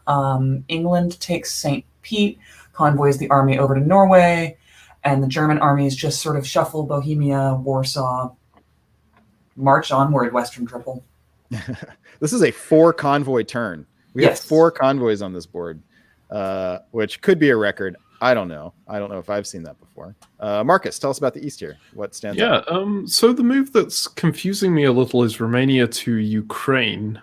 I assume because the Austrian is moving back to Serbia that they're still anti-Turkey, but like it looks like this was coordinated. It looks like Constantinople to Sevastopol and Bulgaria moving up to Romania was agreed with Austria. I guess we'll see about that going forward. It also looks like Austria is the only power in the East that's not really concerned with the Western Triple. I suppose Turkey as well, but Turkey is setting up to counter it as soon as they've run through Russia. So bad situation for Italy for sure with the convoys into Tuscany and North Africa. And I'm surprised Italy was happy with Turkey going to Ionian instead of sending his own fleet there. But I suppose that's also to hold Greece down against a potential Austrian coming south. Yeah, this in the East, this looks like one of those turns that's just like, what the hell is going on in negotiations, right? I mean, clearly Austria and Italy are not on board together. Who knows what Turkey's doing? Maybe Russia is just giving dots away at this point. Let's look ahead and see. Fall 1903. Marcus, let's stay with you in the East. And okay. All right, we have an answer about one thing. I guess probably wasn't coordinated then. And we actually see Turkey walk out of Sevastopol again, trying to tap Ukraine. It may have been actually trying to take Ukraine, but you've got to assume that Turkey wanted Sevastopol here, so was just trying to keep Romania. Obviously didn't work because of the amount that Austria put into taking Romania. Also, I'd assume that's an arranged bounce in Greece, but again, hard to know for sure. The Italian unit in Tunis moving to Finland is kind of interesting because you'd expect that he'd at least try to get the Turk to support hold him in one of Tyrrhenian Sea or Tunis. So clearly, maybe the move to Ionian wasn't agreed at all. A horrible move for Italy because you lose Tunis, and France is in the Tyrrhenian and Tuscany as well now. Didn't manage to get Venice back in any way. In fact, I think Italy tried to support France into Venice. Is that correct? Let's see here. Italy tried to support Tuscany to Venice. Yep. Yeah. And France still didn't take that support. went to Romania. So, all right, before we turn to the West and see what actually happened with the Western Triple, as far as possible responses that the East could have to a Western Triple, this is not high on the list, right? This is not an optimal response to a Western Triple. Okay, let's move back to the West. Siobhan, tell us about what happened with the Western Triple. The what? Excuse me. So yeah, you were talking about that not optimal response to a Western Triple. Well, there is no longer a Western Triple. Germany does not manage to hold on to Warsaw and loses Sweden and Holland to those pesky English players. Yeah. It's worth noting that the support that Finland gave for Norway to Sweden was not cut by the move from Tunis to Finland. Italy tried, but yeah. So Russia has, as I can see it, decided who must be punished for all of this chicanery, and it's the German. And it's German. Okay, let us look at the builds then. We've got England dropping Army Liverpool. Dun, dun, dun, dun, dun, dun, dun. Okay, great. The Marseillaise is what we announced for Army Liverpool. Yep, apparently. Yeah, so this is a clear signal, I think, to France that England's not coming after you, or at least that's the hope. Elsewhere, we just have a bunch of disbands. Russia gives up on the Northern Fleet. Germany gives up on Bohemia. Germany's suddenly looking very skeletal. Interesting that Germany gave up on Bohemia rather than Livonia. I'm not sure I agree with that. Yeah. In terms of defensive capacity, that seems less optimal. And in the south, we have just a continuing kaleidoscope of colors. All right, let's go back to you, Marcus, in the east. Tell us what stands out to you most. Okay, well, I mean, they don't have the Western Triple to worry about anymore, but obviously they've still got the looming French threat, which is especially true for the Italian, who's kind of just stuck there. We're seeing Austria make up with Turkey again. This is definitely a back and forth over here.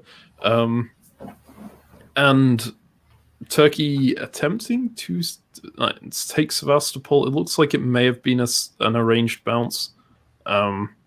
It's either a bad guess on Turkey's part or an arranged bounce. But yeah, Turkey's in a decent position, although could be stabbed by the Austrian again. Can they? Not really, because they can support Constantinople to Bulgaria. So Turkey's actually in a really good spot here because their main ally is someone who doesn't have any fleets and so can't stab them in any way, really. Italy's still in a bad spot. Russia's looking surprisingly good now. Well, relative to where they were, in other words. Yeah. So, okay, let's go to the west here, Siobhan. So England continues his march into Germany, but possibly has some French issues. I don't know if the French player is nervous about the fact that the English player just dropped down 3 units, but you see the moves to set up to take Belgium, as well as Tunis pulling back to Western Med. Curious to see where France is going from here. All right, let us see then. Fall of 1904. Siobhan, we'll start with you. And yep, he takes Belgium, he pulls back into the Mao, and the French player convoys into Rome. Very nice. Successfully. Yeah. Okay. So the English player holds on to Denmark, but remains even. France is now up 2 with the ability to build in Brest. All right. And a fleet in Picardy. Yeah. And a fleet in Picardy, yeah. We'll talk about who you want to be after this turn.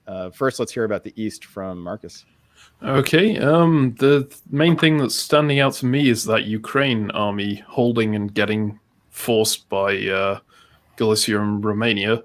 I'm a little confused on that front. I wonder if it was an attempt to win any potential guess by just like making it retreat, and then on the retreat phase you get to retreat to anywhere that's open. But obviously, if it was that, didn't work at all because Russia covered every single home center. Austria and Turkey clearly making up and properly working together now, and it's pretty effective. They take Naples down south, and I think they're going to be in a deadlock against France pretty soon in this situation. All right, let's take a look at the board here. I'll call the builds, and then I'm curious to know from each of you who you think is in the strongest position to top this board.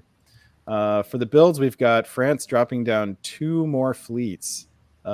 This is actually a fairly surprising build to me because he's got 3 armies on the board, but 2 of them are stuck down in the peninsula. Clearly not worried about Germany, but also has no ability to move on Germany if and when he wants to. Elsewhere on the board, we've got Turkey dropping 2 fleets, which feels very unusual to me. I don't know if you guys saw much of the previous game, but it was all armies from Turkey, and Austria getting an army on the board. Okay, so given this is where the board situation is, Siobhan, who would you most want to be? Who's in the strongest position on this board? I think despite the double fleet mistake, I still like France. Austria and Turkey just hadn't gotten their stuff together enough for me to like the Austrian position more. And Marcus. I feel like I'd want to play England in this situation, but it's heavily dependent on making sure that France doesn't just move up to North Atlantic and into Mid Atlantic here.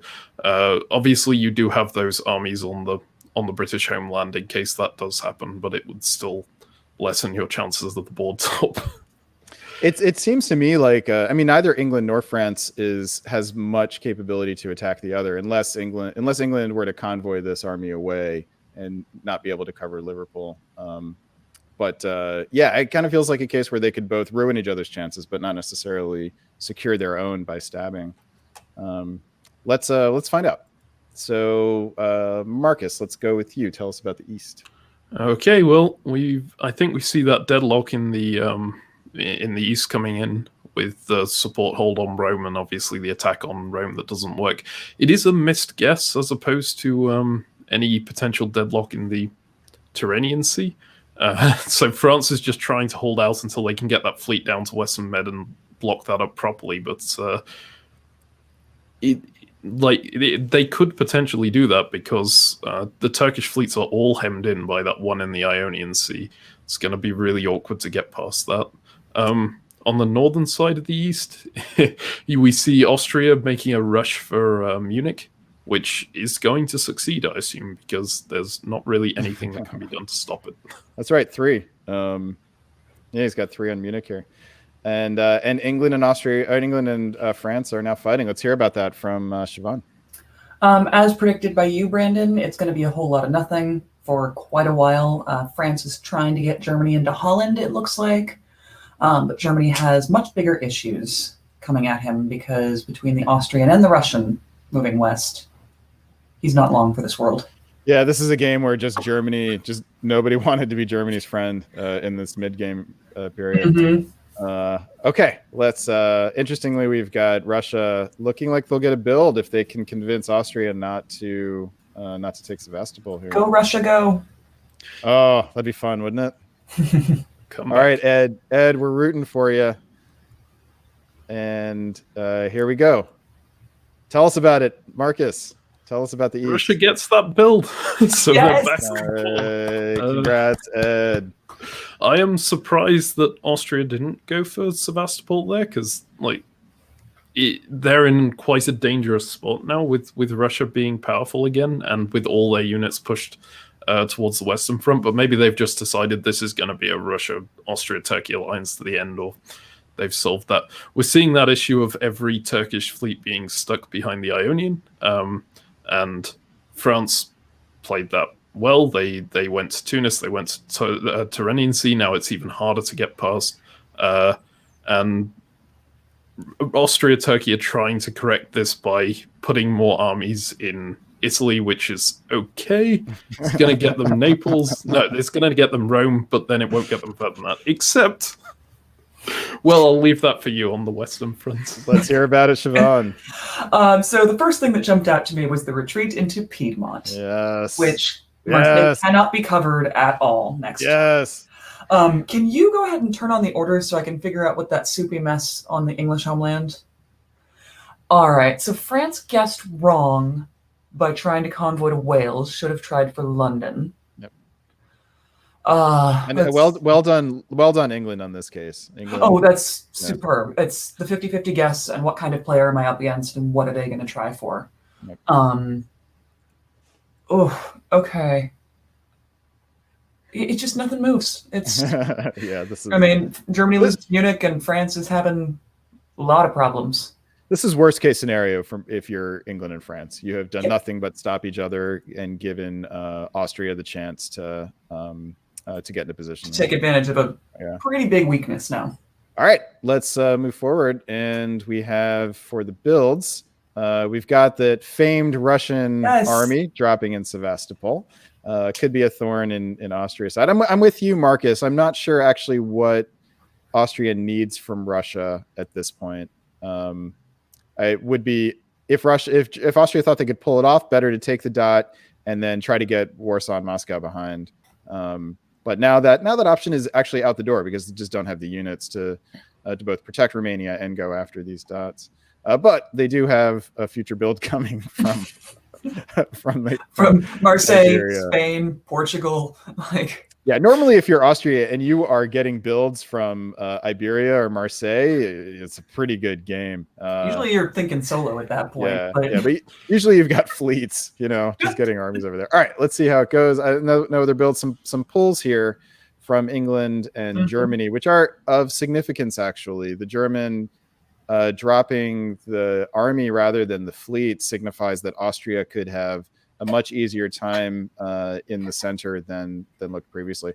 Yeah. There's also Munich to Burgundy, right? Like Austria, France could end up Austrian by the end of this game. And let's see what happens. Tell us about the West. We after a year or two of deadlock, we have some movement. Tell us about it. So England and France have realized their mistake in getting entangled and are just pulling away as fast as humanly possible.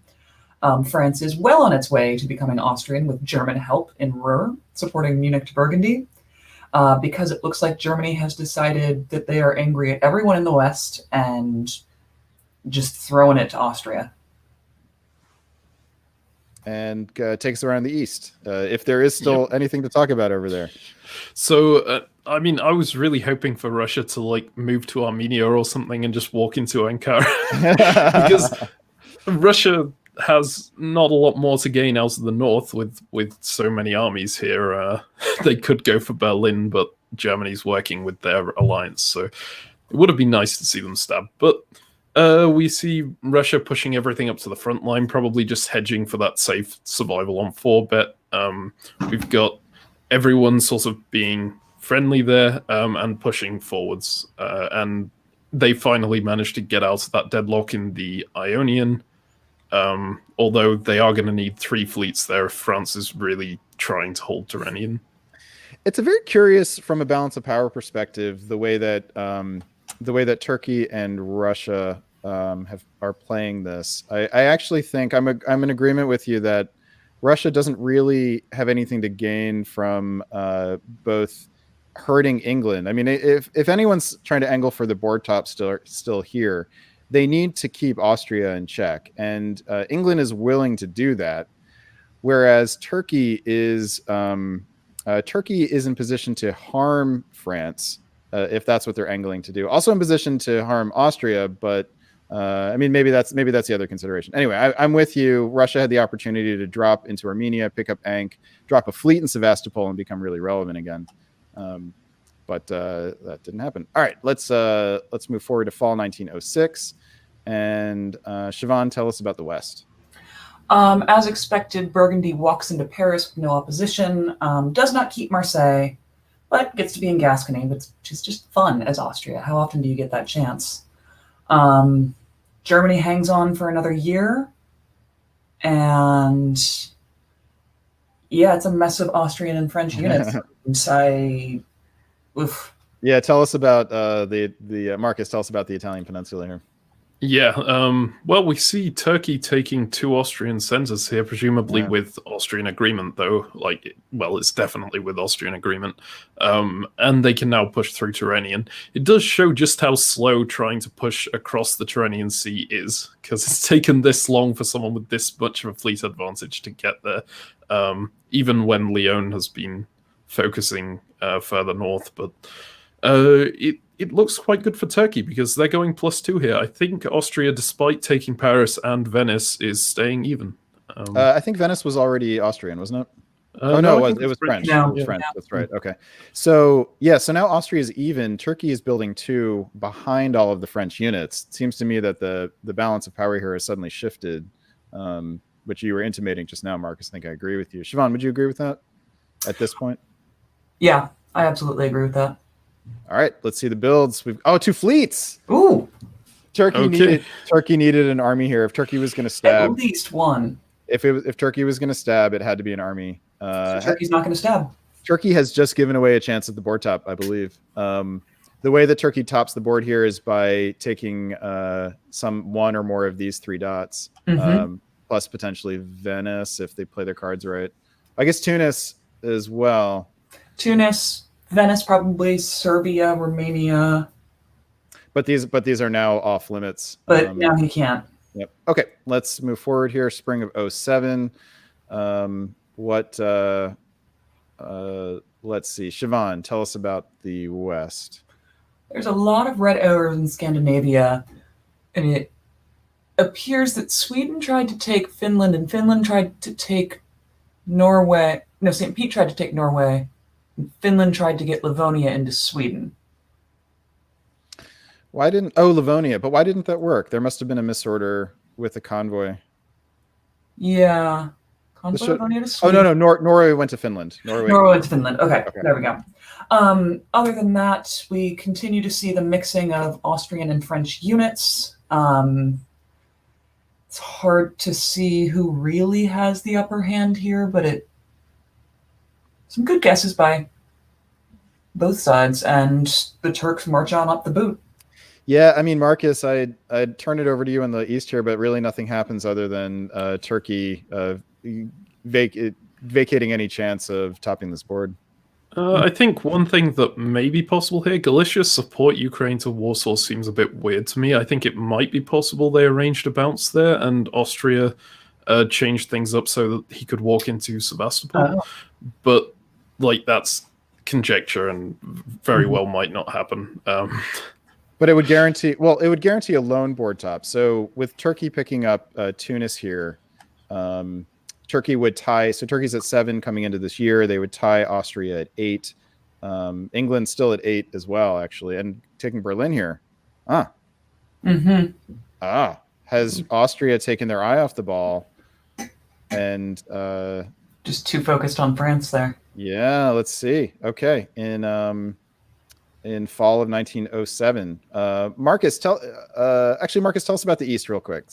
Yeah, so we do see that move into Sevastopol. We also see the Russian units all backing off. So I think that was an attempted an attempted arranged bounce in Warsaw that the Austrian stabbed on. Obviously, Turkey can't really do anything against the Austrians, so they're just sending all their fleets still west and just covering up Bulgaria to be sure. Yeah, not a lot else going on here, but it looks like there'll be some interesting action here with Russia now in Galicia as well. I'm seeing in the comments that England is actually Sam Feldman and not on board 2, apparently. Okay, thank you. Okay, so then Siobhan, anything in the West here? The only big thing that jumps out to me is the failed convoy to Belgium, because London went to Picardy instead of Belgium. France loses Western Med. Oh, that's potentially big, isn't it? Yeah, that's unfortunate, and I have made that misorder many times on the Backstabber interface, and I feel for him. So in Carnage scoring, actually, this means that England. So this game, I'll move ahead here. The game actually ends right here in spring of 1908. So that misorder actually meant that England and Austria finished the game tied at 9, which in Carnage scoring instead of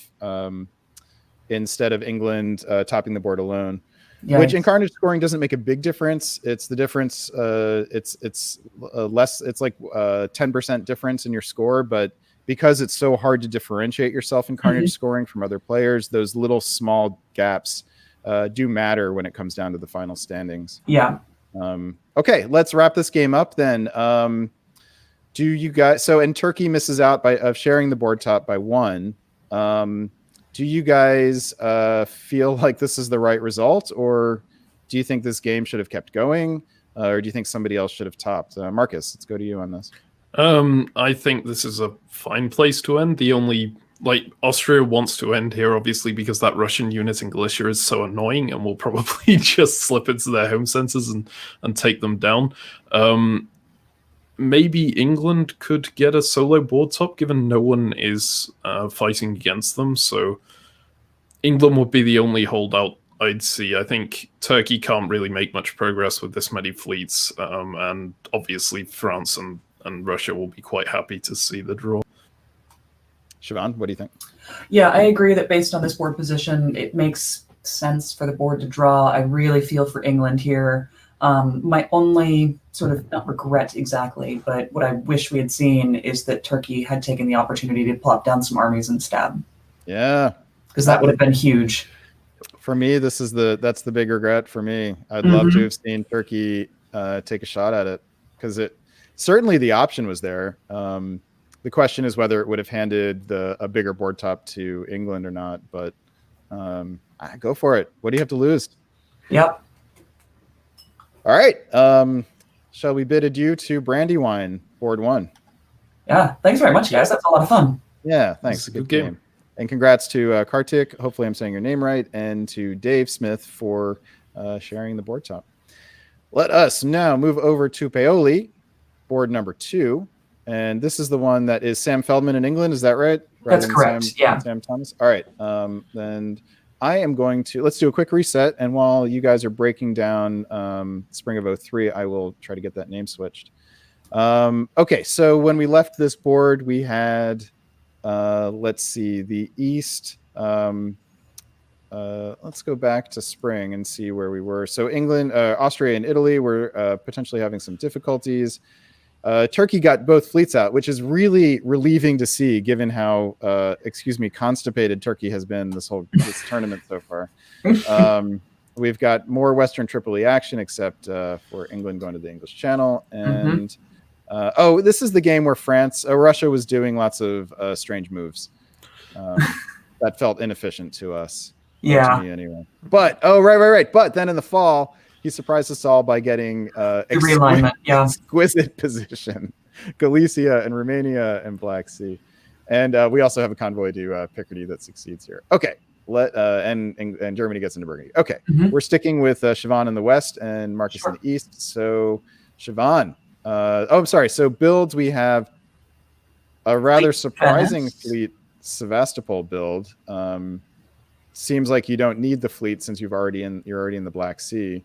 But again, Randy has surprised us, so keep surprising us, Randy. Fleet Venice, which is unusual, but especially with the fleet in Apulia already. Yeah. Okay. All right. 2 curious fleet builds. Okay, let's do. Let's stay in the east then, since that's where the funkiness was. Marcus, tell us what you see.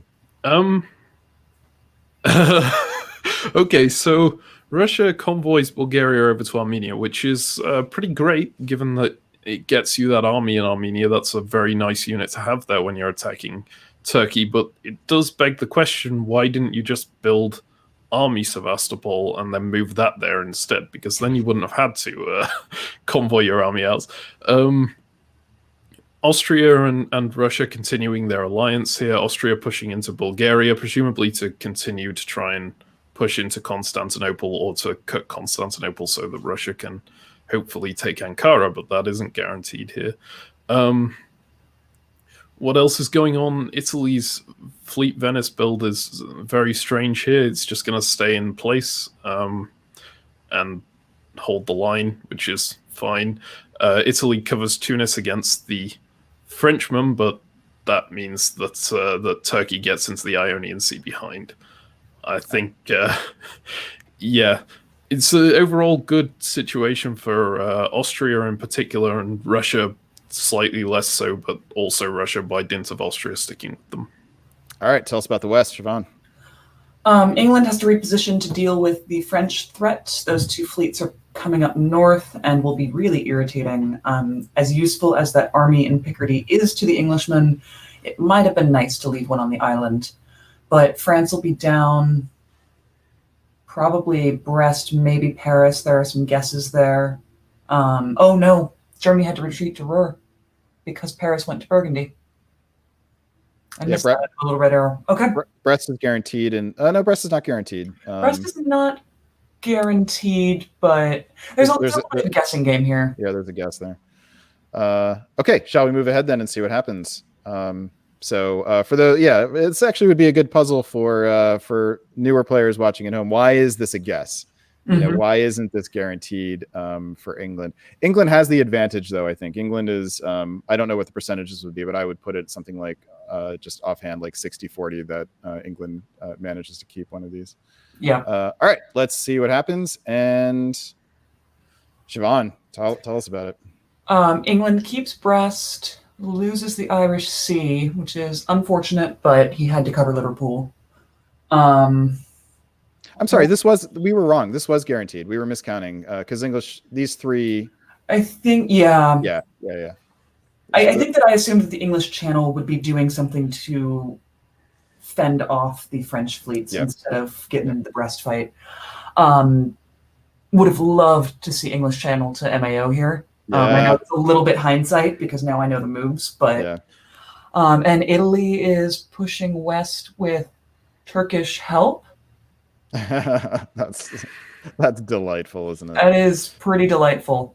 All right, but we're stepping on Marcus's toes. Marcus. Yeah, I mean that's definitely an interesting thing here. You see the two odd men out in the east, which are Italy and Turkey, who can't really work together very effectively because, well, they don't really have any position to attack Austria, and Austria has so many armies that it's pretty impossible to do anyway. So they're just going, oh, let's work together somewhere else instead. Let's just like all go off to Spain and take them instead. Turkey's homeland looking terrible because Austria and Russia are sticking together. So Turkey is not long for this world unless one of them stabs the other, or Italy puts Turkey into Spain and keeps them alive in Portugal or something. I don't know. Yeah, that's Turkey's only shot at this point, isn't it? Because this forward fleet's not useful to Russia or Austria, so there's really no reason for them to keep Turkey alive just for that reason. Okay, let us keep going then. Winter 1903. Here are the builds. We've got Turkey doing the electric thing and keeping Tyrrhenian Sea while losing Khan. We've got Austria dropping an army. Russia didn't get a build, was up one, down one, and England puts a fleet down in Edinburgh. Maybe a little bit of a surprise there, given that Norway is almost certainly gone and would perform more or less the same function. And an army would actually have guaranteed that Liverpool be kept. An army on the homeland is absolutely critical here. Yeah, I mean, England can arrange it so that they don't lose Liverpool, even if it's displaced in the spring. But sure, but now but it requires the use of English Channel, and if this was an army, then that wouldn't be the case.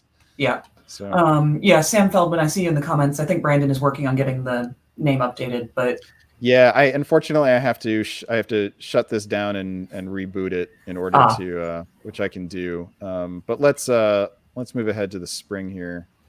And Siobhan, tell us what happens in the West. Yeah, so as discussed, the use of the English Channel is needed to keep Liverpool, which would have been unnecessary anyway because North Atlantic is pulling back to Mao.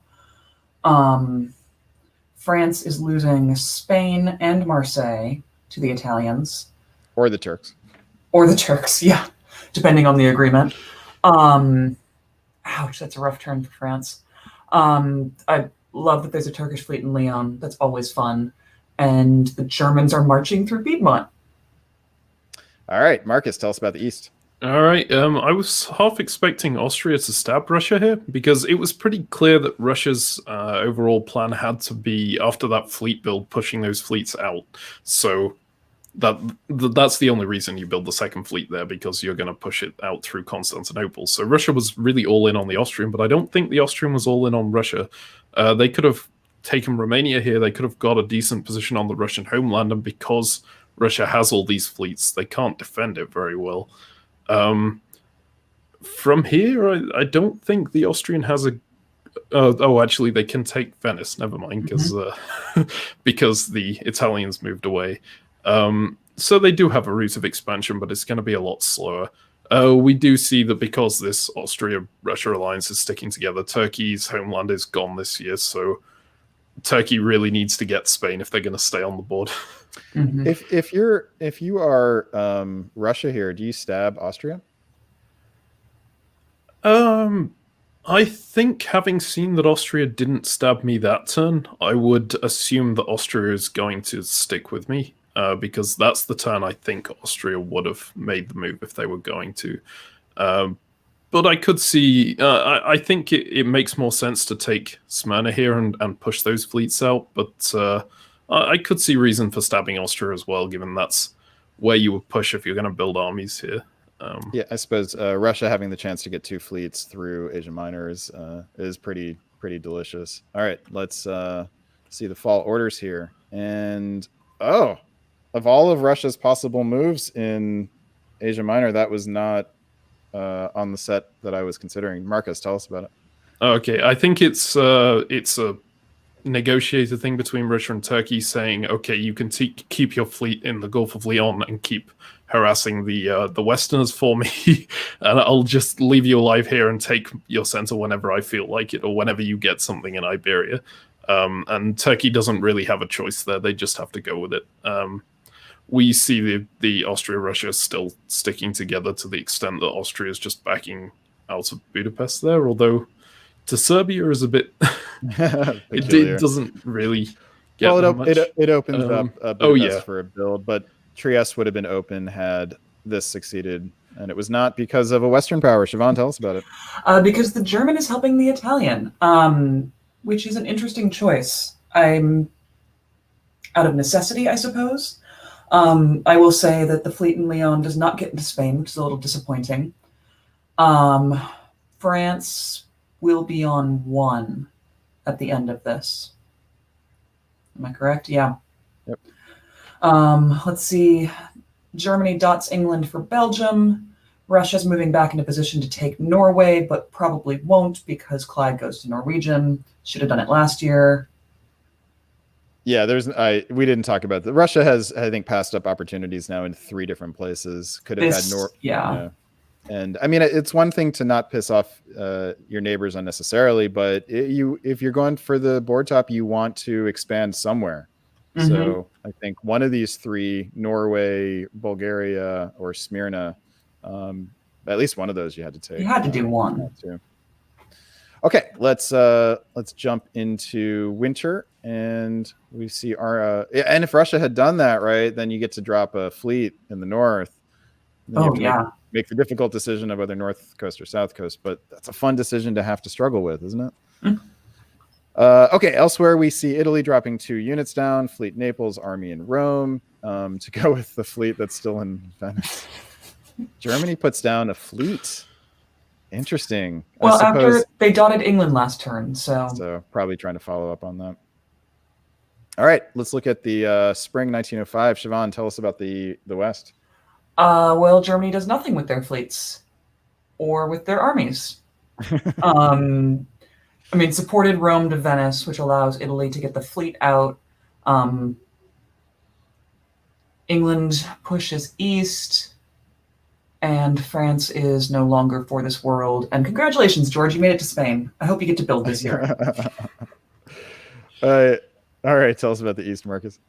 Okay, so it looks like this Austria-Russia is sticking together at first glance, but that move, Ankara to Constantinople, is very interesting instead of pushing the second fleet out into the Mediterranean, because with that, even with the second fleet, it's very unlikely that they manage to break Italy's defenses down here, so... But at least they had a chance that way. This looks like it's setting up for Russia to be able to stab Austria next turn, but Austria should see that coming, so we'll see how that turns out. Well, and if you don't take Smyrna this in the fall here, you're going to have a new unit over here.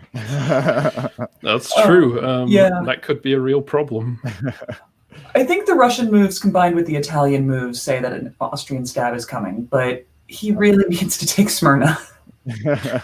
Yeah, I agree with you now. I mean, last time I was like, oh, maybe it's good to get the jump on Austria, but now you can't let a wild card Turkish unit in there.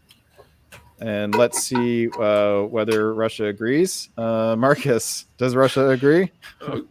Russia just gives Romania to the Austrian and doesn't take Smyrna. What is Russia doing? Randy. I mean, like, let's give Randy some.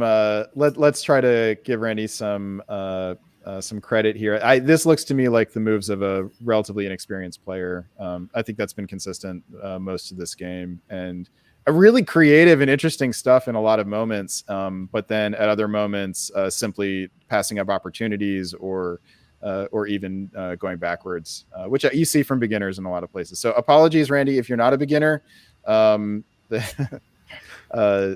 hopefully you've done some really cool stuff this game. This is definitely not an optimal turn. I should say, like, Russia is nearly at board top here, right? So it's definitely not bad play on their part. It's just I would really want to see them doing something in the south, like taking Smyrna or holding on to Romania at the very least. And Austria can't even build here because all of their home centers are occupied. So I'm not sure if this is just a miscalculated stab on their part. But anything in the West, Siobhan, to talk about? There's not a lot to talk about in the West. Germany continues to do nothing with their fleets, which is a little disappointing. Had to decide whether to defend Belgium or Munich. Made the choice. Loses Munich as a result. So Austria picks up 2 dots and can't put any more anything down. Yep. Oof. Okay. So, and I'm just guessing that George is cackling with glee that he gets to build something right now. All right. Fleet or army? Real quick. Please be an Army, obviously. Yeah.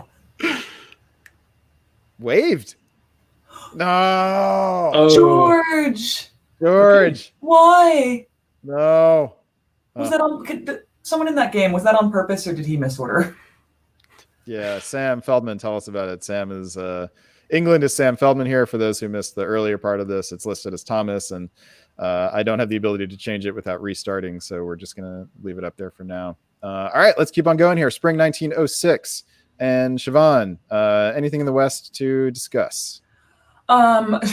We put, I guess, the Italian into MAO as the English player continues north and east, which will be irritating. I am curious to see if Spain goes to Portugal in the fall, because that would be fun. And Germany retakes Munich, and that's about it. All right, in the East, Marcus. Okay, so we have this, contested attack in both directions on Greece and Ionian. Nothing really happening anywhere aside from that Austrian unit getting into Tyrolia on that front, and that could be pretty effective. This is really why you needed that Russian fleet out on the front line if you wanted to progress against Italy, because 2v2 down there is always going to be problematic. Lots of Austria and Russia backing off of each other. They're clearly not going to stab each other anytime soon. So aside from that, they're just going to be holding there and not a whole lot going on, I think. And then up in the north here, I'm curious to see if Germany participates with England against Russia here, because Germany can make Russia guaranteed to get in, and make England guaranteed to get into Norway here, or they could collaborate on an attack on Sweden and get one of them into there. Germany is, Germany has to hold on to Munich and open up Kiel for a build in order to utilize that. Let's see what happens. Yep, I do see in the comments that George's waved build was on purpose. Okay. Maybe part of the condition to keep him alive. I don't know. George. Okay, but why? If you guys know why, tell us. Okay, Marcus. Well, it's pretty easy. There's only one thing to talk about. Yeah, I mean, I would assume that the wave build was just him saying thank you to Russia, right? Because it doesn't really change his position due to carnage if he's fighting over there or not. But yeah, Russia taking Smyrna, pretty much abandoning the Italian front for now, probably saying, okay, we're not breaking through there anytime soon, so I might as well just go and get the free center. And a whole lot of nothing going on there. Munich, Germany. I'm sorry. So Siobhan, tell us about the West. Oh yeah. So Munich just holds on. Didn't even need support. The fleets remain doing nothing, so he will not be able to build with that dot that he obtains. England tries and fails to take Norway. This really feels like we're ramping up to endgame here. Yeah, it does, doesn't it? I think Austria has a build in pocket, right? So they should. Yes, Austria should be able to build. Okay, and Russia gets the army down. So we're sitting at the beginning of 1907 at with Russia on top with 9. I mean, how great is it going to be? I can tell you this game is going to end in 1907. So looking at the moves here, is there any reason not to think that it's heading for an ending? I don't see it. No, this very much feels Yeah. like, I mean, we're making some moves just to ensure it, but Yeah, England's pulling back, not going out. Germany must have made it clear that they were not going to help out with Sweden. Mhm. England could now help Germany get Sweden in this case. Sure. So if Germany wanted to keep the game going, they could, but they don't, because this is how the game ends right here. So Russia, man, Randy Thompson, we just gave you a whole bunch of junk. But, we can't argue the results. You can take that junk and throw it right back in our faces and smear it, because you topped this board. And for the wacky stuff that you did that looked at times curious and inefficient to us, you mastered this board. Congratulations, man. Yeah. Well done indeed. Yep. Absolutely. Well done to George for hanging on. Yeah. Although I like the comment that it didn't really matter in terms of Carnage scoring what happened to him at this point. He wasn't going to pass anybody. Do you guys like that, or does that make you a little bit sad?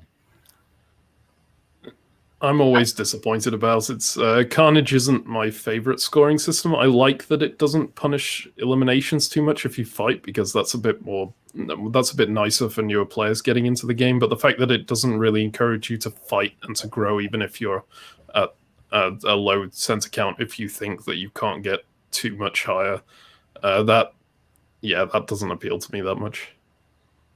Siobhan? I'm in complete agreement. I often find that we just sort of get to this point and everyone's like, well, nothing much is going to change. There's no reason to continue playing, when there could potentially be a lot of interesting play on this board if the scoring system rewarded it. Yeah, it's Carnage. The main advantage that it has is that it's very simple. So for players who are new to the game, it's easy to understand. The motivations are easy to explain and describe. So when you're negotiating with newer players, there's that advantage as well. It also tends to lead to shorter games for the reason that you just articulated, which is that it simplifies, and so people are ready to end sooner.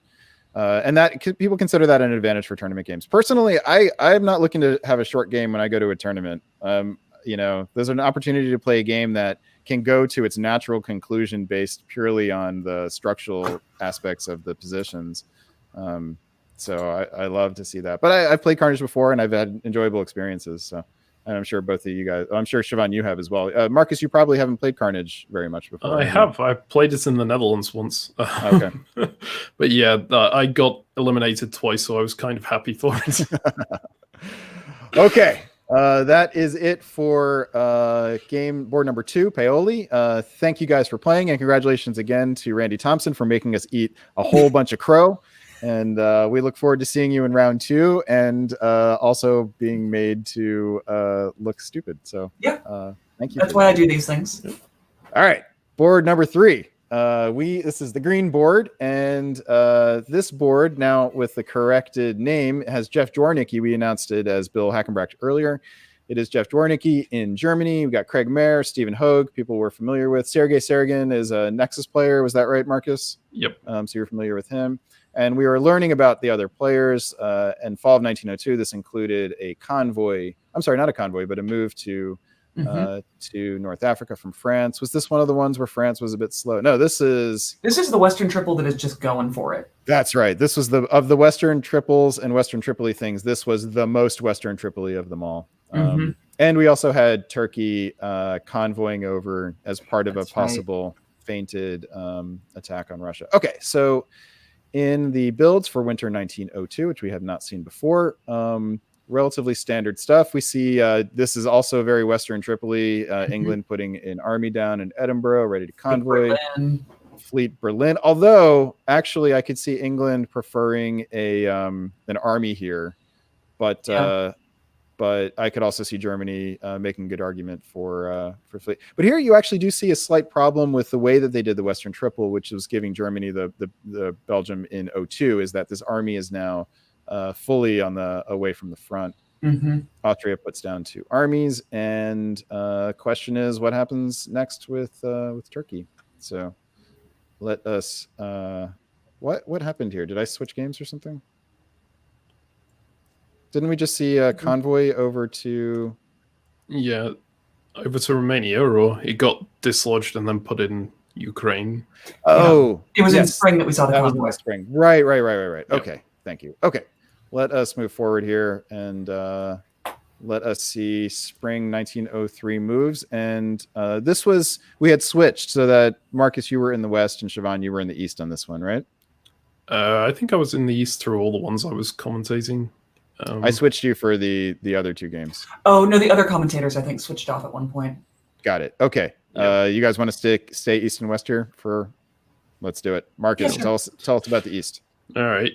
So we're gonna see Austria slip into Sevastopol here while everyone else is fighting on the front line. I actually really like the Austrian approach to this Western Triple, his response, which has been kill Turkey as fast as possible, because obviously Turkey is usually the main person who benefits out of a Western Triple. But he's running into this issue that you have when you've just got the one fleet against Turkey. You're never going to be able to break that line unless you get something into Armenia. So move to Sevastopol makes sense from that perspective. You've got to wonder how long that Turkish army at the front line is going to keep helping, though, if Austria is making it clear that they're intending to kill Turkey. But everywhere else is just trying to hold back the Western Triple. And Siobhan, tell us about that Western Triple. The Western Triple chugs along. Germany makes use of the second fleet to piff the Prussia fleet, which nicely done. Drops Kiel down to Munich, which I'm sure kind of would have liked to have left it in Kiel and had the opportunity to convoy over to Livonia again. England chugs along, takes St. Pete because Russia just says, can't hold it anyway. Curious to see if he shuffles them around in the fall to get an army in there. All right, let's find out. And Siobhan, tell us about it.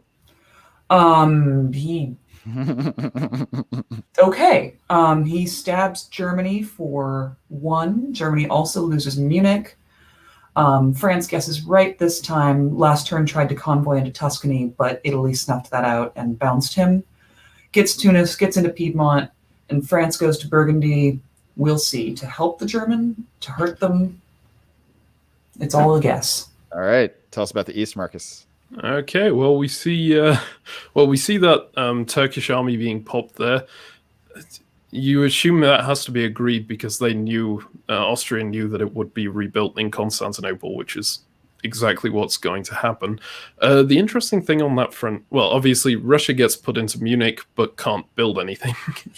But they keep 3, right? Oh, they have 3 units, so that They will. Yeah, they'll be. They lose St. Petersburg, yeah. So. Yeah, the interesting thing is the Italian moves. Ionian to Greece could potentially be agreed with the Austrian, given the Austrian was going plus Sevastopol. So this doesn't take the Austrian down anything. But combined with Piedmont to Venice, that makes me think the Italian didn't trust the Austrian here and gave away a pretty decent position in order to dog grab, essentially. That could be a big problem for a lot of Eastern powers if the Western Triple, the West. Yeah, if France even keeps pushing forward. It's this is a tough one. I think if you're Austria, I don't see why you would want to blow this army up. If anything, I think you'd want to slip into Armenia and get the army in Romania around. I don't know why you would want the army on the southern flank. But now you have purchase on the Warsaw and Moscow, but you're also trying to work. So very, very complicated strategic situation here all of a sudden. Let me get the builds down, and then I'll ask you guys to analyze that for me. Figure out who you think has the advantage and who might have the overall edge among those with good position. As far as the builds go, we see Turkey plopping a fleet down, which is interesting. And France puts down an army, which is also interesting, actually, considering that you might have thought that they would be more worried about fighting England here, rather England getting too strong. England puts down an army and a fleet, which also suggests that they are interested to finishing off Germany rather than going after France at this point. Okay, so here are and Germany gives up on Berlin rather than Baltic. Also interesting here. Okay, so Siobhan, going to you first. Who is whose position do you like the best here? I think England. I think they've got the edge. Craig is a very strong player. And, you know, with France locked up in the Med, England has, I think, a lot more play and many more dots. France gets what, Belgium? And Marcus, what about you? Yeah, I agree completely. England is the power I'd want to be playing here.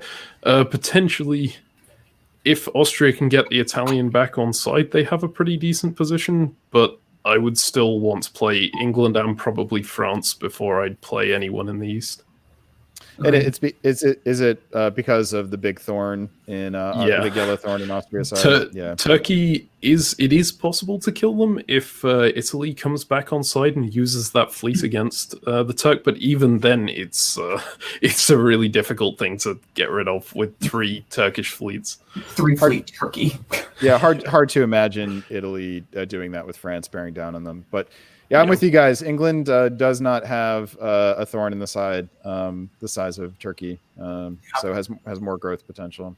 All right, let's see how it works out then. Spring of 1904, and Siobhan, let's go to you in the West. Woo, lots of black arrows Lots here. of movement. Every one of England's units around the North Sea has moved. Holland, not because it wanted to, but because it had to retreat. France is setting up to take Belgium in the fall. Germany just takes Munich back, but loses Berlin. Okay. All right. All right, Mark. Yeah, go ahead. Marcus, tell us about the East. Yeah, in the East, we've got Italy getting knocked out of the Tyrrhenian Sea, but ultimately that doesn't matter a ton because this is where France can get to. Italy just has that line of units, and they've made it with Austria, clearly. And France is not going to get anywhere further unless someone stabs, not for a long time anyway. But then you also have that Turkey is going to be a thorn in Austria's side for sure now. There's nothing Austria can do against that. Austria trying to take the Russian supply centers, I mean, I guess they can. There's not a lot that Russia can do to stop that. Well, if you're Russia here, aren't you talking to Turkey about Sevastopol at this point? Yeah, very likely. I mean, I think the Austrian can cover for that, right? Or they can. No. I suppose they can't really because Moscow pulled down to Sevastopol by Black Sea. Even if you try and push Warsaw into, you have to guess between Livonia holding Moscow or Livonia tapping Warsaw, depending on what Austria is doing. So yeah, but yes, Austria is potentially biting off more than he can chew here. And then there's also Bulgaria, right? I mean, there's a guess here. It's not guaranteed. It's not guaranteed. You can guarantee that you take Bulgaria. You can't guarantee that you don't lose Khan at the same time. Yeah. So, but if Turkey got another build here, that would be delicious. All right. Have we done? Let's see what happens here.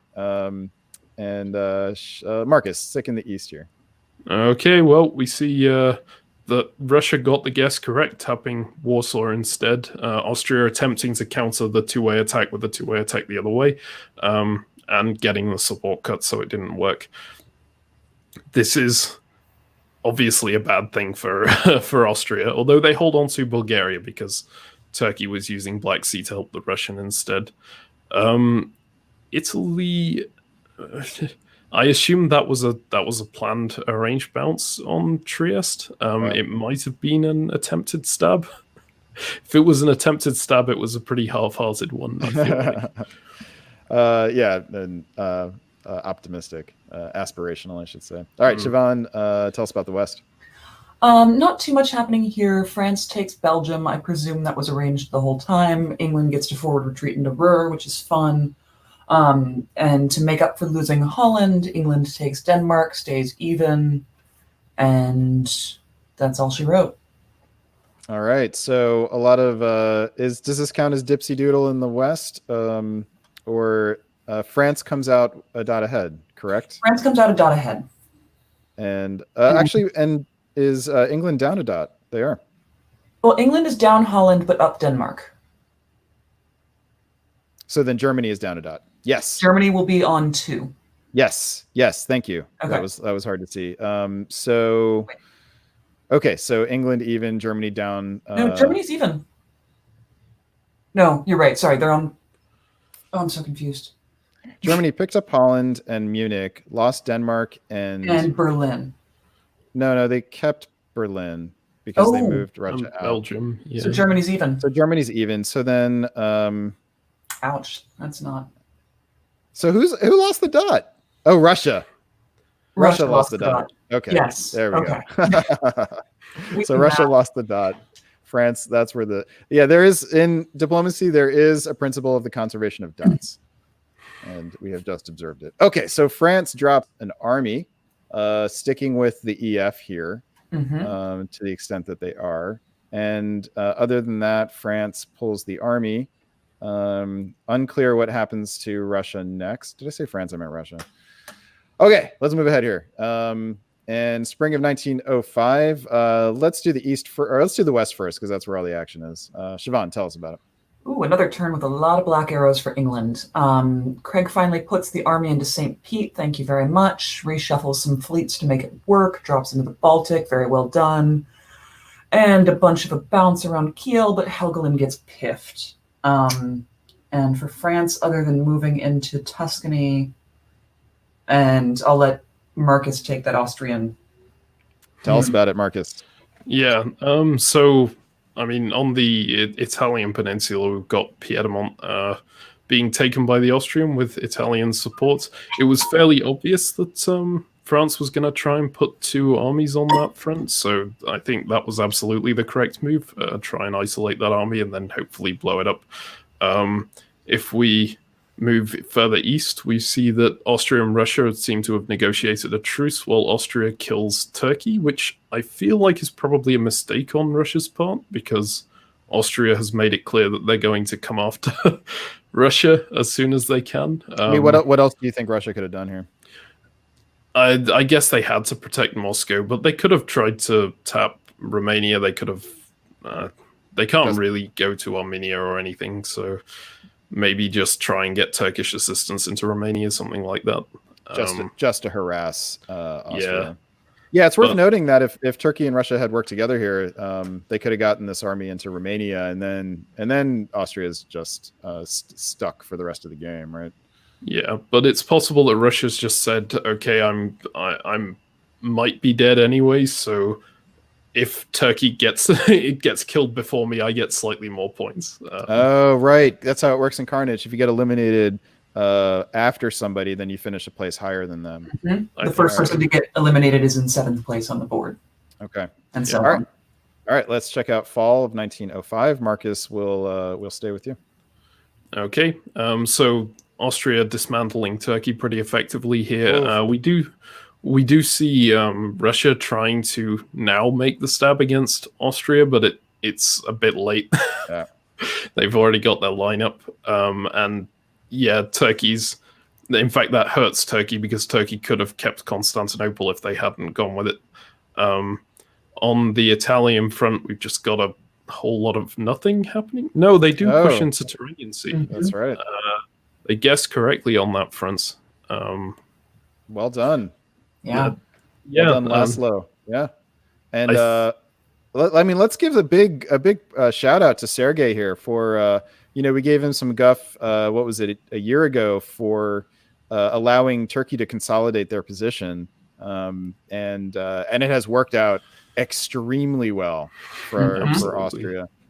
They now have not only all of the Turkish centers, essentially Smyrna will fall easily, but they've got the fleet in Constantinople. So that fleet will be in the Black Sea before long. Well, actually, there's some guessing here. It's not 100%.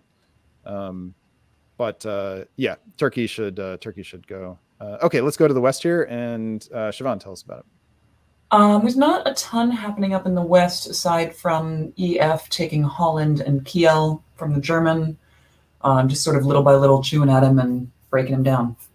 This is just a well-coordinated attack in this case, Yeah. right? Like they made the exact right moves. Not a whole lot of guessing, but they didn't need to. Little bit of an issue now with Belgium here, but I believe Right. just a self-bounce will do it, right? A self-bounce should do it, and Germany has to pull a unit. Oh wait, I'm sorry. This was the fall. So. Oh, yeah. Okay, so let's see what the builds are in this case. And he pulls it anyway. Germany recognizes sees the writing on the wall, as they say. We've got surprising army build in the sense that there's nothing that can be done with the army. There's no fleets bordering that spot, but England must be pretty confident that they have enough fleets to do whatever they want to do, and Sure. all they need to do is just keep. All Craig needs to do is make sure that Stephen is on side. So, and then Austria puts down 2 armies here, no surprise. That means they're confident that Italy's going to stay on side. It's a fascinating board, actually, because it's, Stephen and Craig, England and France here, have worked out a really successful alliance. They're both even at 8, and they still have a bogeyman on the opposite side to stay united about. Question for me becomes, at what point do you, if you're England or France here, decide that you want to go for this board top? And how do you go about doing it? Any quick thoughts on that? Is there any clear path that you guys see? Either one of you can take this. I mean, France is encountering some issues in the Med, and knowing Craig as well as I do, he should take advantage of it, but he won't. Because he's a conservative player? He's a good alliance player. It's less about conservative and more that I think he'd feel bad for dotting France at this point. Even if it's for the board top. Yeah. Marcus, you're laughing. Yeah. No, I think that's pretty accurate. I don't know the players, but it does look like the kind of alliance where that would happen. I also know that because I've played with Sergei in online games, he's very, very good at exploiting a strong alliance on the other side of the board to take complete control of the other side and just run havoc on top the board anyway. But in order to top the board, he's going to need one of them to stab the other at some point. So we'll you think? Well, they could get stopped pushing, but I think if one of them does stab the other, they'll probably end up in some war where neither of them gains very much, and he'll be able to get the jump on Italy, which is, I mean, this is coming from my personal knowledge of him. I think he absolutely would jump on Italy here if France backed off. So this may be a situation where the board is balanced so precisely that England and France simply can't stab either one without, if they don't stab, then Austria tops. If they do stab, then Austria tops. Like that. Let me just be in that situation. I think there's a chance they could top if they keep pushing and get the German centers here. Actually, it's unlikely because, Austria has Moscow, Sevastopol, Smyrna and pretty Smyrna, much on lock, right? Yep. They'd need to push really fast to get past Austria here. Okay, so then the triple point would be if England and France are able to get units on Austrian centers and are able to push him back a little bit, then you get the possible tension between the two where one of them could stab. Okay, all right. Yeah, that's my feeling. We just reveled in a bit of analysis. Let's move on for the reveal. And Marcus, anything in the east of interest here? I mean, Austria getting slowed down a bit is very important because of that English convoy to Livonia, but I'll leave that for the West to talk about. Obviously, Austria picking up Smyrna is nice for Austria. Not losing the gas on Bulgaria it's also very nice for him. Still a guess in the fall, though, right? I didn't notice it was spring even, but so he's going to have to deal with the Black Sea Fleet for a little bit longer. I think Bulgaria should have stayed home here. Yeah. Yeah. Well, I mean, they can't self-bounce, can they? Because Sevastopol could attack Romania with Turkish support, or vice versa. I suppose they could use Budapest and Galicia to secure Romania, but it slows them down even more.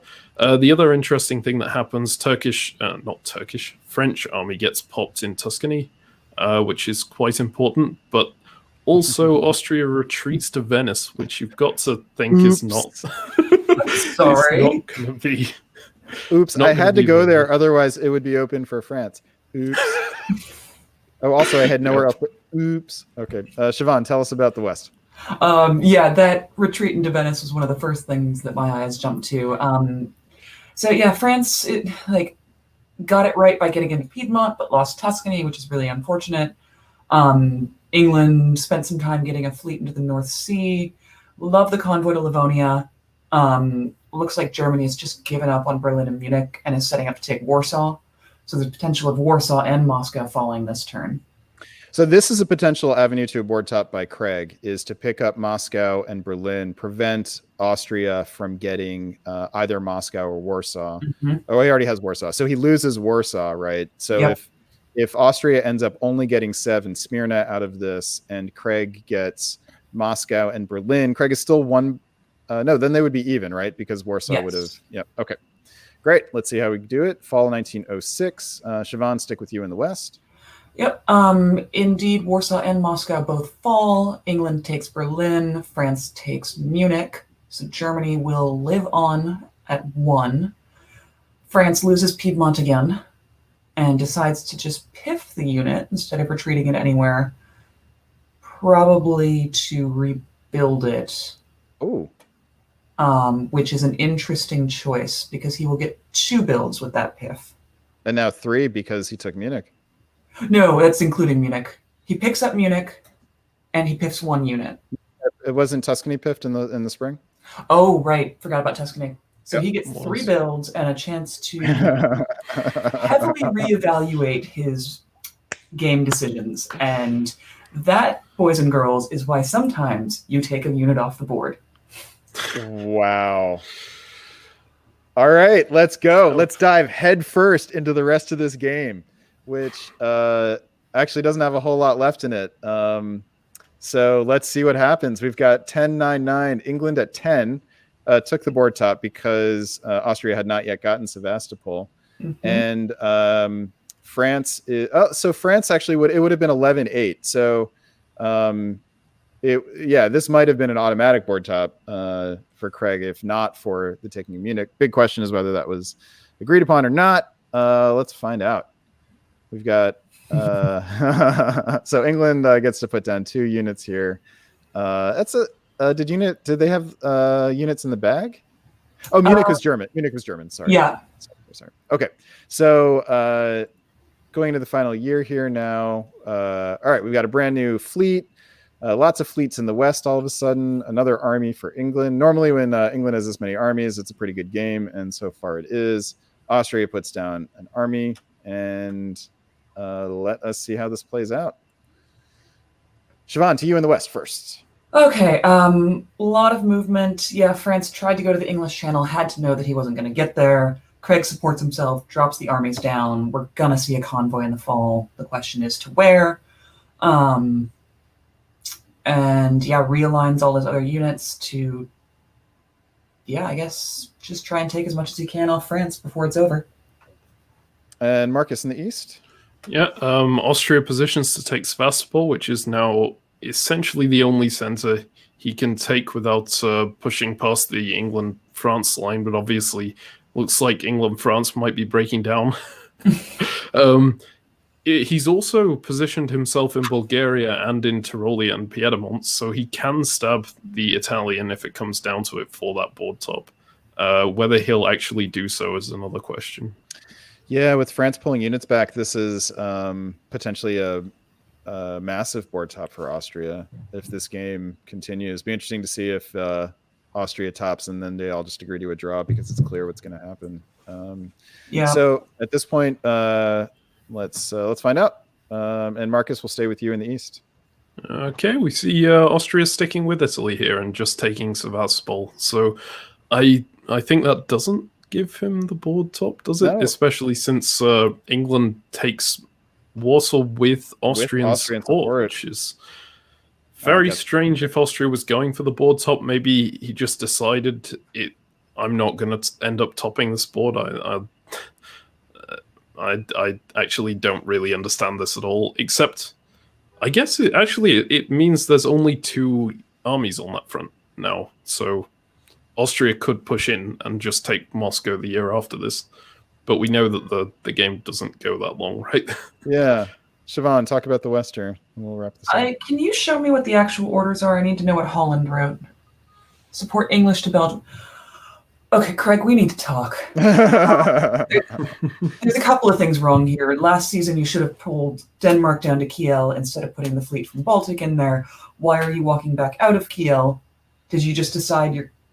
All of these units are... like counting the centers so y'all can tie or something? Like, you let us have Kiel, but you didn't take Belgium. I think that's what happens. I think this is a 3-way tie. Yeah, 10-10-10. Yep. Craig. Okay. This is not acceptable. So the game ends. There's no more moves. Wow. I feel a collective sense of disappointment among us. I don't see why Austria drew here. Like he can take Warsaw, he can take Moscow. He could get a board top by himself, but it might just be that they don't view the difference in points to be that massive. Or maybe Italy was going, if you don't accept this, then I'm gonna turn on you or something. But what is he gonna do? Actually, I guess, well, he could just like go into Smyrna or something. He can't really do very much, can he? But I think you would hurt him before he would hurt him sufficiently before he'd be able to start hurting you. Yeah. And plus you could have gotten a fleet in the water, right? Yep. It's a strange draw on the Austrian part. I can kind of see why England-France drew, because they have been in this game long alliance, and 10-10 is quite a neat way to end it. Well, I think the way that the East resolved it, I think that what we talked about before was the case here, that England and France, if they kept fighting, it would just mean Austria would top the board. But Austria should have topped the board anyway. So yeah, I just don't agree with Craig not taking Belgium at the end, because France was clearly supporting him there. I just I'm a big fan of going for it. So in Carnage, let's see, they tied. The 3-way tie for first place is the same as a second place finish. If you're, is that what it is? Yeah, if you're Craig and you go for it, the worst that happens is you finish in third place and lose 100 or 1,000 points or whatever it is. Yeah, I don't know. I don't agree with this at all, and I see the chat is very disappointed in this game. Yeah, I clearly we're all in agreement that Sergei really had little reason to draw here. Correct? Yeah. Sergei especially, and even if I'm Craig, yeah, I set up the couple of seasons before this a little better, and I don't think I see a reason to draw if I have an army in Kiel and the fleets where they need to be. But we agree that it's probably a losing cause, right? Like like Austria probably tops if you're at this stage. If England and France keep fighting, we're just more of the mind that it's like worth going for, because why not? Mm-hmm. Am I right, Siobhan, or do you think it's more that England's position is better than we're thinking? I think it's better than you're thinking, especially if he had done the last few seasons correctly. Mm. But I'm just disappointed. It happens. All right. I think those counts as final thoughts on board number 3, the Valley. There might be more to that title.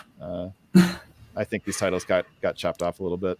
Okay, then let us leave behind board number 3. We'll move on to board number 4, which we left in 1902. Why don't we go through the rest of this game as well, and then Siobhan, you'll be done for this round. Yeah. All right, so let's not dilly dally. Let us. Oh, this is a fun board. This is a board with John Jameson, the worst diplomacy player of all time. Nicolas Ahuguet, former world champion, who we weren't sure whether he was outsmarting himself or not in this game.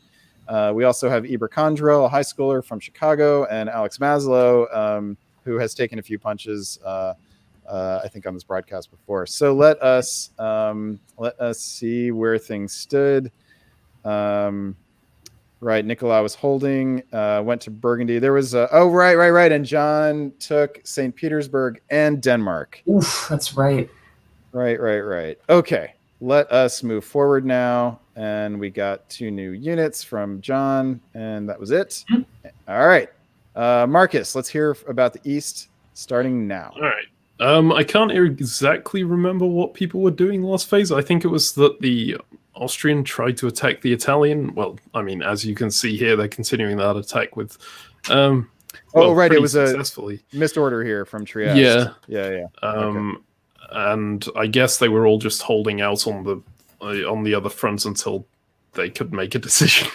But now Austria has made that decision. Russia has worked with them, and then. There's not a huge amount Turkey can do about that to keep Bulgaria. Cracking the rest of Turkey is going to be quite difficult here, I think, without, particularly because there's no way the Italian is going to work with them again. So moving that fleet out of Greece is going to be difficult.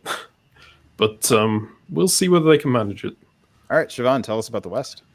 I always love to see a little unit shuffle, and that triangle between Sweden, Baltic, and Denmark is just nice and pretty. Let's see, France takes Belgium. Agreed, maybe. And we get a little mini Yorkshire pudding on the island. And we get some Dipsy Doodle in Scandinavia. Yeah. All right, let's. You ready? Then let's move forward and see the fall order. Siobhan will stick with you. Alrighty, after all of that, let's see. John tries to take Denmark back, completely fails. Yeah, it looks like the giving Belgium to the French was agreed on. And yeah, there's just some dipsy doodle in Scandinavia that needs to be resolved, but it's to Russia's detriment. So England and yes, England stays even. Germany picks up 1, and Russia goes down 1. That is correct. Rough game for Eber here so far.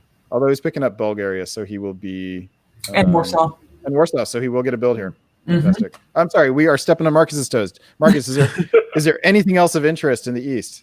I mean, the Sevastopol moving out to Romania is pretty clearly so that, well, I assume so that a second fleet could be built there and they can knock Turkey out of the Black Sea. We'll see whether they go through with that, because that is a bit committing a bit heavily for Russia, who's got 1 fleet stuck somewhere they can't do anything with it in Bothnia, and they'll have 2 southern fleets then, which can only go against Turkey. But it might work out. A 3 fleet, 2 army Russia.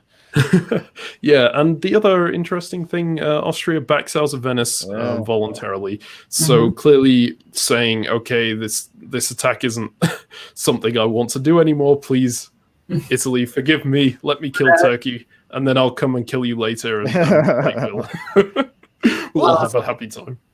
I will say that John Jameson has joined the chat, and he has told us that the Belgium was not agreed upon. Okay, so. But Belgium is German here, yeah? What do you mean? Yeah, so France took it from Germany without permission. Oh, I see. Okay.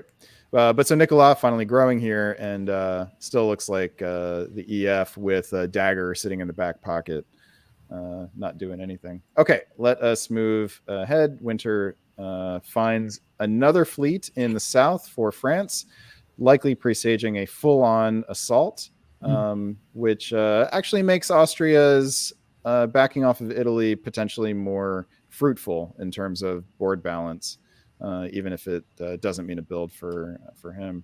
And in the east, we do have that the Southern Fleet from Weasel Eber Condrel, and this poses some problems for Turkey.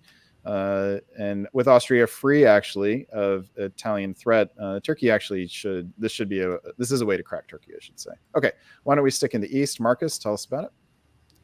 Okay, well, we see the Russian managing to lose Sevastopol here. Well, the Turk managing to take Sevastopol would be the better way to put that. But they do get into Black Sea. They have the retreat to Romania, and they have the unit in Moscow here, so should be able to retake it. It's just a case of the Turk managing to hold out for a little bit longer. Austria not trusting Italy, keeping that fleet in Greece instead of moving it to the Aegean, and it looks like that's with, well, is that with good reason? The move to Adriatic could be defensive here, but it may be a bit problematic for Italy given the French fleets coming, although those French fleets don't look like they'll necessarily go against the Italian. I mean, this is, yeah. Lots of curiosity in the West, lots of H's hanging around. Siobhan, tell us about it. It appears that John Jameson has misordered completely, but he is also the worst player I've ever come across. So you expect it, right? It could easily be deliberate, is what you're saying. Yeah, Nicolas joined the chat, and he says that Belgium was agreed upon. So, and I will believe Nicolas over John because he was involved in that negotiation. Okay. John has some issues coming up. Loses Sweden, German move to Helgoland, France is not pulling MAO away. Yeah, that's the right thing to do, Nicola and Evan. I mean, MAO holding is pretty curious, right? Like if he moves to North Africa here, then he has Tunis, and the fleet just isn't doing anything. Maybe he was spooked by this move to Clyde, which we actually didn't spend any time about. Yeah, the move to Clyde might have spooked him. I have confirmation from John that this was a misorder. The NMRs, basically. Yeah. A costly misorder because this is not a unit that could be taken, and now it can't be taken. It could be taken back actually, but not without risking North Sea. So, all right, let's see what happens here. Let's stick in the West with you, Siobhan. Tell us about it. Nicola does nothing. John pulls Clyde back, possibly part of that conversation about it spooking Nicola. So he says, "Okay, I don't need to be there." John retakes Sweden, loses North Sea, which is painful. And retreats to Skagerrak. Yeah. So, I mean, that misorder cost a lot, and it's going to take him a while to regain position. And it entrenches Germany and England in a conflict that it will be difficult to unwind. Whereas, I think if John had retreated to English Channel, then he could try to make an argument to Germany that they work together. But maybe losing North is just a bridge too far for him. Yeah. England. Okay, let's go to the East. Marcus. Okay, so we've got. I really like the French play here. Like staying in mid-Atlantic Ocean instead of pushing on Tunis has let the Italian go back east again, and France can still just as easily jump him if he feels like it. Obviously, Austria saying, "Okay, Italy, yeah, you went to Adriatic. You know, I can understand that as a defensive move. I'll trust you and go to Aegean." And then, bam! Suddenly, the Italian is right back on his back door again, and this attack against the Turk, it probably will work because they're now in position to push against the Turk pretty hard. But it's still going to be very awkward for the Austrian having to do that and defend against the Italian at the same time. Yeah, these are moves that should have happened in the spring. Yep. And Eber gave up the Black Sea here in a way that just was completely unnecessary. There was just no reason to do this. I mean, it was to... Oh, yeah, no, because he should have just supported the move. Exactly. Yeah. Exactly. This is, the good players like to talk about using units to cut supports rather than merely support. But this is the case where it's much better to issue the support rather than to try to cut. And for the exact reason that you see here. Okay, let us move forward. Spring of 1905. So I guess there were no builds. Spring of 1905. Let's stay in the East. Marcus, what do you got? Okay, so Russia retaking Black Sea again, but they're pulling out of Armenia to do it, which is... it makes attacking Turkey even more awkward. Turkey manages to get into Bulgaria here, which is pretty big. It looks like there might have been some attempt to make an agreement between Russia and Turkey, but I don't think that was a good idea, given that Russia has 2 fleets down there, pretty committed. If they were making an agreement, they should have tried to take one of them off the board. Italy moving around to the eastern Mediterranean and the Ionian looks like setting up for a Lepanto-style play, so maybe they weren't against the Austrian after all. But at the same time, we see France get the jump on them and go into Tyrrhenian and Western Meds, which... Why not move Mid-Atlantic? Mid-Atlantic has not accomplished any. This is now 2 years in a row that he could have guaranteed himself Tunis. I think he's guaranteed himself Tunis regardless. Keeping Mid-Atlantic Ocean held is great because it keeps his options open still. Yeah. I'm actually coming around to Mid-Atlantic hold. It actually reminds me a lot like the Ionian hold from Corey in the Royale game last week. Yeah, you're right. I take it back completely. Yep. But I don't know. I don't take it back completely, because if he had moved this,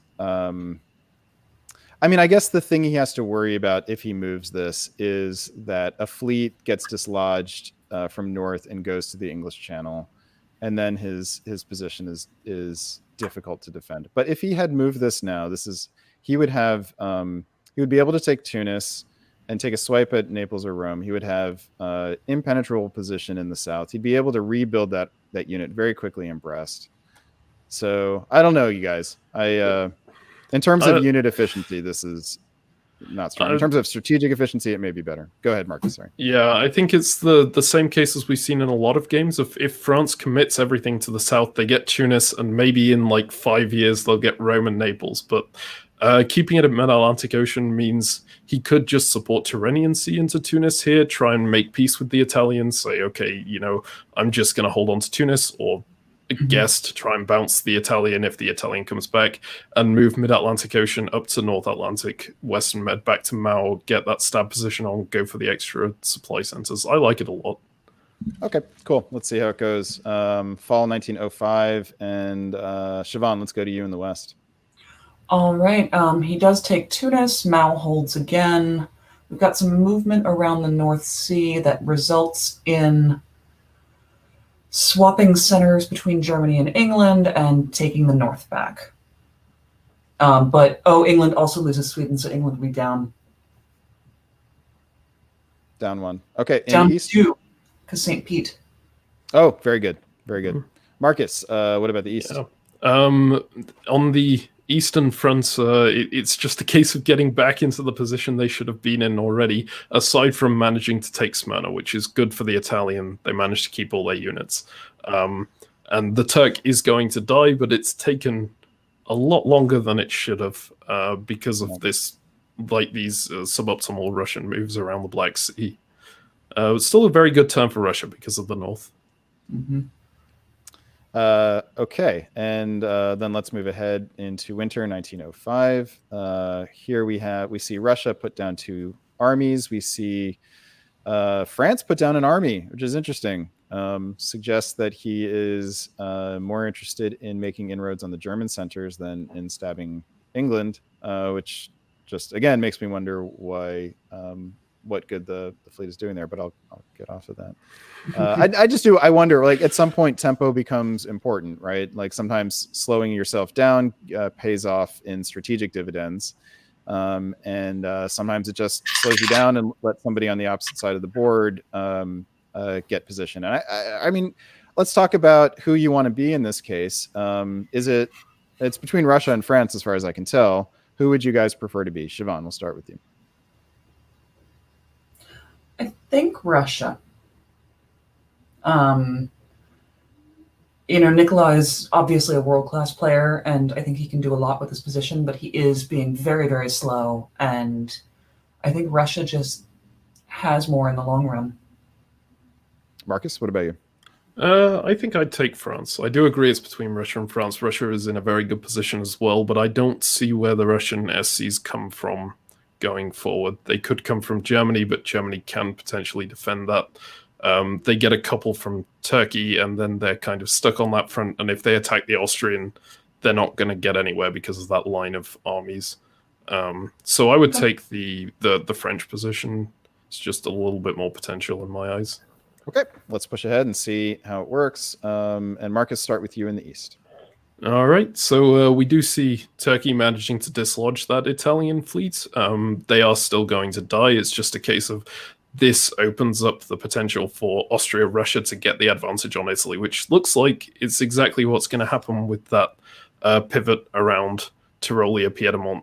Tyrolia-Piedmont, Trieste, getting ready to get Venice. Very good for the Frenchmen there. Finally, right? Venice can now be guaranteed. Yep. This is like I said earlier.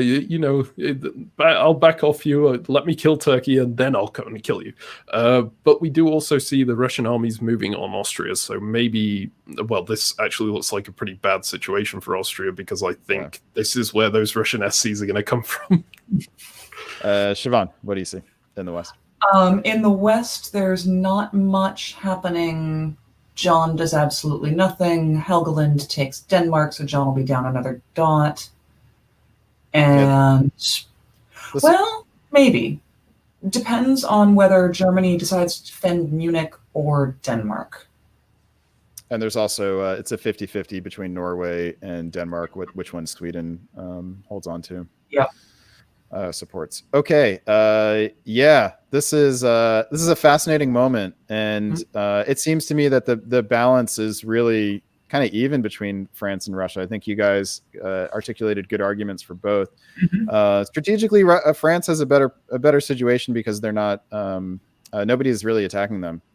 But the question is, what comes next? And Russia does have a lot of growth potential here, potentially.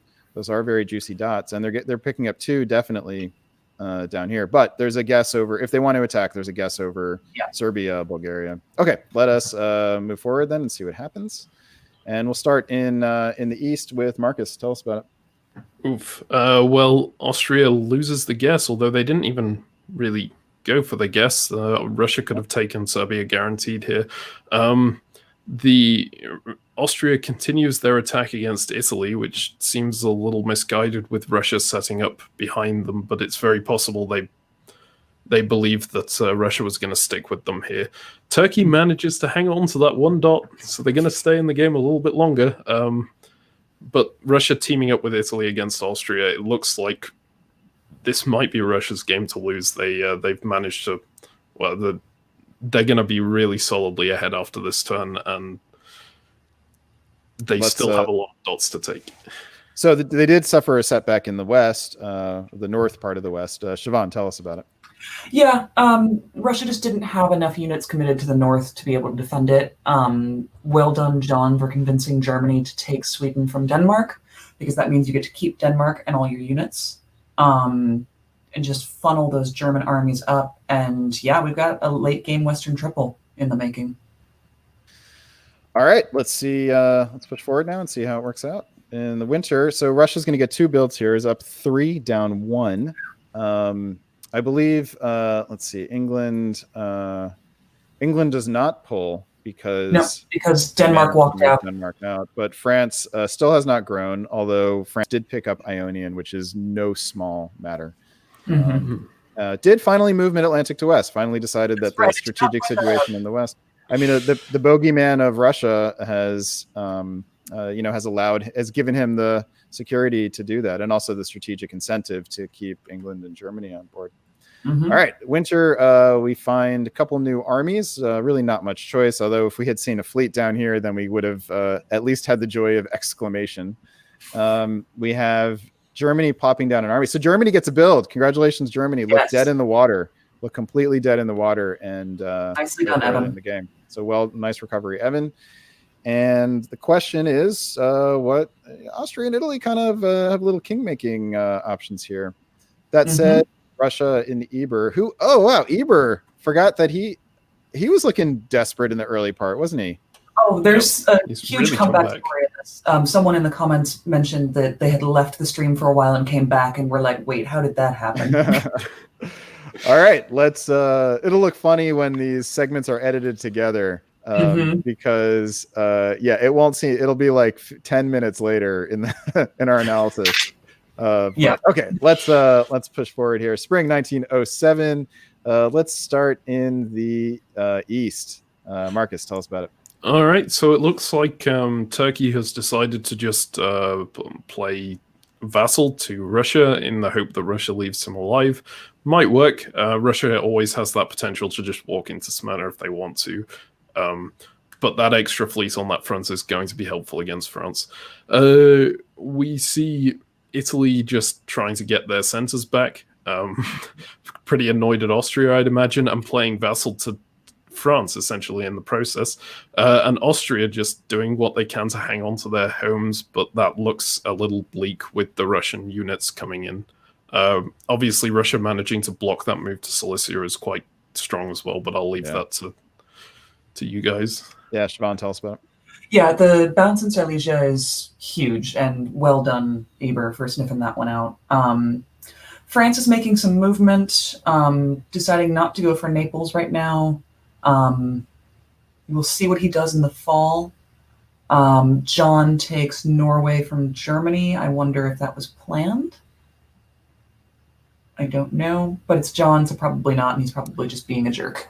Well, Germany, St. Petersburg is guaranteed. That's, St. Petersburg will be guaranteed. So John should get a build here. Delicious. What's it going to be? He'll probably write Army Warsaw or something, just because it's very John Jameson to do. Okay, let's push ahead to the fall here and start with you, Siobhan. Tell us about the West. Yeah, absolutely. John does absolutely nothing except for supporting Finland into St. Pete. Eber wasn't even trying to defend it. Little dipsy doodle around Budapest. Oh, I'm in the east. Why am I in the east? Because that's where all the units are. That's where all the units are, and it's interesting. Nicola marches Marseille, Piedmont into Tyrolia, takes Naples, indeed. And sorry, 1 second. That's about. Let me continue on with the east then. Yeah. Yep. There's a little dipsy doodle around Vienna, Galicia, Budapest, which I always love seeing those. They're just delightful. Yeah, but I'm not sure I understand why Budapest didn't just support Galicia into Vienna. This would have netted Eber another dot here. That's a really curious question. I suppose he might have been worried that Serbia would go to Budapest. But what? So what if it does? Yeah. But I mean, the net of it is he takes Serbia, and they get the Turk into the Ionian. This may be a misorder that costs Eber the board top. Mm-hmm. We'll see how this goes, but this is a little actually painful to see. Yeah. France, so now is when Nicola stakes his claim to the board top. He's got great position in all places. He doesn't have a problem on the north, unless he does, right? Unless he does. Unless John Jameson creates one. Let's see if that happens. Army London, no! Boo! Boo! Boo! Boo! If there's one thing about John that that we normally don't say, it's that he is boring, and this is a boring build. That we say about John. This is a boring build. And Nicola puts down another fleet, which is interesting. You could have made the argument for an army here to drive into Germany and clinch the board top, but clearly looking for to secure the other German centers, I suppose, or the Italian centers, I suppose. Yeah. Okay, anywhere else on the board? Just have some disbands from Austria. Just trying to hold on for dear life. Looks so Turkey may not get eliminated first, right? That would actually which matters under Carnage. All right, let us see spring of 1908. Marcus, if you're ready to give us some words, then drop. So again, Turkey just continues this vassal play, which works out perfectly for them. Russia moving away from that front, taking Greece, which is actually huge. I mean, they could have done it anyway with the support, but they managed to do it unsupported here. Russia pulling the Italian unit into Trieste is quite an interesting one as well. And it looks like France tried to stop that from happening, but Austria sabotaged themselves by moving that unit. So Austria is almost certainly going to be out of this game first, with Romania also pushing into Budapest. Russia loses Warsaw here because of Austria's sort of screw you move of moving to Galicia to cut the support. So, yeah, we seem to... and Germany's going to keep it, we should say. Yeah. So this is a direct result of Eber not taking Vienna properly last turn. If he takes Vienna properly, he's got both of these dots secured, and then then he's not in Galicia. He loses Warsaw. He loses Warsaw no matter what in that case. But at least he'd have another unit in Sevastopol that could help out in some way. Yeah. Okay. Let us. I'm sorry. Did you already do the West? I think it's clear. No, we didn't. The only thing of note is Germany supports Denmark into Baltic, and John convoys an army into Denmark right behind him. So the question is, what is his plan? You know, is he angling for a shot at the board top through the German centers? That's a possibility. All right, let's keep going here. Adam tipping his hand there. He's about to come back on. A little over eager. And all right, fall 1908. Let's reveal, and let's start in the East, because that's where lots of activity is, and then there is an interesting thing in the West. Marcus, what do you got? Yeah, so the East, it appears that Russia's gambit of supporting Italy into Trieste definitely paid off. The Italian is now on his side, as far as I can see. But at the same time, it looks like Turkey's flipped to the French side now, taking Venice, and they're going to be able to build, which is horrible for Russia. The Turkish getting that army down, it's a fantastic play by France and Turkey. Russia gets pushed out of Greece by by an arranged move into the Ionian, but I think France has to be happy with this turn. It's fantastic. This is spectacular play. It's hard to imagine this turn having gone any better for Nicolas. So, to the extent that he organized that diplomatically, well done. Siobhan, what happens in the West of note? In the West of note is that John does indeed use that unit in Denmark to take something off of Germany. Was it planned? Germany's just walking out. Who knows? I guess John's just angling for a few more dots. And we say goodbye to both Italy and Austria before Turkey. Right, both of them. Curious play up in the north by Evan in Germany. Not sure what. I guess he needed. Well, he didn't need. Well, I guess he did need it to hold on to Warsaw, but he guesses wrong and loses St. Petersburg. Loses St. Pete is the result. Yeah. This is actually. I mean, apart from the potential strategic disaster of having Turkey turn. This could actually, if Russia can keep Turkey on side, this could actually work out pretty well. I will point out I was wrong. Italy has Trieste, so we say only goodbye to Austria this turn. Thank you. They also keep Greece because they pushed the Russian unit through into the Ionian. Oh, he led from Greece, not a. I take that back. I take back what I just said about Eber. This This is not a great turn. If he had taken Greece and either taken Smyrna or Ionian while keeping Turkey on side, that's a totally different story. But if you're Turkey, I don't think there's any reason to under Carnage to go after Russia here. No. Except to make things interesting. Because Let's see what happens. We got a fleet. All right, you're Russia. You got to feel good about that.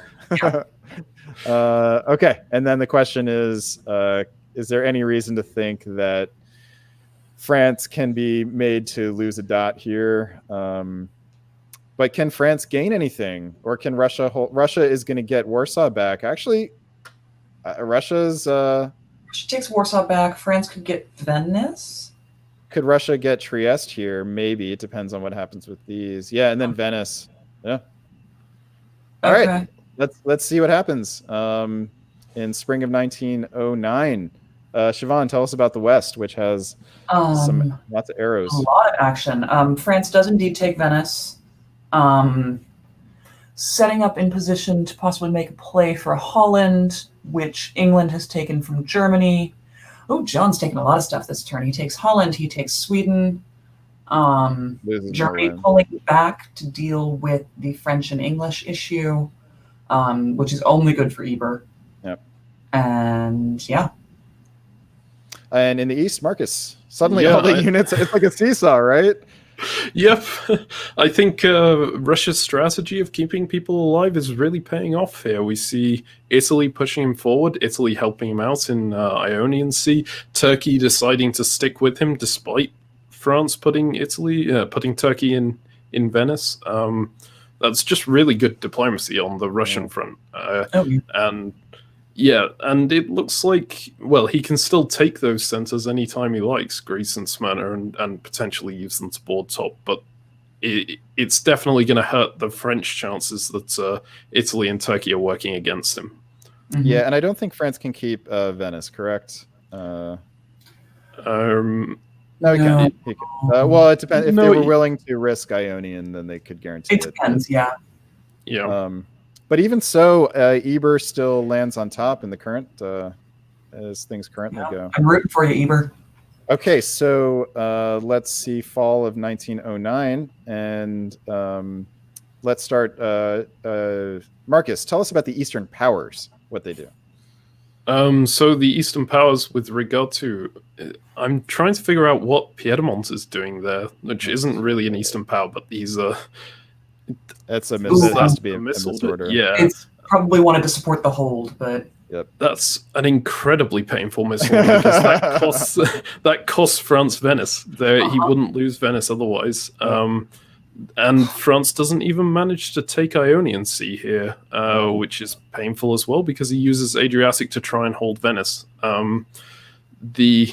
Elsewhere, the Russian is just pushing forward against the German, but also helping the German. So I guess pushing forward to prop the German up, but not a huge amount of movement anywhere else, and that's good for the Eastern Powers.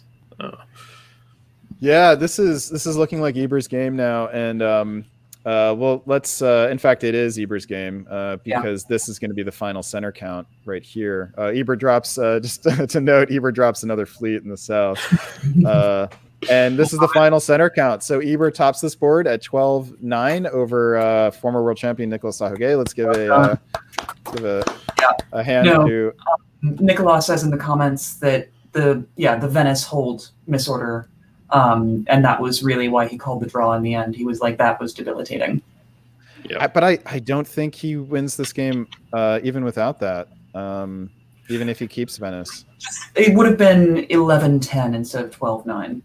And Russia has 2 in tow from Greece and Smyrna, and potentially 3 with Trieste, but that's a harder one to take if Italy doesn't want you to have it. But yeah, I think this was fantastically played from Russia all around. And that comeback was... could we get to 18? Well, given these builds from John Jameson, yeah, and yes, I would not think Russia could get to 18 here. Then maybe they could push into Berlin or Munich and hold it. But Rome, Naples, Tunis is a really hard line to break completely. Tunis in particular is never going to be Russian here. So, but if these two fight, then yes. I mean, yes, then it's German centers. Yeah. So. Okay. So, all right. So Ebert seems to me did a better job than Nicolas of using the smaller powers to his advantage. So this feels to me like a diplomatic victory. Would you guys agree with that? For sure. If Turkey builds an army instead of a fleet there, it's a completely different game. So Russia managing to keep all the small powers on their side is a fantastic play. Yeah, I know. I absolutely agree. I think Eber probably diplomed a fantastic game. I think Nicolas also had the handicap of having John Jameson in his theater. And there were some moments where I think that actually really did make a problem for Nicolas. I'll be honest. the loss of tempo from leaving Mao at home. I think. I mean, it's a counterfactual. You don't know if he had moved it, whether that would have invited some danger from England and Germany. But with England and Germany fighting so much, I think Nicola was never in a position to hold on to gains in the east and make gains in the north. Yeah, and Eber for his sake made enough gains in the south to outweigh the fact that he didn't make gains in the north. But he did manage to hold off any incursions, or at least he lost St. Pete and then recovered it. Correct? Yeah. But he managed to do all of this without losing that fleet, right? Like if he loses this fleet, then he does not top this board. So, and Marcus, you were arguing in favor of the Mid-Atlantic hold earlier. Do you still feel that way? Yeah, I still feel that way. I don't think France would have taken much more on the south if they'd have moved the fleet east earlier. I think, in fact, they would have taken less because they would have turned Italy against them, and the main reason they could take this much was that Italy was heading the other way. So I like the Mao hold. I think almost maybe the only mistake with Mao was moving it to Western Med when they did, instead of just holding it there longer and seeing if they could make the jump at England at some point. But... All right, so you that's great. So it wasn't that the problem wasn't that he held Mid-Atlantic, it's that he didn't hold it long enough. Yeah, I think so. All right, Marcus, I believe this. No, Marcus, you're staying on now, right, for another 2 games. I think I'm on for 2 more games. Yeah, Siobhan, this brings your work on this stream to a close. We will see you this evening on the live stream that begins at 8:30 Eastern time. Thank you so much, Siobhan, and we'll see you in a few hours. All right. So Marcus is hanging on. I'm now going to bring on Adam Silverman to take over the hosting job. Welcome back, Adam. Great to be here. And I'm going to hand things over to you and Randy Lawrence Hurt, who comes back after an extended break. Welcome back, Randy. Pleasure to be here again. All right. I'm going to turn things over and let you guys have a good time. Okay, so let's move on to game number 5. I'm told that the round 2 board draw just happened, so we're going to try to speed things up just a little bit so that we can plow through this and get through these last 4 games. So I think what we'll do for this is just have one person break down each season just to kind of move it along, and if there's anything else that we need to discuss, we'll add that in. So why don't we just do a quick recap here.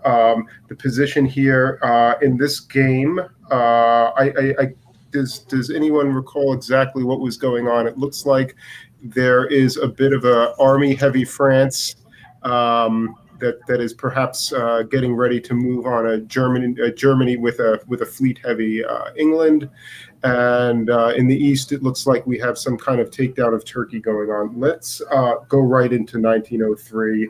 And Marcus, why don't you break this down for us? Okay, so we're seeing the Austrian attack the Russian here, which is definitely deviating from the plan to attack Turkey, but also Austria supporting Italy into the Aegean Sea is going to break Turkey completely. So this is a pretty strong Austria-Italy alliance coming through. You've got France moving from mid-Atlantic to the Western Mediterranean and to Piedmont, which is a bit easy to counter. So I don't know that it's the best move, but it does slow down this, potentially slow down this attack on Turkey if Italy has to turn around. We've got England moving full force against St. Petersburg, which is going to work, I think, but it is going to be a fleet that goes in there, so that's not a huge problem for Russia going forward. And Germany just trying to hold out against this England-France alliance, and clearly keeping Russia on side in the north too.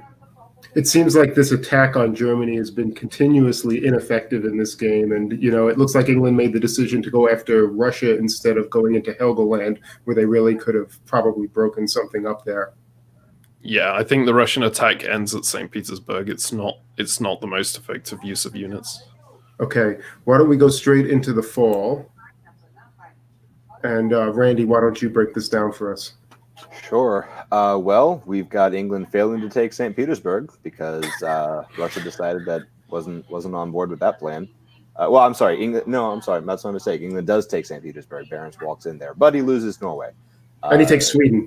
And he takes Sweden. So net plus for England, but that Russian fleet in Norway is going to be obnoxious.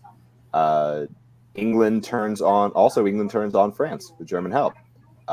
Keeps Belgium empty and throws an army into Burgundy, which is going to be of questionable effectiveness. Oddly enough, France chooses to disband that army rather than just retreat it to Paris or Marseille. So not really sure what France is planning there. Over in the east, we see Austria and Italy continue to coordinate, kicking Russia out of Romania. And Russia pulls back off of Turkey to go deal with his impending Austrian problem. Austria also picks up Warsaw. So Austria and Italy both are growing. Italy will be more than capable of dismissing the French threat here with that bill that he's getting. So I think two things kind of stick out to me. One is in the West, the decision by England to turn on France and do it in a kind of a strange way, by just trying to attack Burgundy and not even no follow up into the English Channel or anything like that. And then in the East, the decision by Austria and Italy to really go more aggressively against Russia here than against Turkey. I mean, maybe there's not much gains to be made against Turkey from this position without Russians' help. But what do you make of those two kind of anomalies in this game, Marcus? Sorry, I was looking at the chat and at Doug saying that he might need to come on a bit earlier. So I was wondering whether we should do the games that he's involved with. Okay, let's work through this one and then we'll jump into Doug's games. Right. Sorry, so what exactly was the question here? So we were talking about the decision of the English to make this kind of move on France rather than continuing the attack on Germany. Well, I mean, the attack on the German has been pretty ineffective, although that's been in part due to the English moves here. I think it's fair. I think England could make a lot of progress here, but at the same time, they haven't moved to English Channel. They haven't really positioned correctly for it, so they could have probably done better by just continuing the attack against Germany and trying to position their units more effectively. Okay, let's jump ahead and let's see the builds for 1904. So we see Russia disbands both northern units. I guess it's made a decision to focus on the south, which is probably reasonable given the circumstances. Italy puts a new fleet into Rome, making sense with the French position. Interestingly enough, France goes with Fleet Marseille. So we were talking about that disband, and it turns out that he's really going to double down on the south and hope that he can convince England to do something else, right? And England builds another army, which is suggestive, again, could be going north, could be going onto the continent. Yeah, whether or not England moving into Burgundy was agreed upon with France, it's going to work out just fine for France because he can cover Paris and Gascony with his armies. And meanwhile, his fleets can get busy in the south, and England's army up at Edinburgh is probably aimed at retaking Norway, and England just secure his northern front. Yeah, it's an interesting point. It could have been entirely subterfuge just to destroy that French army. So let's see what we get. Yep. Yeah, so it certainly looks like it. Go ahead, Randy. Why don't you break this one down? Sure. England pulls back to Belgium, probably agreed upon with France. My guess is England and France are still working together, but they've decided they're not going to be able to crack Germany. So they're just going to kind of go their separate ways and leave Germany alone for now, which Christian seems happy to take that offer and just hold his stuff. Italy continues to pull the stuff back to defend, which he kind of has to do. One thing I want to mention here that I actually really like is how entangled Austria and Italy are. It really locks down their alliance. Neither one of them can effectively stab the other without causing just major problems because they're behind both of their respective lines. So I think even if the board dynamic wasn't kind of pushing them towards being allies, the way they've situated themselves in the Balkans, I think, is going to force them to be allied for quite some time yet. Yeah, let's comment a little bit on the Balkans. Look at what that Romania army getting convoyed over the Black Sea by Russia after Italy basically just attacked Russia for Romania in the previous turn. Really quite an interesting change of plan and probably great negotiations between the two of them to let something like that happen. Yeah, I don't know if I love that for Italy. I mean, he can't protect Romania, and Russia's got two on it. It's I mean, and Romania can't. His army in Armenia can't do anything particularly effective unless he can't take Ankara, he can't take Smyrna. So I'm not sure if I like that move on Italy's part. All right, let's go to the fall. And Marcus, why don't you break it down? All right, so we see Italy attempting to help Russia into the Turkish SC here, and I think did the Austria? Yeah, okay. So the Austrian units attempted to support Bulgaria into Con, but because of that Russian backstab, Italy's just lost everything here. They lost Romania as well. Austria trusted Russia. So I think that convoy was just a genius move by Russia last phase, getting all this trust and then getting back on the board. Obviously, still quite bad for Russia in the north. England putting armies into St. Petersburg and Norway. We've got Germany positioning on Sweden, which is interesting. I think they also moved into Belgium. Can't really see the arrow there. It looks like that Germany managed.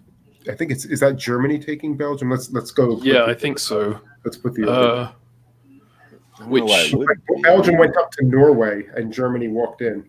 Yeah, I would assume that given it's combined with the move to Baltic, that wasn't arranged, but there's always the possibility that it was. France obviously just continuing to batter at the Italian front, and maybe they'll make some progress now. Oh, they did make some progress in Tunis.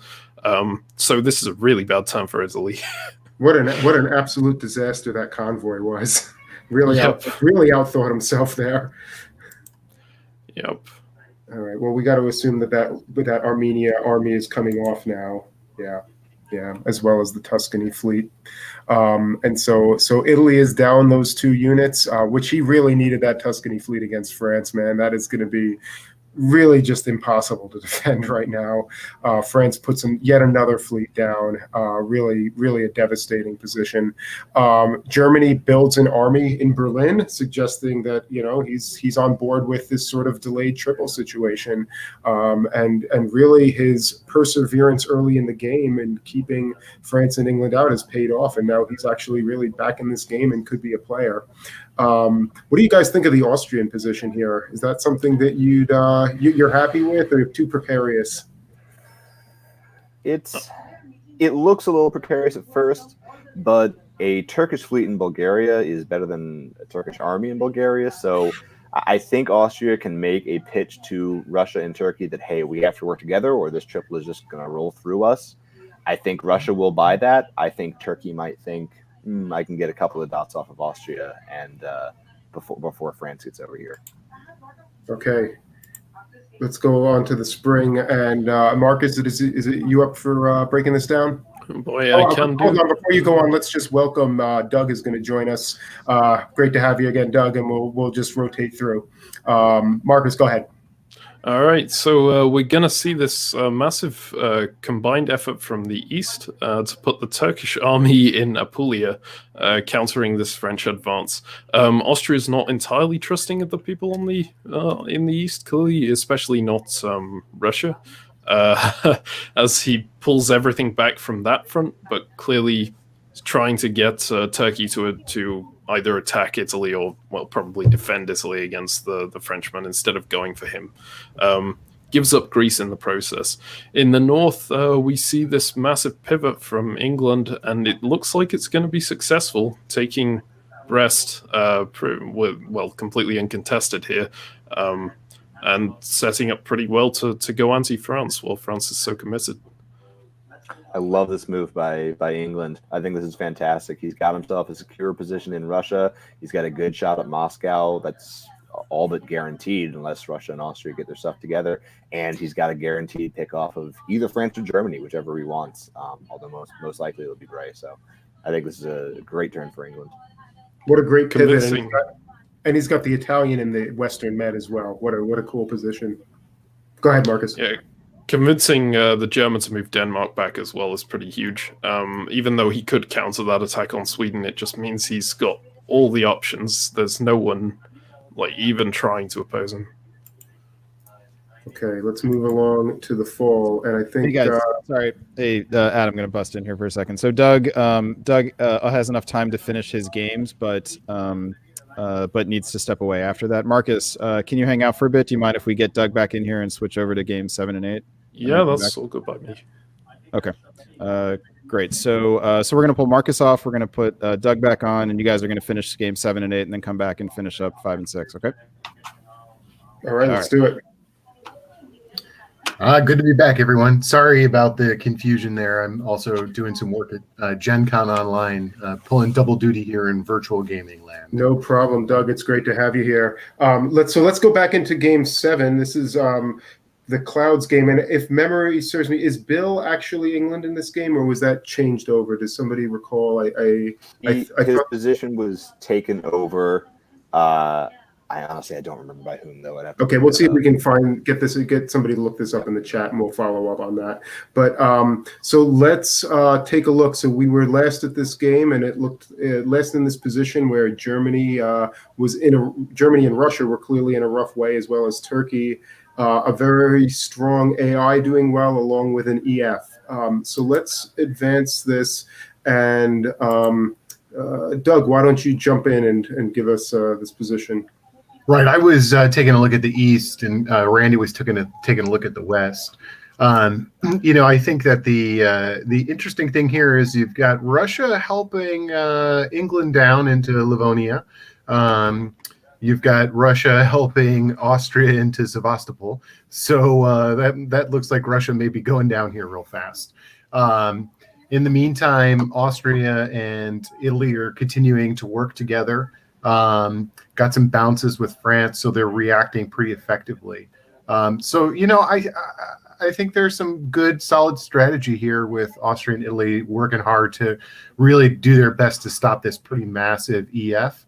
But they've got to kill Turkey in order to get that done. And if you're the EF, you still rolling this? You're happy?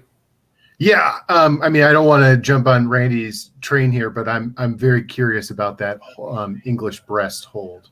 This is one where, if I recall correctly, in like 1902, Germany and Russia decided that they hated each other, and they kind of just suicided into each other. And France is clearly taking advantage of that. He's forced Kiel, and he'll be able to force Berlin next turn unless Germany decides to change his mind. So, yeah, if you're EF, particularly if you're F, you're absolutely keeping this going. I mean, you're walking into dots, so there's no reason not to. E, if you're England, you might be a little bit more nervous about this because France is walking into dots, and your next dot is not particularly clear. All right, let's go to the fall. And Randy, you want to break down the fall for us? Yep, here we go. England forces Kiel, though that I was going to say that might have been agreed upon with France, but France actually did try to hold it, and the support in Munich was cut by Italy. But England doesn't make any attempt to hit the channel. He just tries to ineffectively hit Holland, which I'm not sure I understand that. It seems like it would have made more sense for him to put two on the English channel. But he does force France out of Kiel. France retreats to Berlin, so France is still building, as is England. And France and Italy continue to bounce over the med. France is probably happy to just hold that position until he figures out what's happening up north. So do you think this was a legit stab on the part of England, or he retreated? I can't tell. If it was, the net result of this is not really that problematic, right? No, I would be inclined to think it might be a stab because he does try to move to Holland, and France clearly didn't want to give up Kiel. But if it is a stab, it is not terribly effective. Doug, anything you want to add? Well, the East here resolves pretty effectively. Turkey is gone, and Austria and Italy split that up. Italy gets another build. That's pretty important. Austria gets another build, can put another army down in Vienna to rush to the center of the board. So they've acted really quickly and in concert to counter the EF, and they seem to be working together. And, with the breakdown of the England and France, it looks like Russia's facilitating England trying, a little bit. So that's nice. So, I think pretty strong play here by AI. They take out Turkey, which gives them a safe rear, and they can focus all their forces forward going on now. Would you have liked to would you have liked to see more aggression with the Bohemia Galicia units instead of self-bouncing in Vienna, maybe trying to take a shot at taking Silesia or something like that? Well, I kind of would be interested if you're in Galicia. Why aren't you helping England into Warsaw there, which is a weak position for England, but is very powerful for me? Self-standing in Vienna. If Italy's stabbing you here, you're going to get worse than just that. So protecting that one dot doesn't seem like a good use of those units. Bohemia could have cut Silesia, Galicia could have put Livonia in there, or you could be putting Moscow in. So, yeah, not sure. All right. So let's jump ahead to the builds. And this is this actually the end of Germany? Germany has Warsaw left and pulls Warsaw, leaves Silesia, which is an interesting choice. We bid goodbye to Turkey. Russia removes Moscow, keeps the one unit in Ukraine. And then in terms of builds, we see a French army and an English army. Probably maybe surprises there. I don't know. I think England had some interesting choices. Could have put a fleet in Liverpool if they really thought there was a stab coming. France could have built another fleet if they really were going wholehearted. What do you see, Randy? I see the ES continuing. If that was an attempted stab by England, which I'm increasingly thinking it probably wasn't, England quickly realized that it wasn't going to work, builds the army instead of antagonizing England with France with the fleet in Liverpool. Army and Eddie can get convoyed into probably going to try to convoy that into Denmark, or maybe go over the top, or just leave it on the island in case France gets picky. But my guess is England is happy playing for second here and letting France just continue to push through the middle. Okay, let's look at spring 1906. Doug, break it down. Well, first of all, I really liked Italy's put of an army down here. They didn't really need another fleet because they've got Aegean, and putting another fleet down is not going to ultimately be helpful for them. So I was pretty excited by that build. I thought that was a really very clever move in this instance. So they've got enough really here to stop, and they just snuck into Marseille, which is really pretty nasty.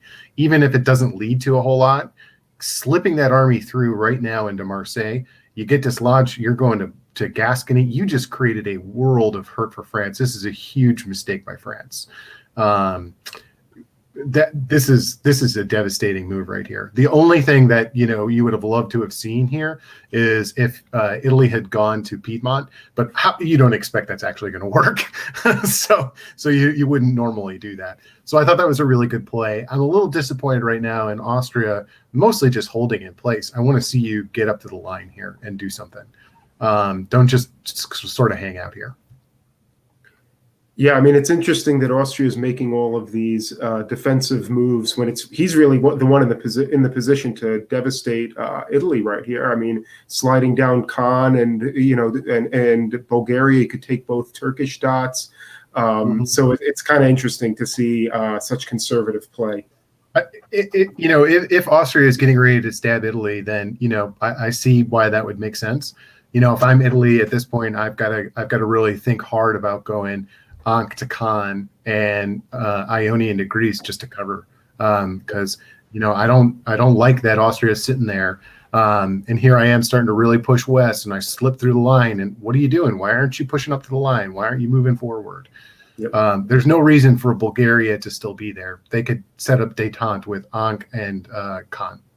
Especially since the Russian army in Ukraine can just walk into Romania. Why isn't he covering Romania, right? Yeah. All right. Fall. All right, there things start to move along. I guess, Doug, I think, are you up for this one? Sure, I'm ready to go here. The West is still doing a lot of pushing pieces, reacting to Italy getting through.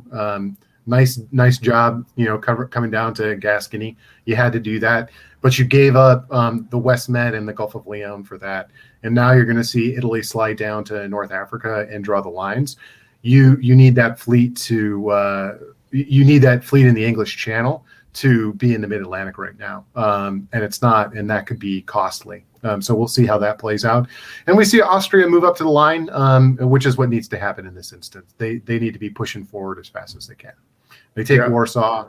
it's a good turn for AI in this instance. And I see a little bit of conflict in EF on the other side of the board, which, can only help the AI. Yeah, a savvy move by Italy here might have been to order Marseille to Gascony to either bounce it or actually end up there in the event of something else happening. But he actually held. All right. This is overall a solid turn for England as well. I mean, they picked up 2.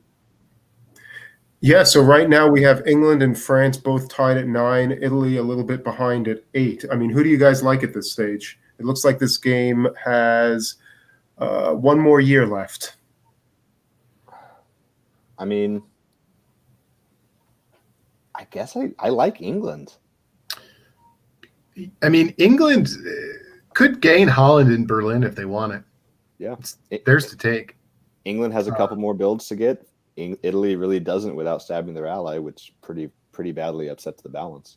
I don't see any growth here really for Austria or Italy. If Russia is willing to work with them, they can retake Moscow. I think Russia's dead. Russia is dead. Yeah, no, you're right. Russia's out, so they can't get. Yeah, they didn't put the fleet in Liverpool, so they're not going for it. This game's going to draw out. I don't see any shaking these alliances, most likely.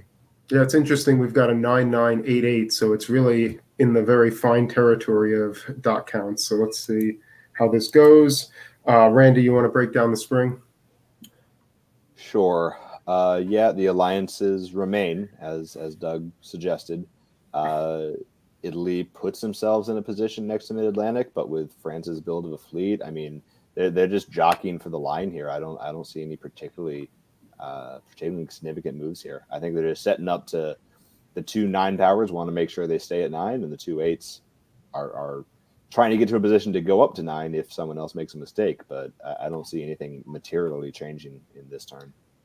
Was there a misorder in Eddie going to Kiel? Because I see the convoy to Prussia. So it looks like convoyed there was a misorder. He convoyed North Sea convoyed Kiel to Helgoland. So that was clearly a misorder. Yeah. That could be costly. It gives France the opportunity to take Kiel if they want it, and there's not anything England can do about it. But with the pressure, France is in Holland, though. France is not in Holland, right? No. Just to walk in through Munich and Berlin, you're saying? Yeah, I mean the thing is that it's costly, but it's not devastating. Because they're in Prussia, they can still hold Munich. Silesia, Bohemia, and Tyrolia aren't going to be able to crack Berlin and Burgundy. So, a little lucky that misorder didn't cost. Okay, and let's take a look at the fall. And it looks like not a lot of things happening here. Doug, you want to just comment real quick? Austria is going to take a dot from Italy. That's really the only thing that's going on here. Everything else is a whole lot of nothing. Eddie does the correct order, gets in there. So, looking at the scores here, it looks like Austria is taking 1 off of Italy to, probably in an arranged move here, maybe to tie for the top of the board, is what it looks like.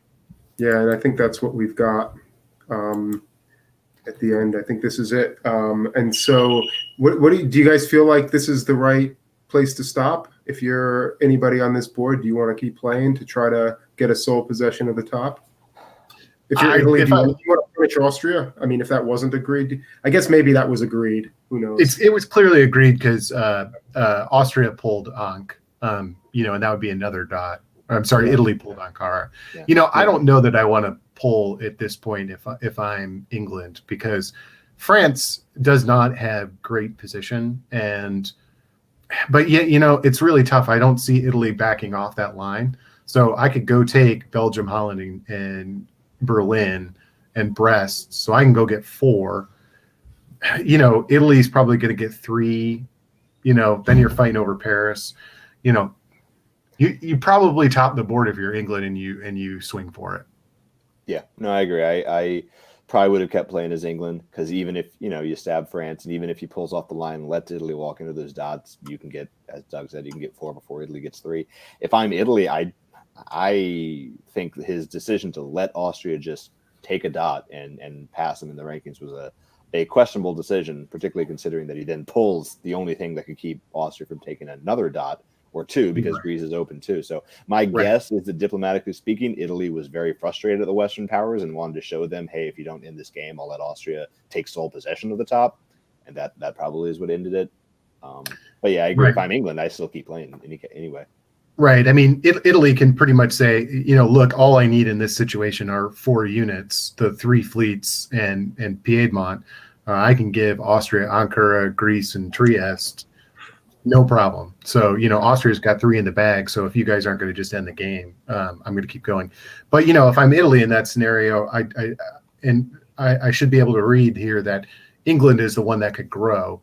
I don't know why you'd be frustrated with England. You've been fighting France. So if England's jumping on France, I want to preserve my option to go and grow and see what I might be able to do. Who knows? I might be able to outfox Austria in, the East if I keep that flexibility.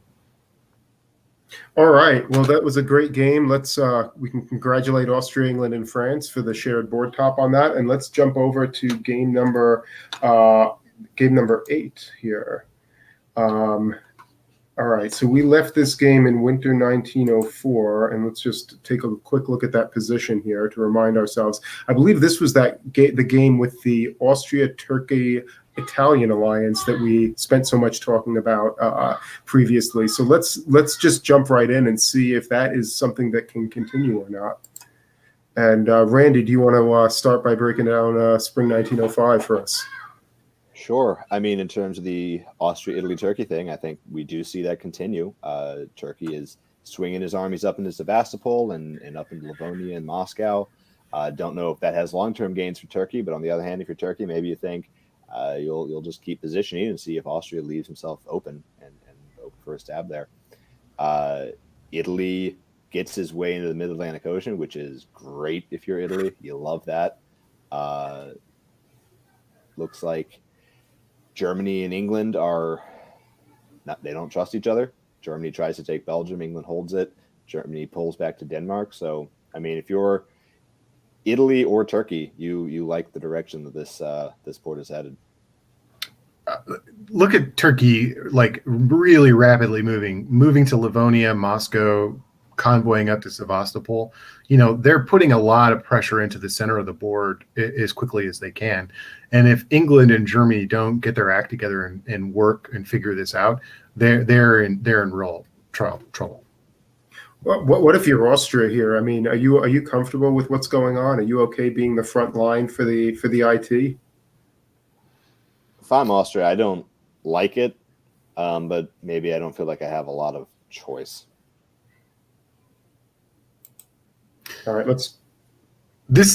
we missed this in the analysis, but look at the slip through by France into Vienna. Yeah, we did miss that. Yep. They're going to be chasing that for a while.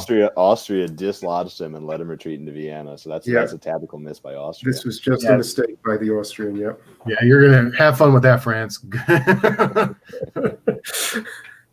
All right. Yeah. All right, go ahead and break down the fall. Well, they decided that they were going to use all their units to blow up France. And, I understand that. And that's not a terrible play for Austria right here, because I am progressively more and more uncomfortable as Austria. And you can see, Turkey made the stab, which I think is a great stab. It's the right thing to do in this instance if you're Turkey. I think this is a fantastic play by Turkey. You're going up to, there's nothing anybody can do to you. You in Italy can basically, you're going to get the lion's share of all these dots. In the West, Germany and England really can't seem to make friends. I don't know what's going on in Holland and Belgium, but they're not really progressing.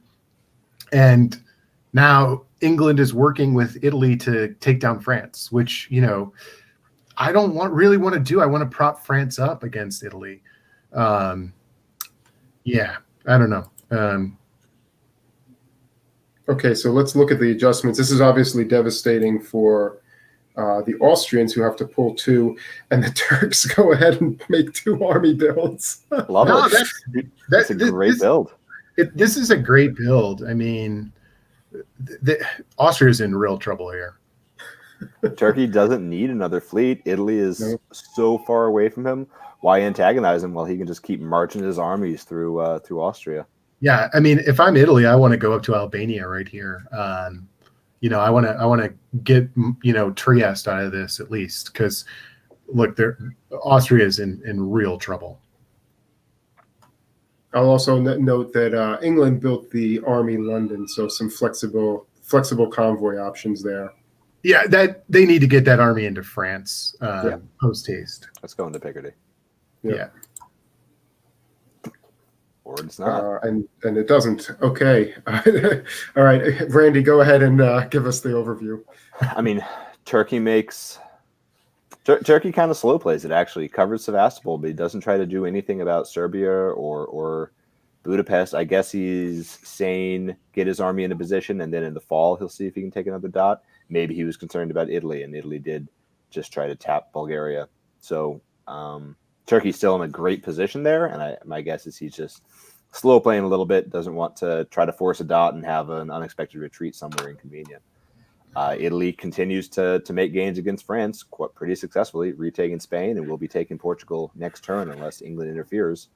And England, as mentioned, forgoes dropping the army down to Picardy to instead unnecessarily double support Belgium. Didn't need to do that, and does. So I think that's slows England's momentum possibly significantly. Yeah, some significant developments. I mean, France is putting some real pressure on Brest here. England's going to be forced into some choices. France obviously is going to lose Spain and Portugal. I want to flag here, it might look like this is a mistake. What Wes is doing is Italy. This is very likely intentional. We saw him do this last week where he is focused on the West. He's going to focus on one opponent and make sure that he gets his strongest position. And he doesn't really need to pick a fight with either Austria or Turkey and like go in on one side. So he's like, well, I just want to see this go slow while he is growing really quickly in the West. So I would expect Italy's going to get 2 builds and probably not lose anything. And he can put a fleet in Naples and army in Rome, and he's in great shape. So how do you explain the move to Bulgaria when Turkey comes to you at the beginning of the negotiations phase and says, "What the heck"? Well, I didn't want you to. Well, I assumed you were moving forward. I didn't want you to bring Khan up and then have Aegean and Bulgaria ready to attack me in place. Right. I just saw you take a swing at Austria. I need to be, proactive and cautious here about you doing the same thing to me. Just one other thing that we didn't catch is the German moves to Tyrolean Silesia, which is sort of an interesting choice there, especially what's going on in France, really deciding not to take a piece of that. Yeah, Doc needs to pick an enemy here. He's kind of just waffled around the center for the last couple of years after being pretty important the first 2 years, and he needs to pick a direction, I think, if he's going to have a chance at topping. Okay, Doug, go ahead and give us the rundown. Well, I love this right here. Italy just put Germany into Trieste while Austria supported him to hold in Greece. Nice. And he put Austria in Warsaw. And at the same time, Germany put Austria into Warsaw. Doc, nicely done, sir. Doc didn't just pick one enemy; he picked all the enemies. This is also great by West. This is great play of Italy by West. This is really great play by both Doc and Wes here. Really a lot of good stuff happened on this turn. First of all, France just blew up that fleet in Brest, as we talked about. Hey, there's problems. England chose to defend Belgium rather than Brest, which means he's going to lose Belgium next year anyway. And at the same time, you have Italy taking all of Iberia, really taking a dominant position in it for the rest of this game. Turkey is in great shape, but Italy now really holds a stalemate line in the West and is able to build and focus east or continue to grow in the West. I mean, West has a really, really good position here. I really like Italy's spot. I'm just looking. Is there anyone that Doc did not attack this turn? I guess he didn't attack France or Italy. That's only because he doesn't border him at this point. That's true. Okay. All right. So Turkey pulls that fleet in the Black Sea, keeps all the armies. Germany puts down an army in Munich. Italy puts down an army in a fleet. And let's just pump right into spring 1907. And Randy, go ahead and give us the lowdown. Yeah, Italy is starting to attempt to pivot towards the east now. He's blocked by Austria. Somewhat surprisingly, Austria doesn't seem that mad about Germany being in Trieste, although I'm not sure what he could do about it. But that's probably because Trieste is agreeing to support him in Serbia. So Austria's just doing whatever he can to hang in there.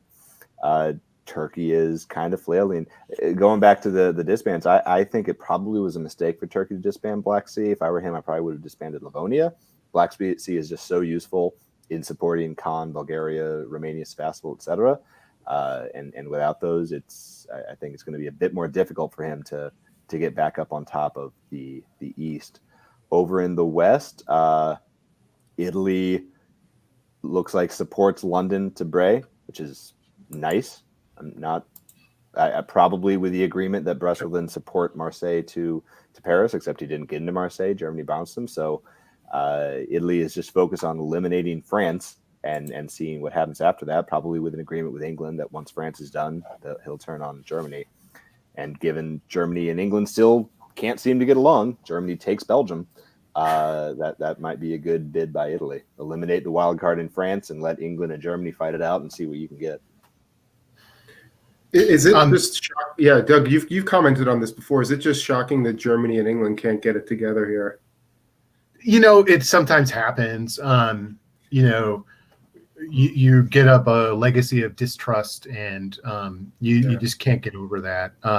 It may be that Doc is just like, look, you don't need Belgium. You're not doing anything with it. I can put armies in the eastern part of the board. If you want me to be helpful, you need to give me Belgium. I'll build in Berlin. And, then all of a sudden we have something to say over there because your fleet in St. Petersburg isn't doing any good. We can't attack Turkey. The only person who can do that is me. And that's a credible argument to make at this point. If England is just sitting there with Belgium not doing anything, I would be very frustrated with that. It's like, what are we doing? Let's do something. Let's pop that unit, rebuild a fleet, whatever it is, let's go. I would be if I'm Germany right now, I'm actually really frustrated with England. England is getting tactically and strategically beaten, and it's limiting my play at the same time. Okay, Doug, why don't you continue into the fall now? Okay. So Germany does take Belgium. The East, you've got, Austria doing the best they can, it looks like, to defend against Turkey. I really love this Marseille to Burgundy right here. That's a key move. I like that. The moves sort of speak for themselves. I think things have started to harden in a little bit here. I just want to call out a couple really smart things. West again is sort of growing in the West. Italy is growing in the West, and he's waiting and biding his time in the East, letting that resolve itself while you have a big morass of fights between Turkey and Austria, and you've built a bulwark with yourself by having that German army in Trieste. This is clever. And I also think it's interesting that Turkey just took St. Petersburg, something that he's not ultimately going to be able to hold, which, that unit, England pulls that unit. Now England is sitting down at 5, but gets a rebuild. So that's actually intriguing. Well, I'll be curious to see what England gets to rebuild there. If I'm Germany, I love that I talked Turkey into taking St. Petersburg. I mean, it isn't holdable long term. It hurts England, and it directs 2 Turkish armies away from my border. So that's a good diplomatic play from Germany to convince Turkey to do that. Okay, let's move on and look at the builds. So France disbands the fleets. Germany builds an army in Kiel, not Berlin. And Russia builds fleet Ankara, presumably to get back into the Black Sea, which he had to pull earlier in the game. Okay, moving along. We still like Italy here? I like Italy a lot. They're doing great work here. Turkey's position is really strong, I think, as well. At some point here, they're gonna guess right, and they're gonna pick off Warsaw or Budapest or Serbia, and that's ultimately going to happen. But Germany, I think, is being really cagey here and super smart with that army in Trieste, saying like, yeah, I'm going to slow you down. This is a really good board. A lot of good play here. Okay, Doug, why don't we stay on you for the spring? Okay, I think if I'm Germany, I'm a little frustrated that my move to Sweden wasn't supported by St. Petersburg after helping that happen. Otherwise, we see Italy make a move to the Adriatic, which I think is really important, getting ready to try and take Trieste. Maybe a bit of an agreement here with Turkey. Germany drops down from Silesia to Bohemia. Good play here by Doc. Germany knocks Italy out of Burgundy. And because Italy hasn't walked over to Piedmont at some point, we see that, Germany has a pretty strong position in France. So who's going to get Paris, I think, is the question there. France is done. England and Germany are still fighting. You've got Germany and Italy fighting in the West. Lots of chaos. I love it. This is great. Little confused about Italy choosing to pull back to the Western Med. If I were him, I probably would have thrown Mid-Atlantic up into the North Atlantic and picked up Liverpool in the fall and kept that army in the Mid-Atlantic. I mean, it's a free dot, and this board is so chaotic anyway. Why not add a little bit to it? I don't think pulling back to the Western Med does anything for him. Yeah, and I think it shatters England's position to the point that you're going to pick up Brest. And if you're Italy and you're holding Brest and Liverpool, that's you're in great shape. You're able to throw 2 more dots east, doing whatever you need them to do. That might be a mistake. We'll have to see if that costs him a board top at the end. All right, let's see where we go here. Randy, why don't you comment? See, Turkey picks up Greece, which maybe Italy had an inkling that was happening and hence the move back to Western Med, except that he doesn't continue moving it, and he can't guard Greece anyway. So Turkey gets an extra build there, holds the line everywhere else. Italy picks up Trieste, looks like. Yes, because Trieste tried to move to Serbia. That was I think that was a mistake by Doc. I'm not sure why he did that, considering Budapest was supporting Trieste to hold. So Italy is still fine. He's positioned himself probably to either help France retake Bray or just try to take it for himself. He's in Mid-Atlantic and Gascony now, which is interesting. Of Italy, England does very little. England just holds his units. Germany likewise. I just saw that Germany walked into Vienna. Yeah. So it makes it doubly confusing why he didn't hold Trieste. I also just want to point out that Italy made another mistake here, which is the move to Gascony is fine with the follow up from Portugal to Mao, but why not support Portugal to Mao? Maybe you don't think England is going to move the English Channel there, but why take the risk? Why hold when you can actually support a move that could make a difference? Yep. Yeah, if you're not going to make that support, go to the Tyrrhenian Sea or Tunis, right, so that you're in position to be supporting Ionian. Now, you just lost Greece. You could be losing the Ionian Sea to Turkey here. You're going to have to use Adriatic to support Ionian for a turn, which makes your hold on Trieste a little less secure. This is a couple of unforced errors by Italy, I think, here. Mm-hmm. Okay, going into winter. Really, the only build is that fleet by Turkey. So do you guys still like Italy to top, or are you guys leaning towards Turkey at this stage? This is Turkey's top to lose. I think so. He can force, unless Italy has to pull back the Western Med, or else Turkey will force the Ionian in the fall. It'll take some remarkable coordination between Germany and Italy to keep Austria from losing those 2 dots to Turkey, and I just don't see that as likely to happen. I think Turkey ends up getting Serbia and Budapest. And even if he loses St. Pete, he's still net up to 1 or 2. Yeah, and Warsaw's gone. And Warsaw's gone now. So there you go. That's a guaranteed Turkish dot. Right. You're going to get Warsaw, and it's going to be really tough to hold Budapest and Serbia from Turkey once Turkey puts the mind to it. Okay, go ahead with the spring. So first thing here is, like, Wes's last turn as Italy is completely unwound now. He's walking to Piedmont. He's going to Mid-Atlantic. He's going to Spain. He's going to Tunis. He just burned an entire turn, his last turn to get back into position. Luckily here, it didn't cost him. If you're Turkey here, instead of going for the Ionian, I think you crawl to the Adriatic, and then you convoy, Constantinople to Greece from Aegean to try and get more units into the center of the board. Looks a little bit like, Turkey's going to make a play for Scandinavia since Germany and England can't get it together, but maybe they will finally. I don't think I've ever seen a Turkish army in Finland in spring 1909, so that's pretty darn fun. I have to admit, but Turkey's now helping Austria. Take a look at Warsaw is still open. Germany's up to Silesia, so yeah, I still think Turkey's going to top this board. I think that Turkey is going to take Sweden this turn while England takes Denmark. I think that's what they've agreed on. Let's take a look. No. Oh, the other way. Wow. Okay. Wow. England got greedy.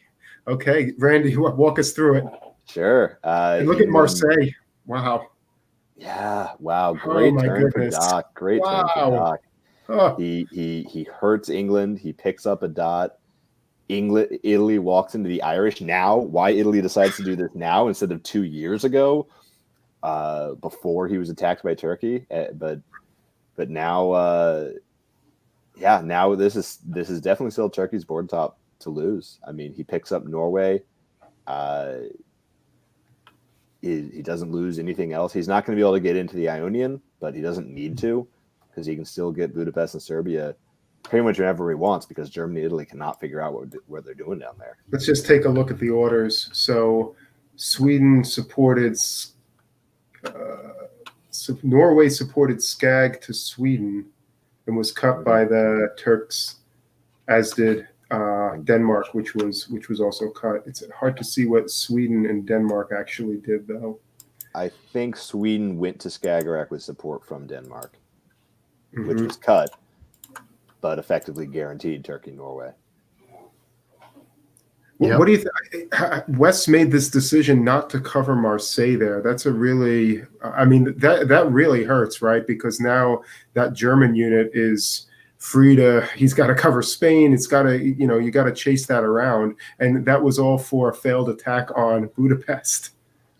Well, and also you're chaining 3 units in a row. That's right. I don't want to pick on West here because he's played a pretty good game. He's had a couple of rough turns in a row. Yep. You don't really need Piedmont to go to Venice. If you're getting into Budapest, Germany's not stabbing you for Venice.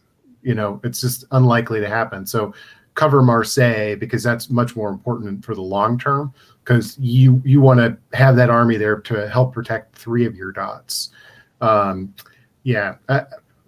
think that sometimes less is more here and, go back to Marseille, coordinate with Germany and say like, okay, well, who's going to get Paris? We need to work together and figure this out. How about you get Paris, I get Brest, something like that. I just want to highlight, this looks like real good diplomacy by Turkey here. He's now got Austria on his side. He put Austria back into Warsaw. Austria is trying to help him into Galicia. So he's got Austria helping him surround those dots that he wants to guarantee his board top. Unlike a lot of games, this game has had a lot of dynamic flow. And I think that sometimes in the Carnage scoring system, you lack that flow. And this one has been exciting because it's had a lot of it. And lots of credit to Doc for that. He's been all over the place on this board, and I'm sure he's driven a lot of that. Okay, winter. So Turkey builds Ankara, Italy pulls Piedmont, and Germany builds another fleet, which is consistent with what he's been doing lately. So let's go straight into the spring turn. And Randy, why don't you break down the spring? Yeah, Italy walks into Liverpool. He trusts Germany enough not to walk into Spain, which is remarkable to me. And Germany doesn't. He pulls back to Burgundy. I'm not sure why he did that, because he didn't also move to Picardy, so he's not trying for Paris. So I'm not sure what Doc is doing there, but Turkey, probably thinking he can't hold Norway, just pulls out entirely, which turns out he could have held it if he'd wanted to. But yeah, but understandably, I think he pulls out because he sees now he can get down to Liverpool, Ukraine. He can force his way into Warsaw now that Austria has helped him up into Galicia. So yeah, Turkey puts himself into Albania, probably aiming to. I'm not sure what he's doing there in Albania, actually, unless he's planning on tapping Trieste to guarantee Serbia. But I doubt he needs to do that. I think Turkey does hold Norway, though. Yeah, well, it's a spring turn, so you never know what Doc's going to do. He might poke for one, but what Turkey's really doing here is he knows he doesn't need to hold Norway. He's positioning himself to take Warsaw, which is a fine trade. He's sitting on 9. I think that Doc here is going to work and see if he can top this board. He's under no pressure for Marseille. If he can grab another dot, maybe that's Norway. Keep playing a little bit. Maybe Doc can top this board. Doc's got to help Warsaw hold, though, but he can't. So Turkey's guaranteed Warsaw, and once he gets that, I think Turkey's pretty much guaranteed Budapest and Serbia as well. So you're right, Doc's got to play for the top, but I'd be surprised if he gets it. All right, Doc, break it down for the fall. Well, I mean, Turkey, instead of taking Warsaw, is holding in place and advancing to Prussia. I'm not sure that you need to do that at this point. I think that you can just, I see what you're doing here, and maybe you're trying to get this top, but just go snaffle the dots at this point. This game is going toward an end here. You don't want a situation where if you're topping the board, you start playing conservative, and then Doc walks into Paris because France says, "Well, I'm going to throw to Doc. He's been nice to me." Don't put yourself in that position where you take a board top and you lose it by going conservative. So I would have wanted to see, grab Warsaw here. Why not? I agree. I think this is getting a little bit too clever. Okay, let's move along. And we have an English disband, which is the Arm in Brest, and another Italian build, which is the Fleet in Naples, to defend against the Turkish, presumably. Again, we're pretty close in center count. We've got the Turkish at 10, Doc right behind at 9, and Italy still in the running with 8. So let's just push right ahead. And Randy, go ahead and there's not much to break down here. It looks like we're sort of at the end of the line. Everybody's holding, except it looks like there's an agreement for the French to get a dot. A lot of those don't look like holds to me so much as just misorders. This just looks like a bunch of players didn't get orders in. Do you think that Turkey, Germany, and Italy just made a deal here? Everybody hold in place, and we'll call this game. Maybe, but why? Who would veto? Like one of them you would think one of them would be the ones vetoing the draw, because one of them, Germany or Italy in particular, have a chance of topping it, unless it was just to let maybe France wanted to get to 2 and they decided to let him do it. Yeah. This game must be over. You wouldn't see all that. I think the deal was let France get to 2. I mean, that's the only thing that has changed is France is taking the rest. It doesn't impact the score, but it's fun. France gets to build now. It gives France 1 point. I mean, so let's just in the wrapping up, let's just ask. Do you think Doc had a reason to continue playing, or is this kind of a natural result here? I think he definitely did. He could have gotten Norway and St. Petersburg eventually. Like, Doc had a chance at topping the board or going for a tie at the top. Yeah, I mean, if Turkey inevitably has to fight Italy here. And, so that makes Italy your friend in the south. And you've got some units down there to slow things down. Norway and St. Petersburg, Paris, Brest, Eddie and London can be split between Italy and Germany. I think that they had an awful lot to play for still. Okay, but this is how it ended. So congratulations to Tommy for the board top. We're going to jump back to game number 5 in a moment, but let's say a big thank you and a farewell for now to Randy and Doug for their commentary. Thanks, guys. Thank you. And Thanks. We'll see you later for round 2. indeed. And then we're going to add in Marcus. Welcome back. Hi. Hello. And Siobhan, welcome back. We're going to go back to board 5.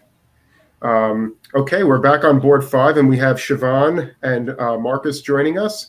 And when we left this game, we were just moving into the fall of 1905.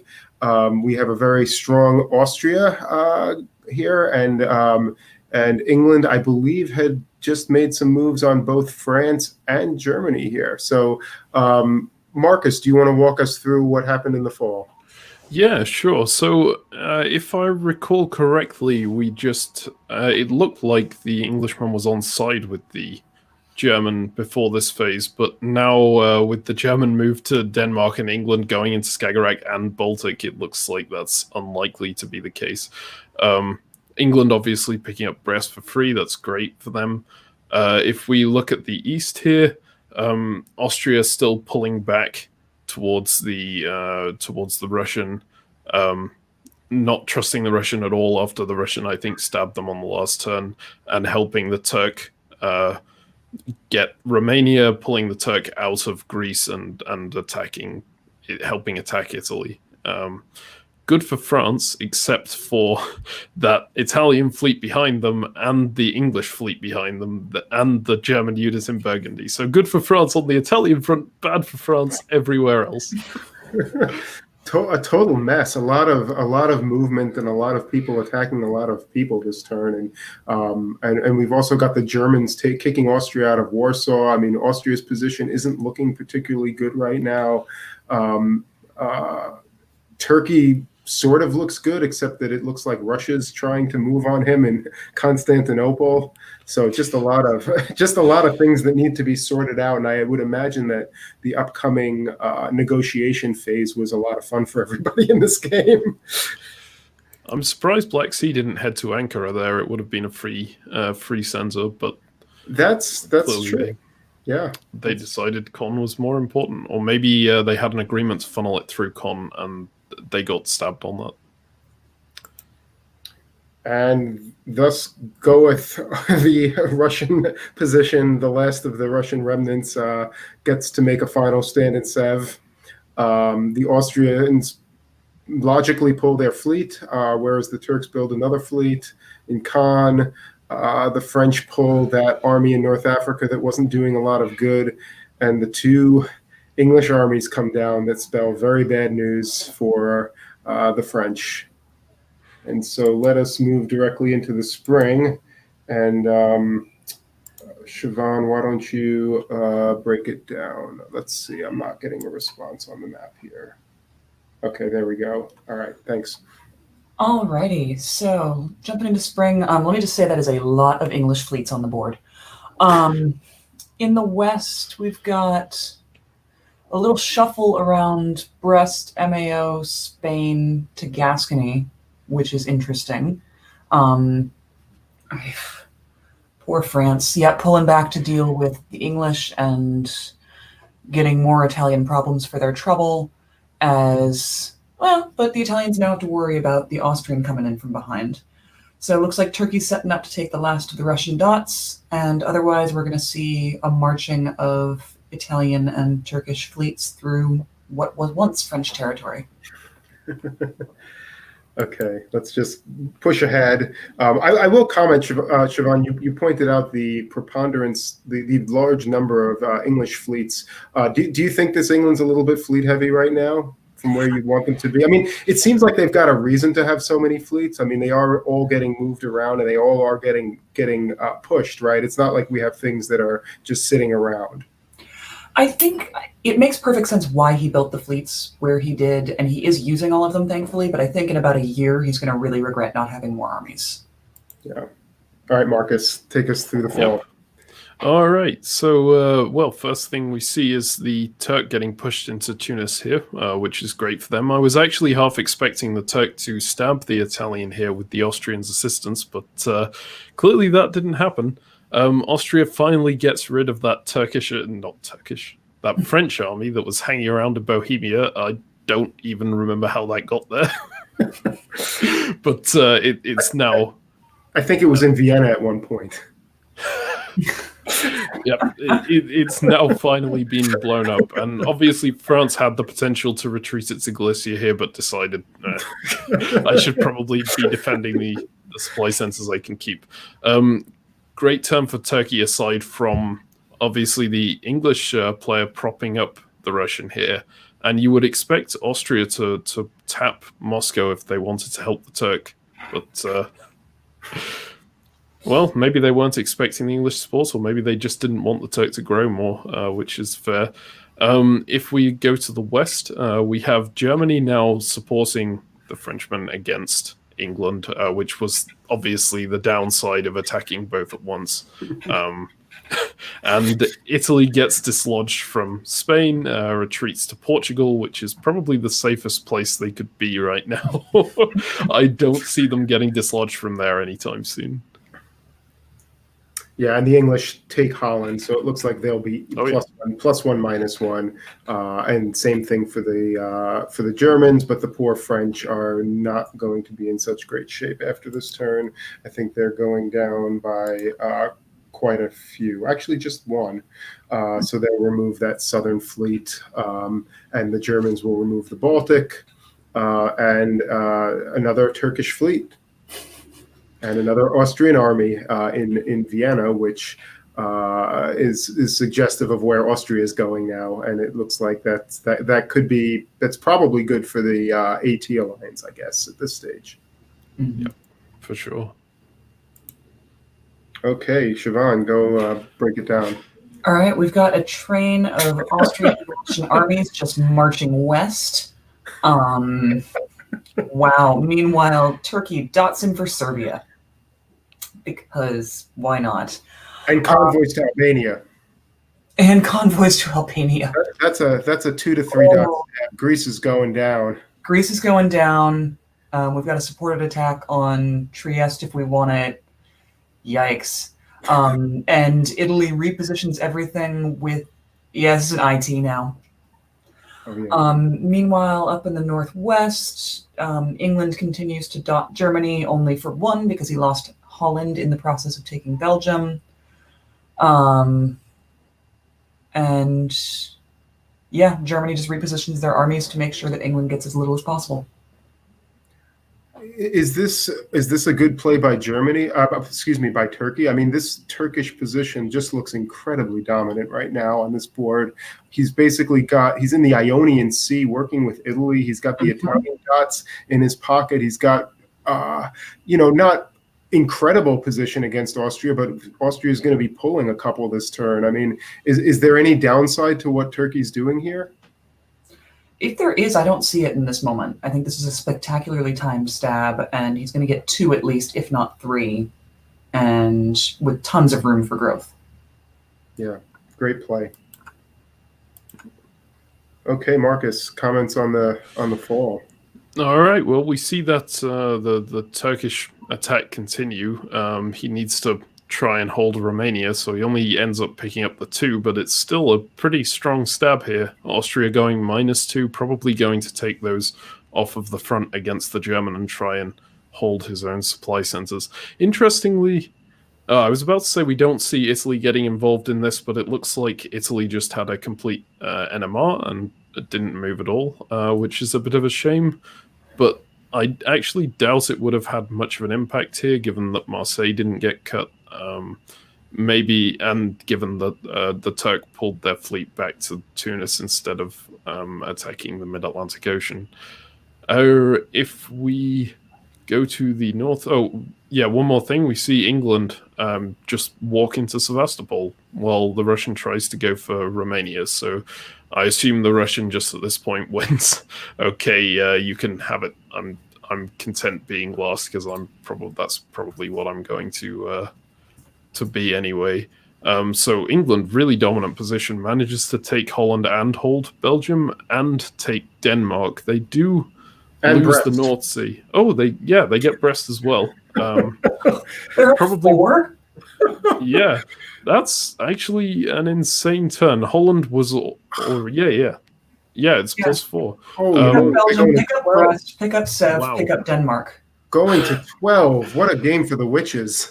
Wow. Yeah, I doubt this is going to result in a solo just because Moscow and Sevastopol are so difficult to hang on to if people unite, but it's still an incredible turn. That's amazing. Yeah, the only downside is that Germany is in the North Sea, but with the amount of builds that England is getting, it's not much of a downside. Yeah, imagine that was a convoy to Holland instead of having to pull a fleet in, right? How cool would that position be, right? Yeah. Okay. Let's just go straight to winter, and I guess England's going to have to sit with at least one in their pocket. Yeah. And it sits with three. England didn't build. And neither did Turkey. Are we going to a end of the game here or something? This is. Got several Yeah, years I left. think that this is probably a draw. It looks like this is game 5. No, this goes to 1910. Why? 3 more years. Why is nobody building here? That has got to be a misorder. If anyone's watching who was in this game, This is really hard to understand. Yeah, we'll have to get some more information on what happened here. Because we do see disbands by the Austrian and the German who are still in the game, but we don't see any builds whatsoever. This is really strange. Okay, so we'll have to just take that for what it is, and let's just move on to the next year. Obviously, there's absolutely no reason, if you're England or Turkey, here to not build. I mean, maybe you hold a build in your pocket if you're Turkey or England, but there's no way you're going to just sit and not build. There's too much at stake. No, and there are some discounts even that. So it looks like that might have been an error with forced disbands, and the GM is pushing them through this year to reset. Or the game really just ended there, and they just didn't get the draw. Forgot to stop the game. They just didn't stop the game. All right, it looks like that was the game end there, and they agreed to a game end. Okay. Well, I mean that makes the adjustments a little more sensible. Yeah. What do we make of this? I mean, I'm just wondering if I'm in Turkey, do I want to end the game? I'm not sure. I think England certainly is probably pretty happy. It's maybe not a solo position, but on the other hand, I can get some more from a few more dots out of Germany out from this. So maybe I want to keep playing. I don't know. What do you guys think? I think England was probably maxed out here. I think because of how heavy a fleet build they had, they were only going to ever get Kiel and Berlin, and they were going to lose Moscow and Sevastopol in the long run. So calling it on England's part, totally fine. Turkey maybe could have tried for a few more supply centers, but they're already in second. Carnage scoring, it's not a big difference, so I could see them doing fine. Honestly, I don't see a big reason by anyone to keep playing this game, despite the fact that it would be quite an interesting game to watch if it carried on. Yeah. Okay, well, congratulations to John Anderson on a really impressive final turn in board top. Absolutely, yes. Let's move on to the final game for round 1 and work our way through this. Let's just remind ourselves a little bit of what the position was here. It looks like we have a reasonably strong Russia who's got some problems in the north, and a Turkey who's got some problems from the AI, it would seem. though kind of a strange position with an Austrian army hanging out in Greece. So let's just move right ahead here and move into spring 1903. And Marcus, why don't you tell us what you see? Oh boy, well, first thing that stands out to me is that that attempted convoy to Clyde getting completely countered there. That was a really good read by England. And I mean, it's a smart move in the first place because to convoy to Clyde, because obviously Liverpool is going to be the first place that England defends, but didn't quite work out here. Then if we look over at the other side, England again doing good things. in the north in general, managing to take Sweden with Russian assistance, which I don't think Germany expected, given that Germany didn't hold that unit. They do vacate the North Sea, which could end up being a problem, but nothing's in there right now. So turning a bad position into a slightly better bad position. And aside from that, we see the German unit attempting to walk into Prussia. I'm not sure what that's going to do, aside from, I assume it was to try and block out a Russian move that never ended up happening. If we look down south, I believe initially this alliance was Austria, Italy versus Russia, Turkey. And it looks like the Russia-Turkey side of that has held up fine. But Italy has just decided, okay, I'm done with Austria now. I'm going to help the other side kill him and probably hope that Russia and Turkey turn on each other afterwards. I think it could be a mistake. Turkey was in a fantastic position before this because they had the strong side of this AI. And now they're trading it for hoping that one of those two will stick with them when they very well may not. Yeah, that looks like a rough turn for Austria, particularly. I mean, with Italy Yep. trading in that way, the army in Greece is destroyed, as well as the army in Budapest. So this is just really a pretty much finished position for Austria, making kind of a last stand. So the question really is, will the RT stand and just continue rolling on Italy next, or can Italy turn one of them? And I'm sure there's a lot of desperate diplomacy going on the part of Italy right now to see that happen. Siobhan, why don't you break down the fall for us? All right. Well, thank you very much for playing Austria. It was great to have you, Ariel. The Italian getting the last of those dots as that wraps that up. Also taking Greece off the Turk. So the Turk only winds up with one of those dots. Another attempted convoy by the Frenchmen. This time Clyde would have worked. But either that was a misclick or thought that Liverpool might try to bounce Clyde. And a bunch of bounces. Looks like the German is trying to get the Russian on side, and the Russian is having none of it because he attempted to support him into Sweden. So what is the structure? I'm trying to figure out the structure down in the RIT. It looks like the Russians supported Italy into Vienna. And the Italians attacked the Turks in Greece while the Russians moved to Bulgaria. So it looks sort of like it's a IR versus T at this point. Is that everyone else's read on this? Oh, go ahead. Sorry, I would think that Russia is keeping their options open here. I think the bounce between Greece and Romania and Bulgaria was probably agreed, and there's a good chance that Russia just told Turkey, okay, I'm putting Italy in Vienna, but we'll go after them after this. So I think it's very flexible position for Russia where they could go either way.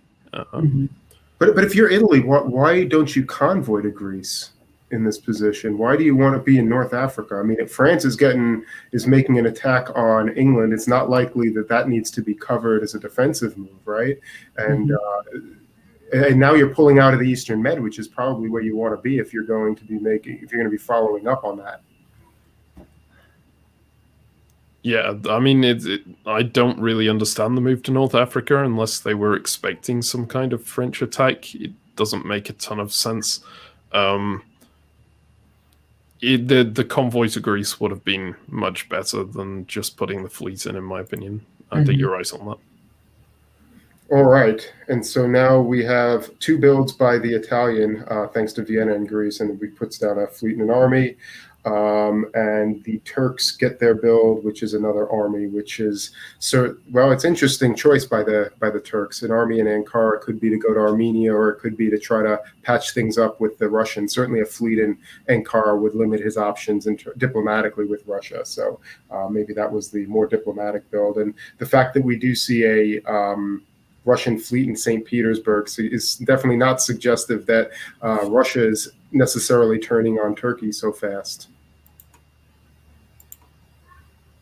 Okay, I see a lot of black arrows throughout this part of the board. So, Siobhan, you want to take this one?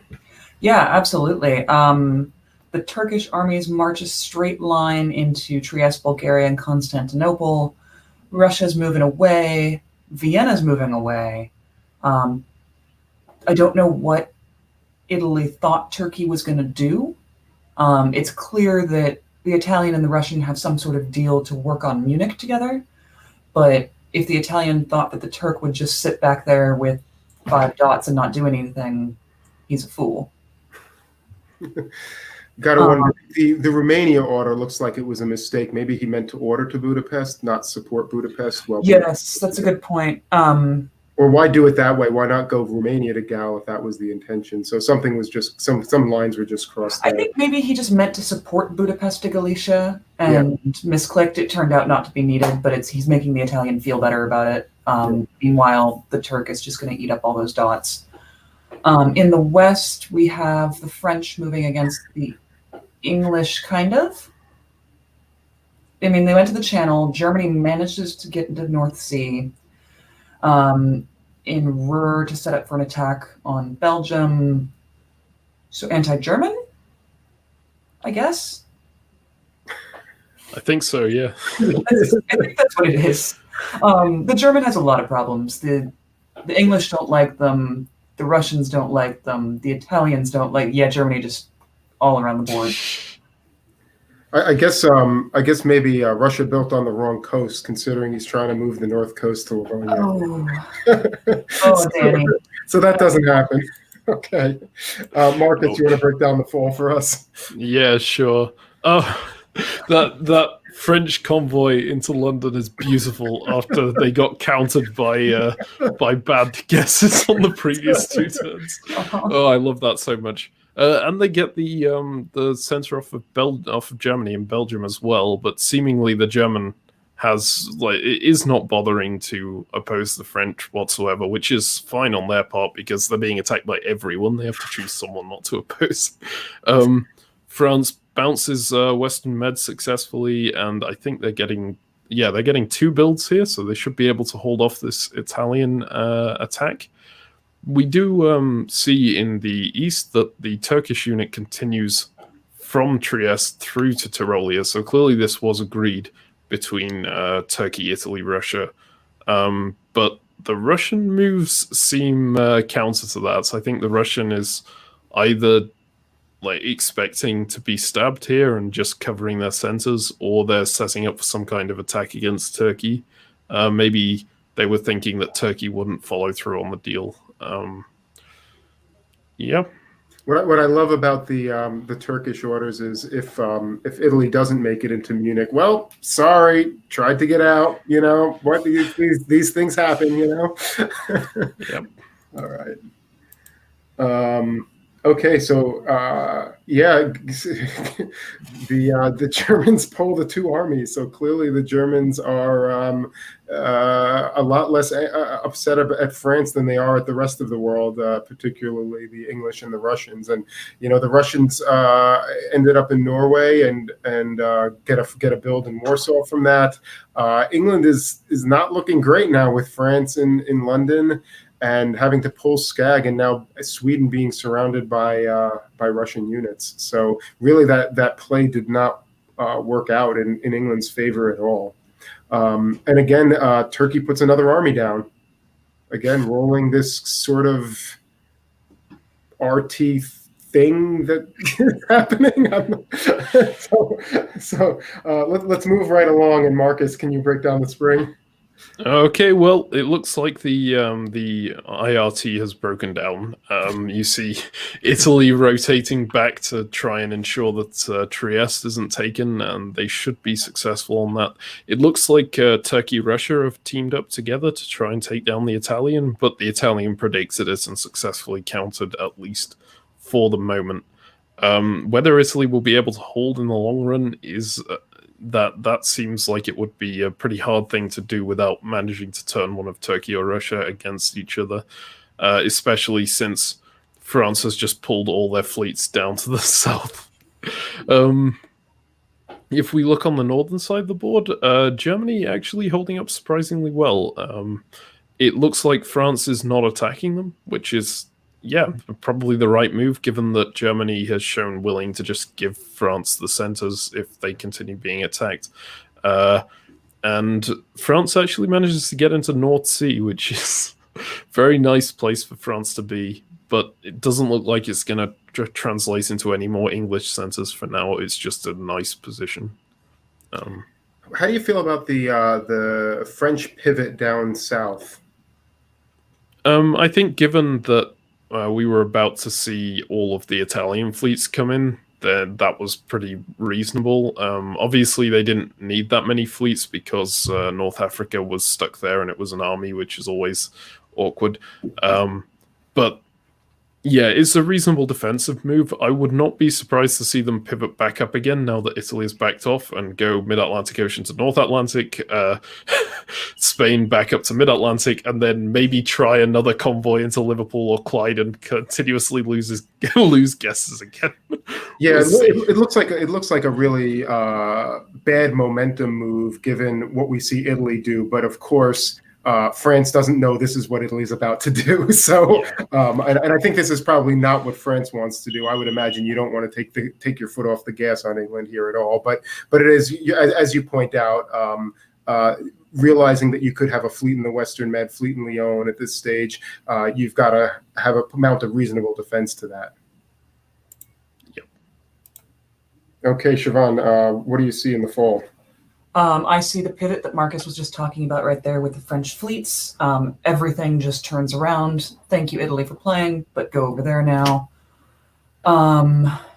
He takes a random stab for Holland. Let's see, there's a lot happening around the North Sea there. England winds up in Denmark with Russian help, so we'll remain even this year. Plus even. Down Sweden. Yes, Sweden and Denmark swapped. Yeah.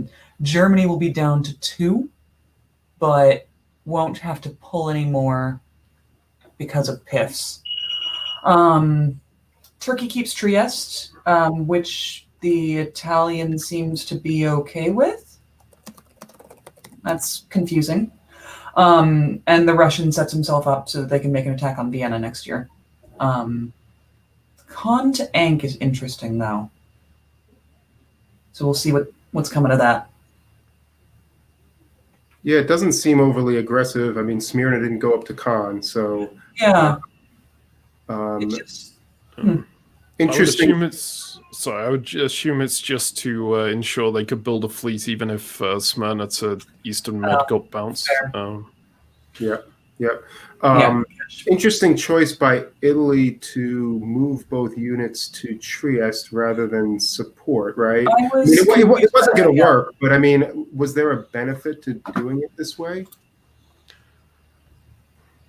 Not really. It looks like just an act of goodwill towards the Turk, trying to get the Turk to turn on the Russian. I think Italy's realized they're not going to hold this if Russia and Turkey stick together and keep pushing. So they're trying to disrupt that and show favorability towards one or the other. Okay, so let's see the build. So as you correctly pointed out, Marcus, the Turks do build a fleet in Smyrna, 2 more armies for Russia, one of them in Sev, which is probably got Turkey thinking a little bit. And I think that's all. The Italians have a pull, which is the army in Tunis, which has done them absolutely no good all game, and is a reminder that if you're going to convoy to Tunis, do something with that army, right? Plan for it. Okay. Spring 1906. Okay, Marcus. Oh, I love this so much. France got so fed up with getting bounced out of places with convoys that they convoy London over to North, but no, over via North, and then get bounced out anyway. That's amazing. But yes, on the other fronts, France is setting up to take Liverpool. There's nothing England could do to stop that this year, and if we look elsewhere, France's a short attempt to stab Germany, which was what I assumed happened last phase, is off again. France is letting Germany stay there, but is going for Munich, which is completely undefended. And I think they got Russian support into as well, which is curious considering that you'd assume that Russia and France are the main two contenders for board top here, maybe Turkey as well. We've got Russia successfully taking Denmark up north.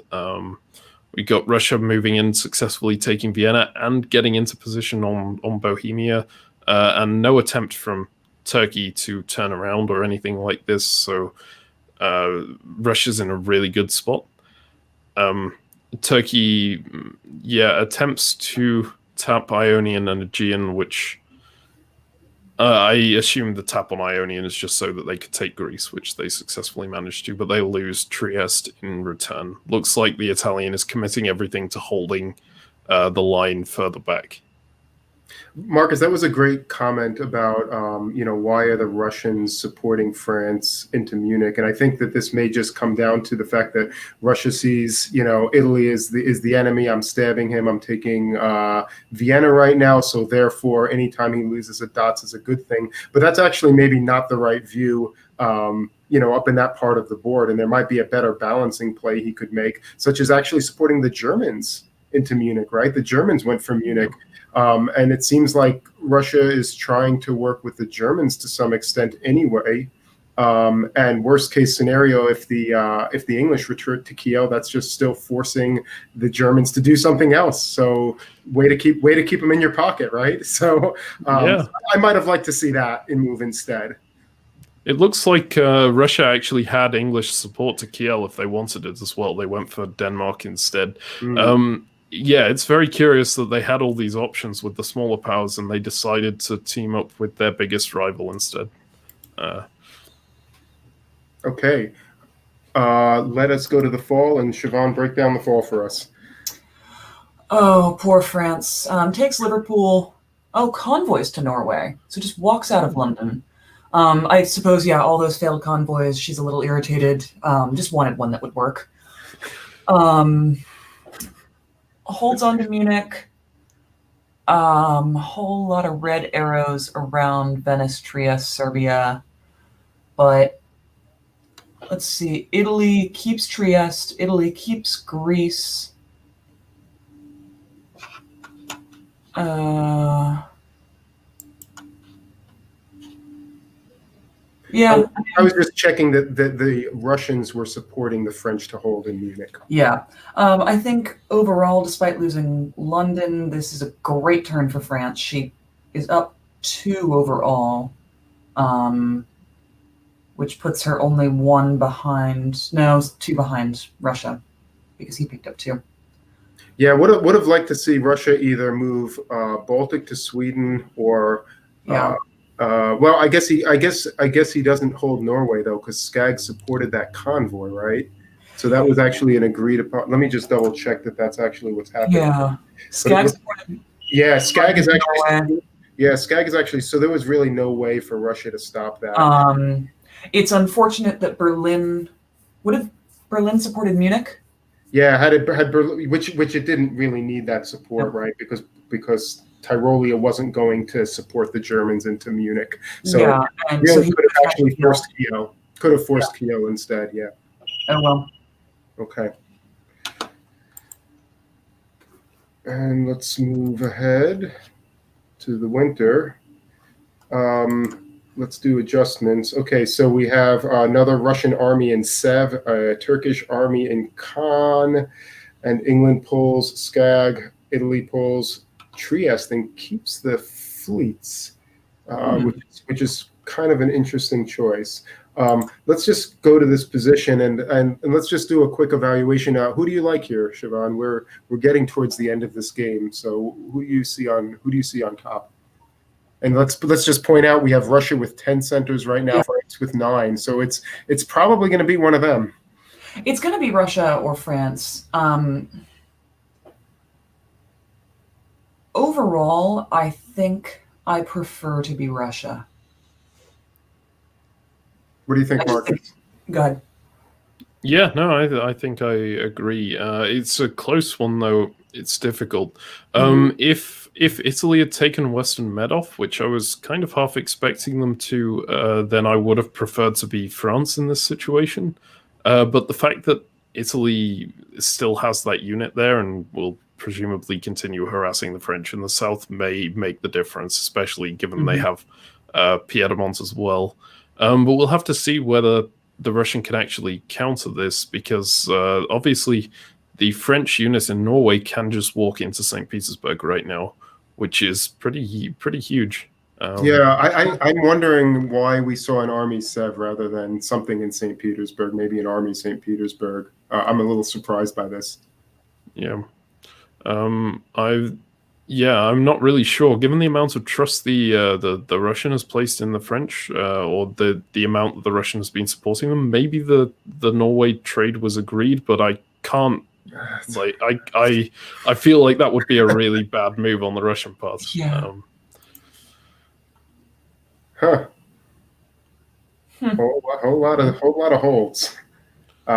Anything real quick, Marcus? Well, a couple of things. The Russian and the French working together, continuing to work together, which I was not expecting at all. They knock Germany pretty much out of the game unless they can pick up another supply center. And well, I guess the nice thing on the French part is they still have the freedom to just walk into St. Petersburg after this if they want to and take the board top. In the south, we're seeing Turkey continue to attack Italy, which, I mean, it seems like it might be a mistake on my part. They kind of need to be bolstering up defenses in case the Russian comes down and stabs them for that for the extra centers that they need. But it seems to be working out okay. Russia isn't coming for them right now, so yeah, I guess. Obviously we have the benefit of seeing what the actual moves were made. But if Russia goes Sev to arm, Budapest to Serbia, supported by Romania there, Gal to Bud, that's not a very good position for Turkey. Yep.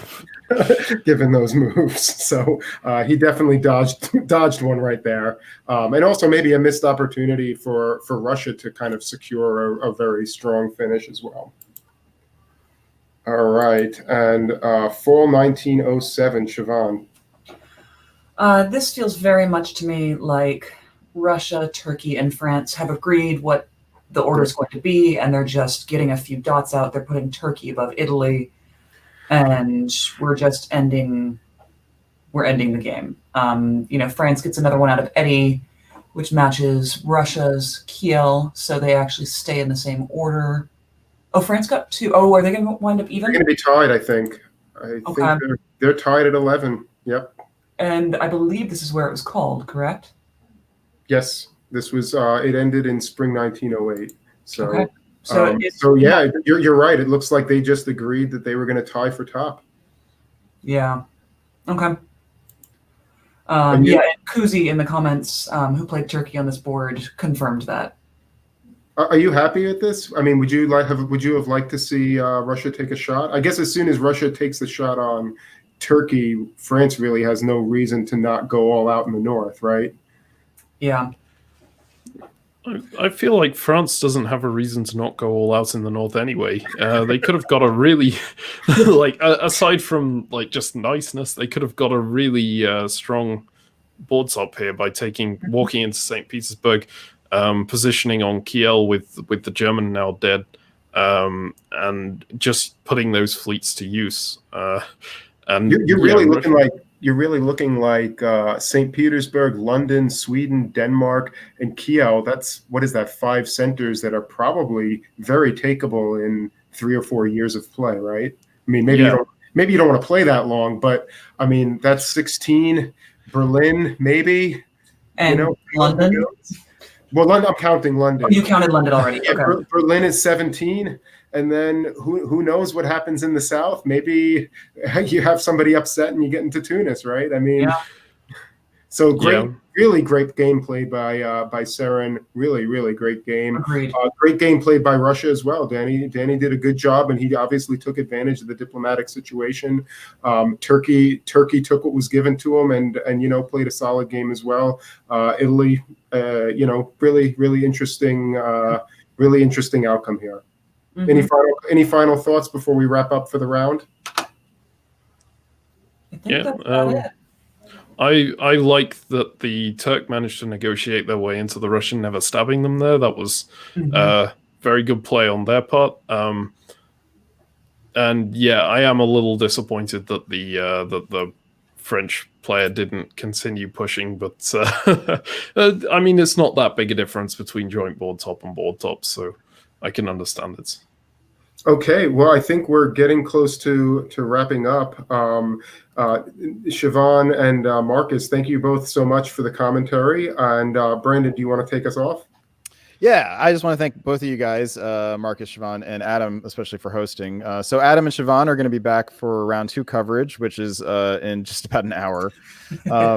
Marcus, I know it's late over there. What is it? Midnight, 1 o'clock? Yeah, about midnight. Midnight. All right. So thank you so much for joining us. And we look forward to having you on a future broadcast. And have a great night. All right, thanks for having me. Thank you. All right. We'll see everybody in an hour. All right. And yes, our coverage will continue on go to our YouTube channel, Diplomacy Broadcast Network. You can also get access by going to our website, diplobn.com. And thank you all for watching. We'll see you shortly.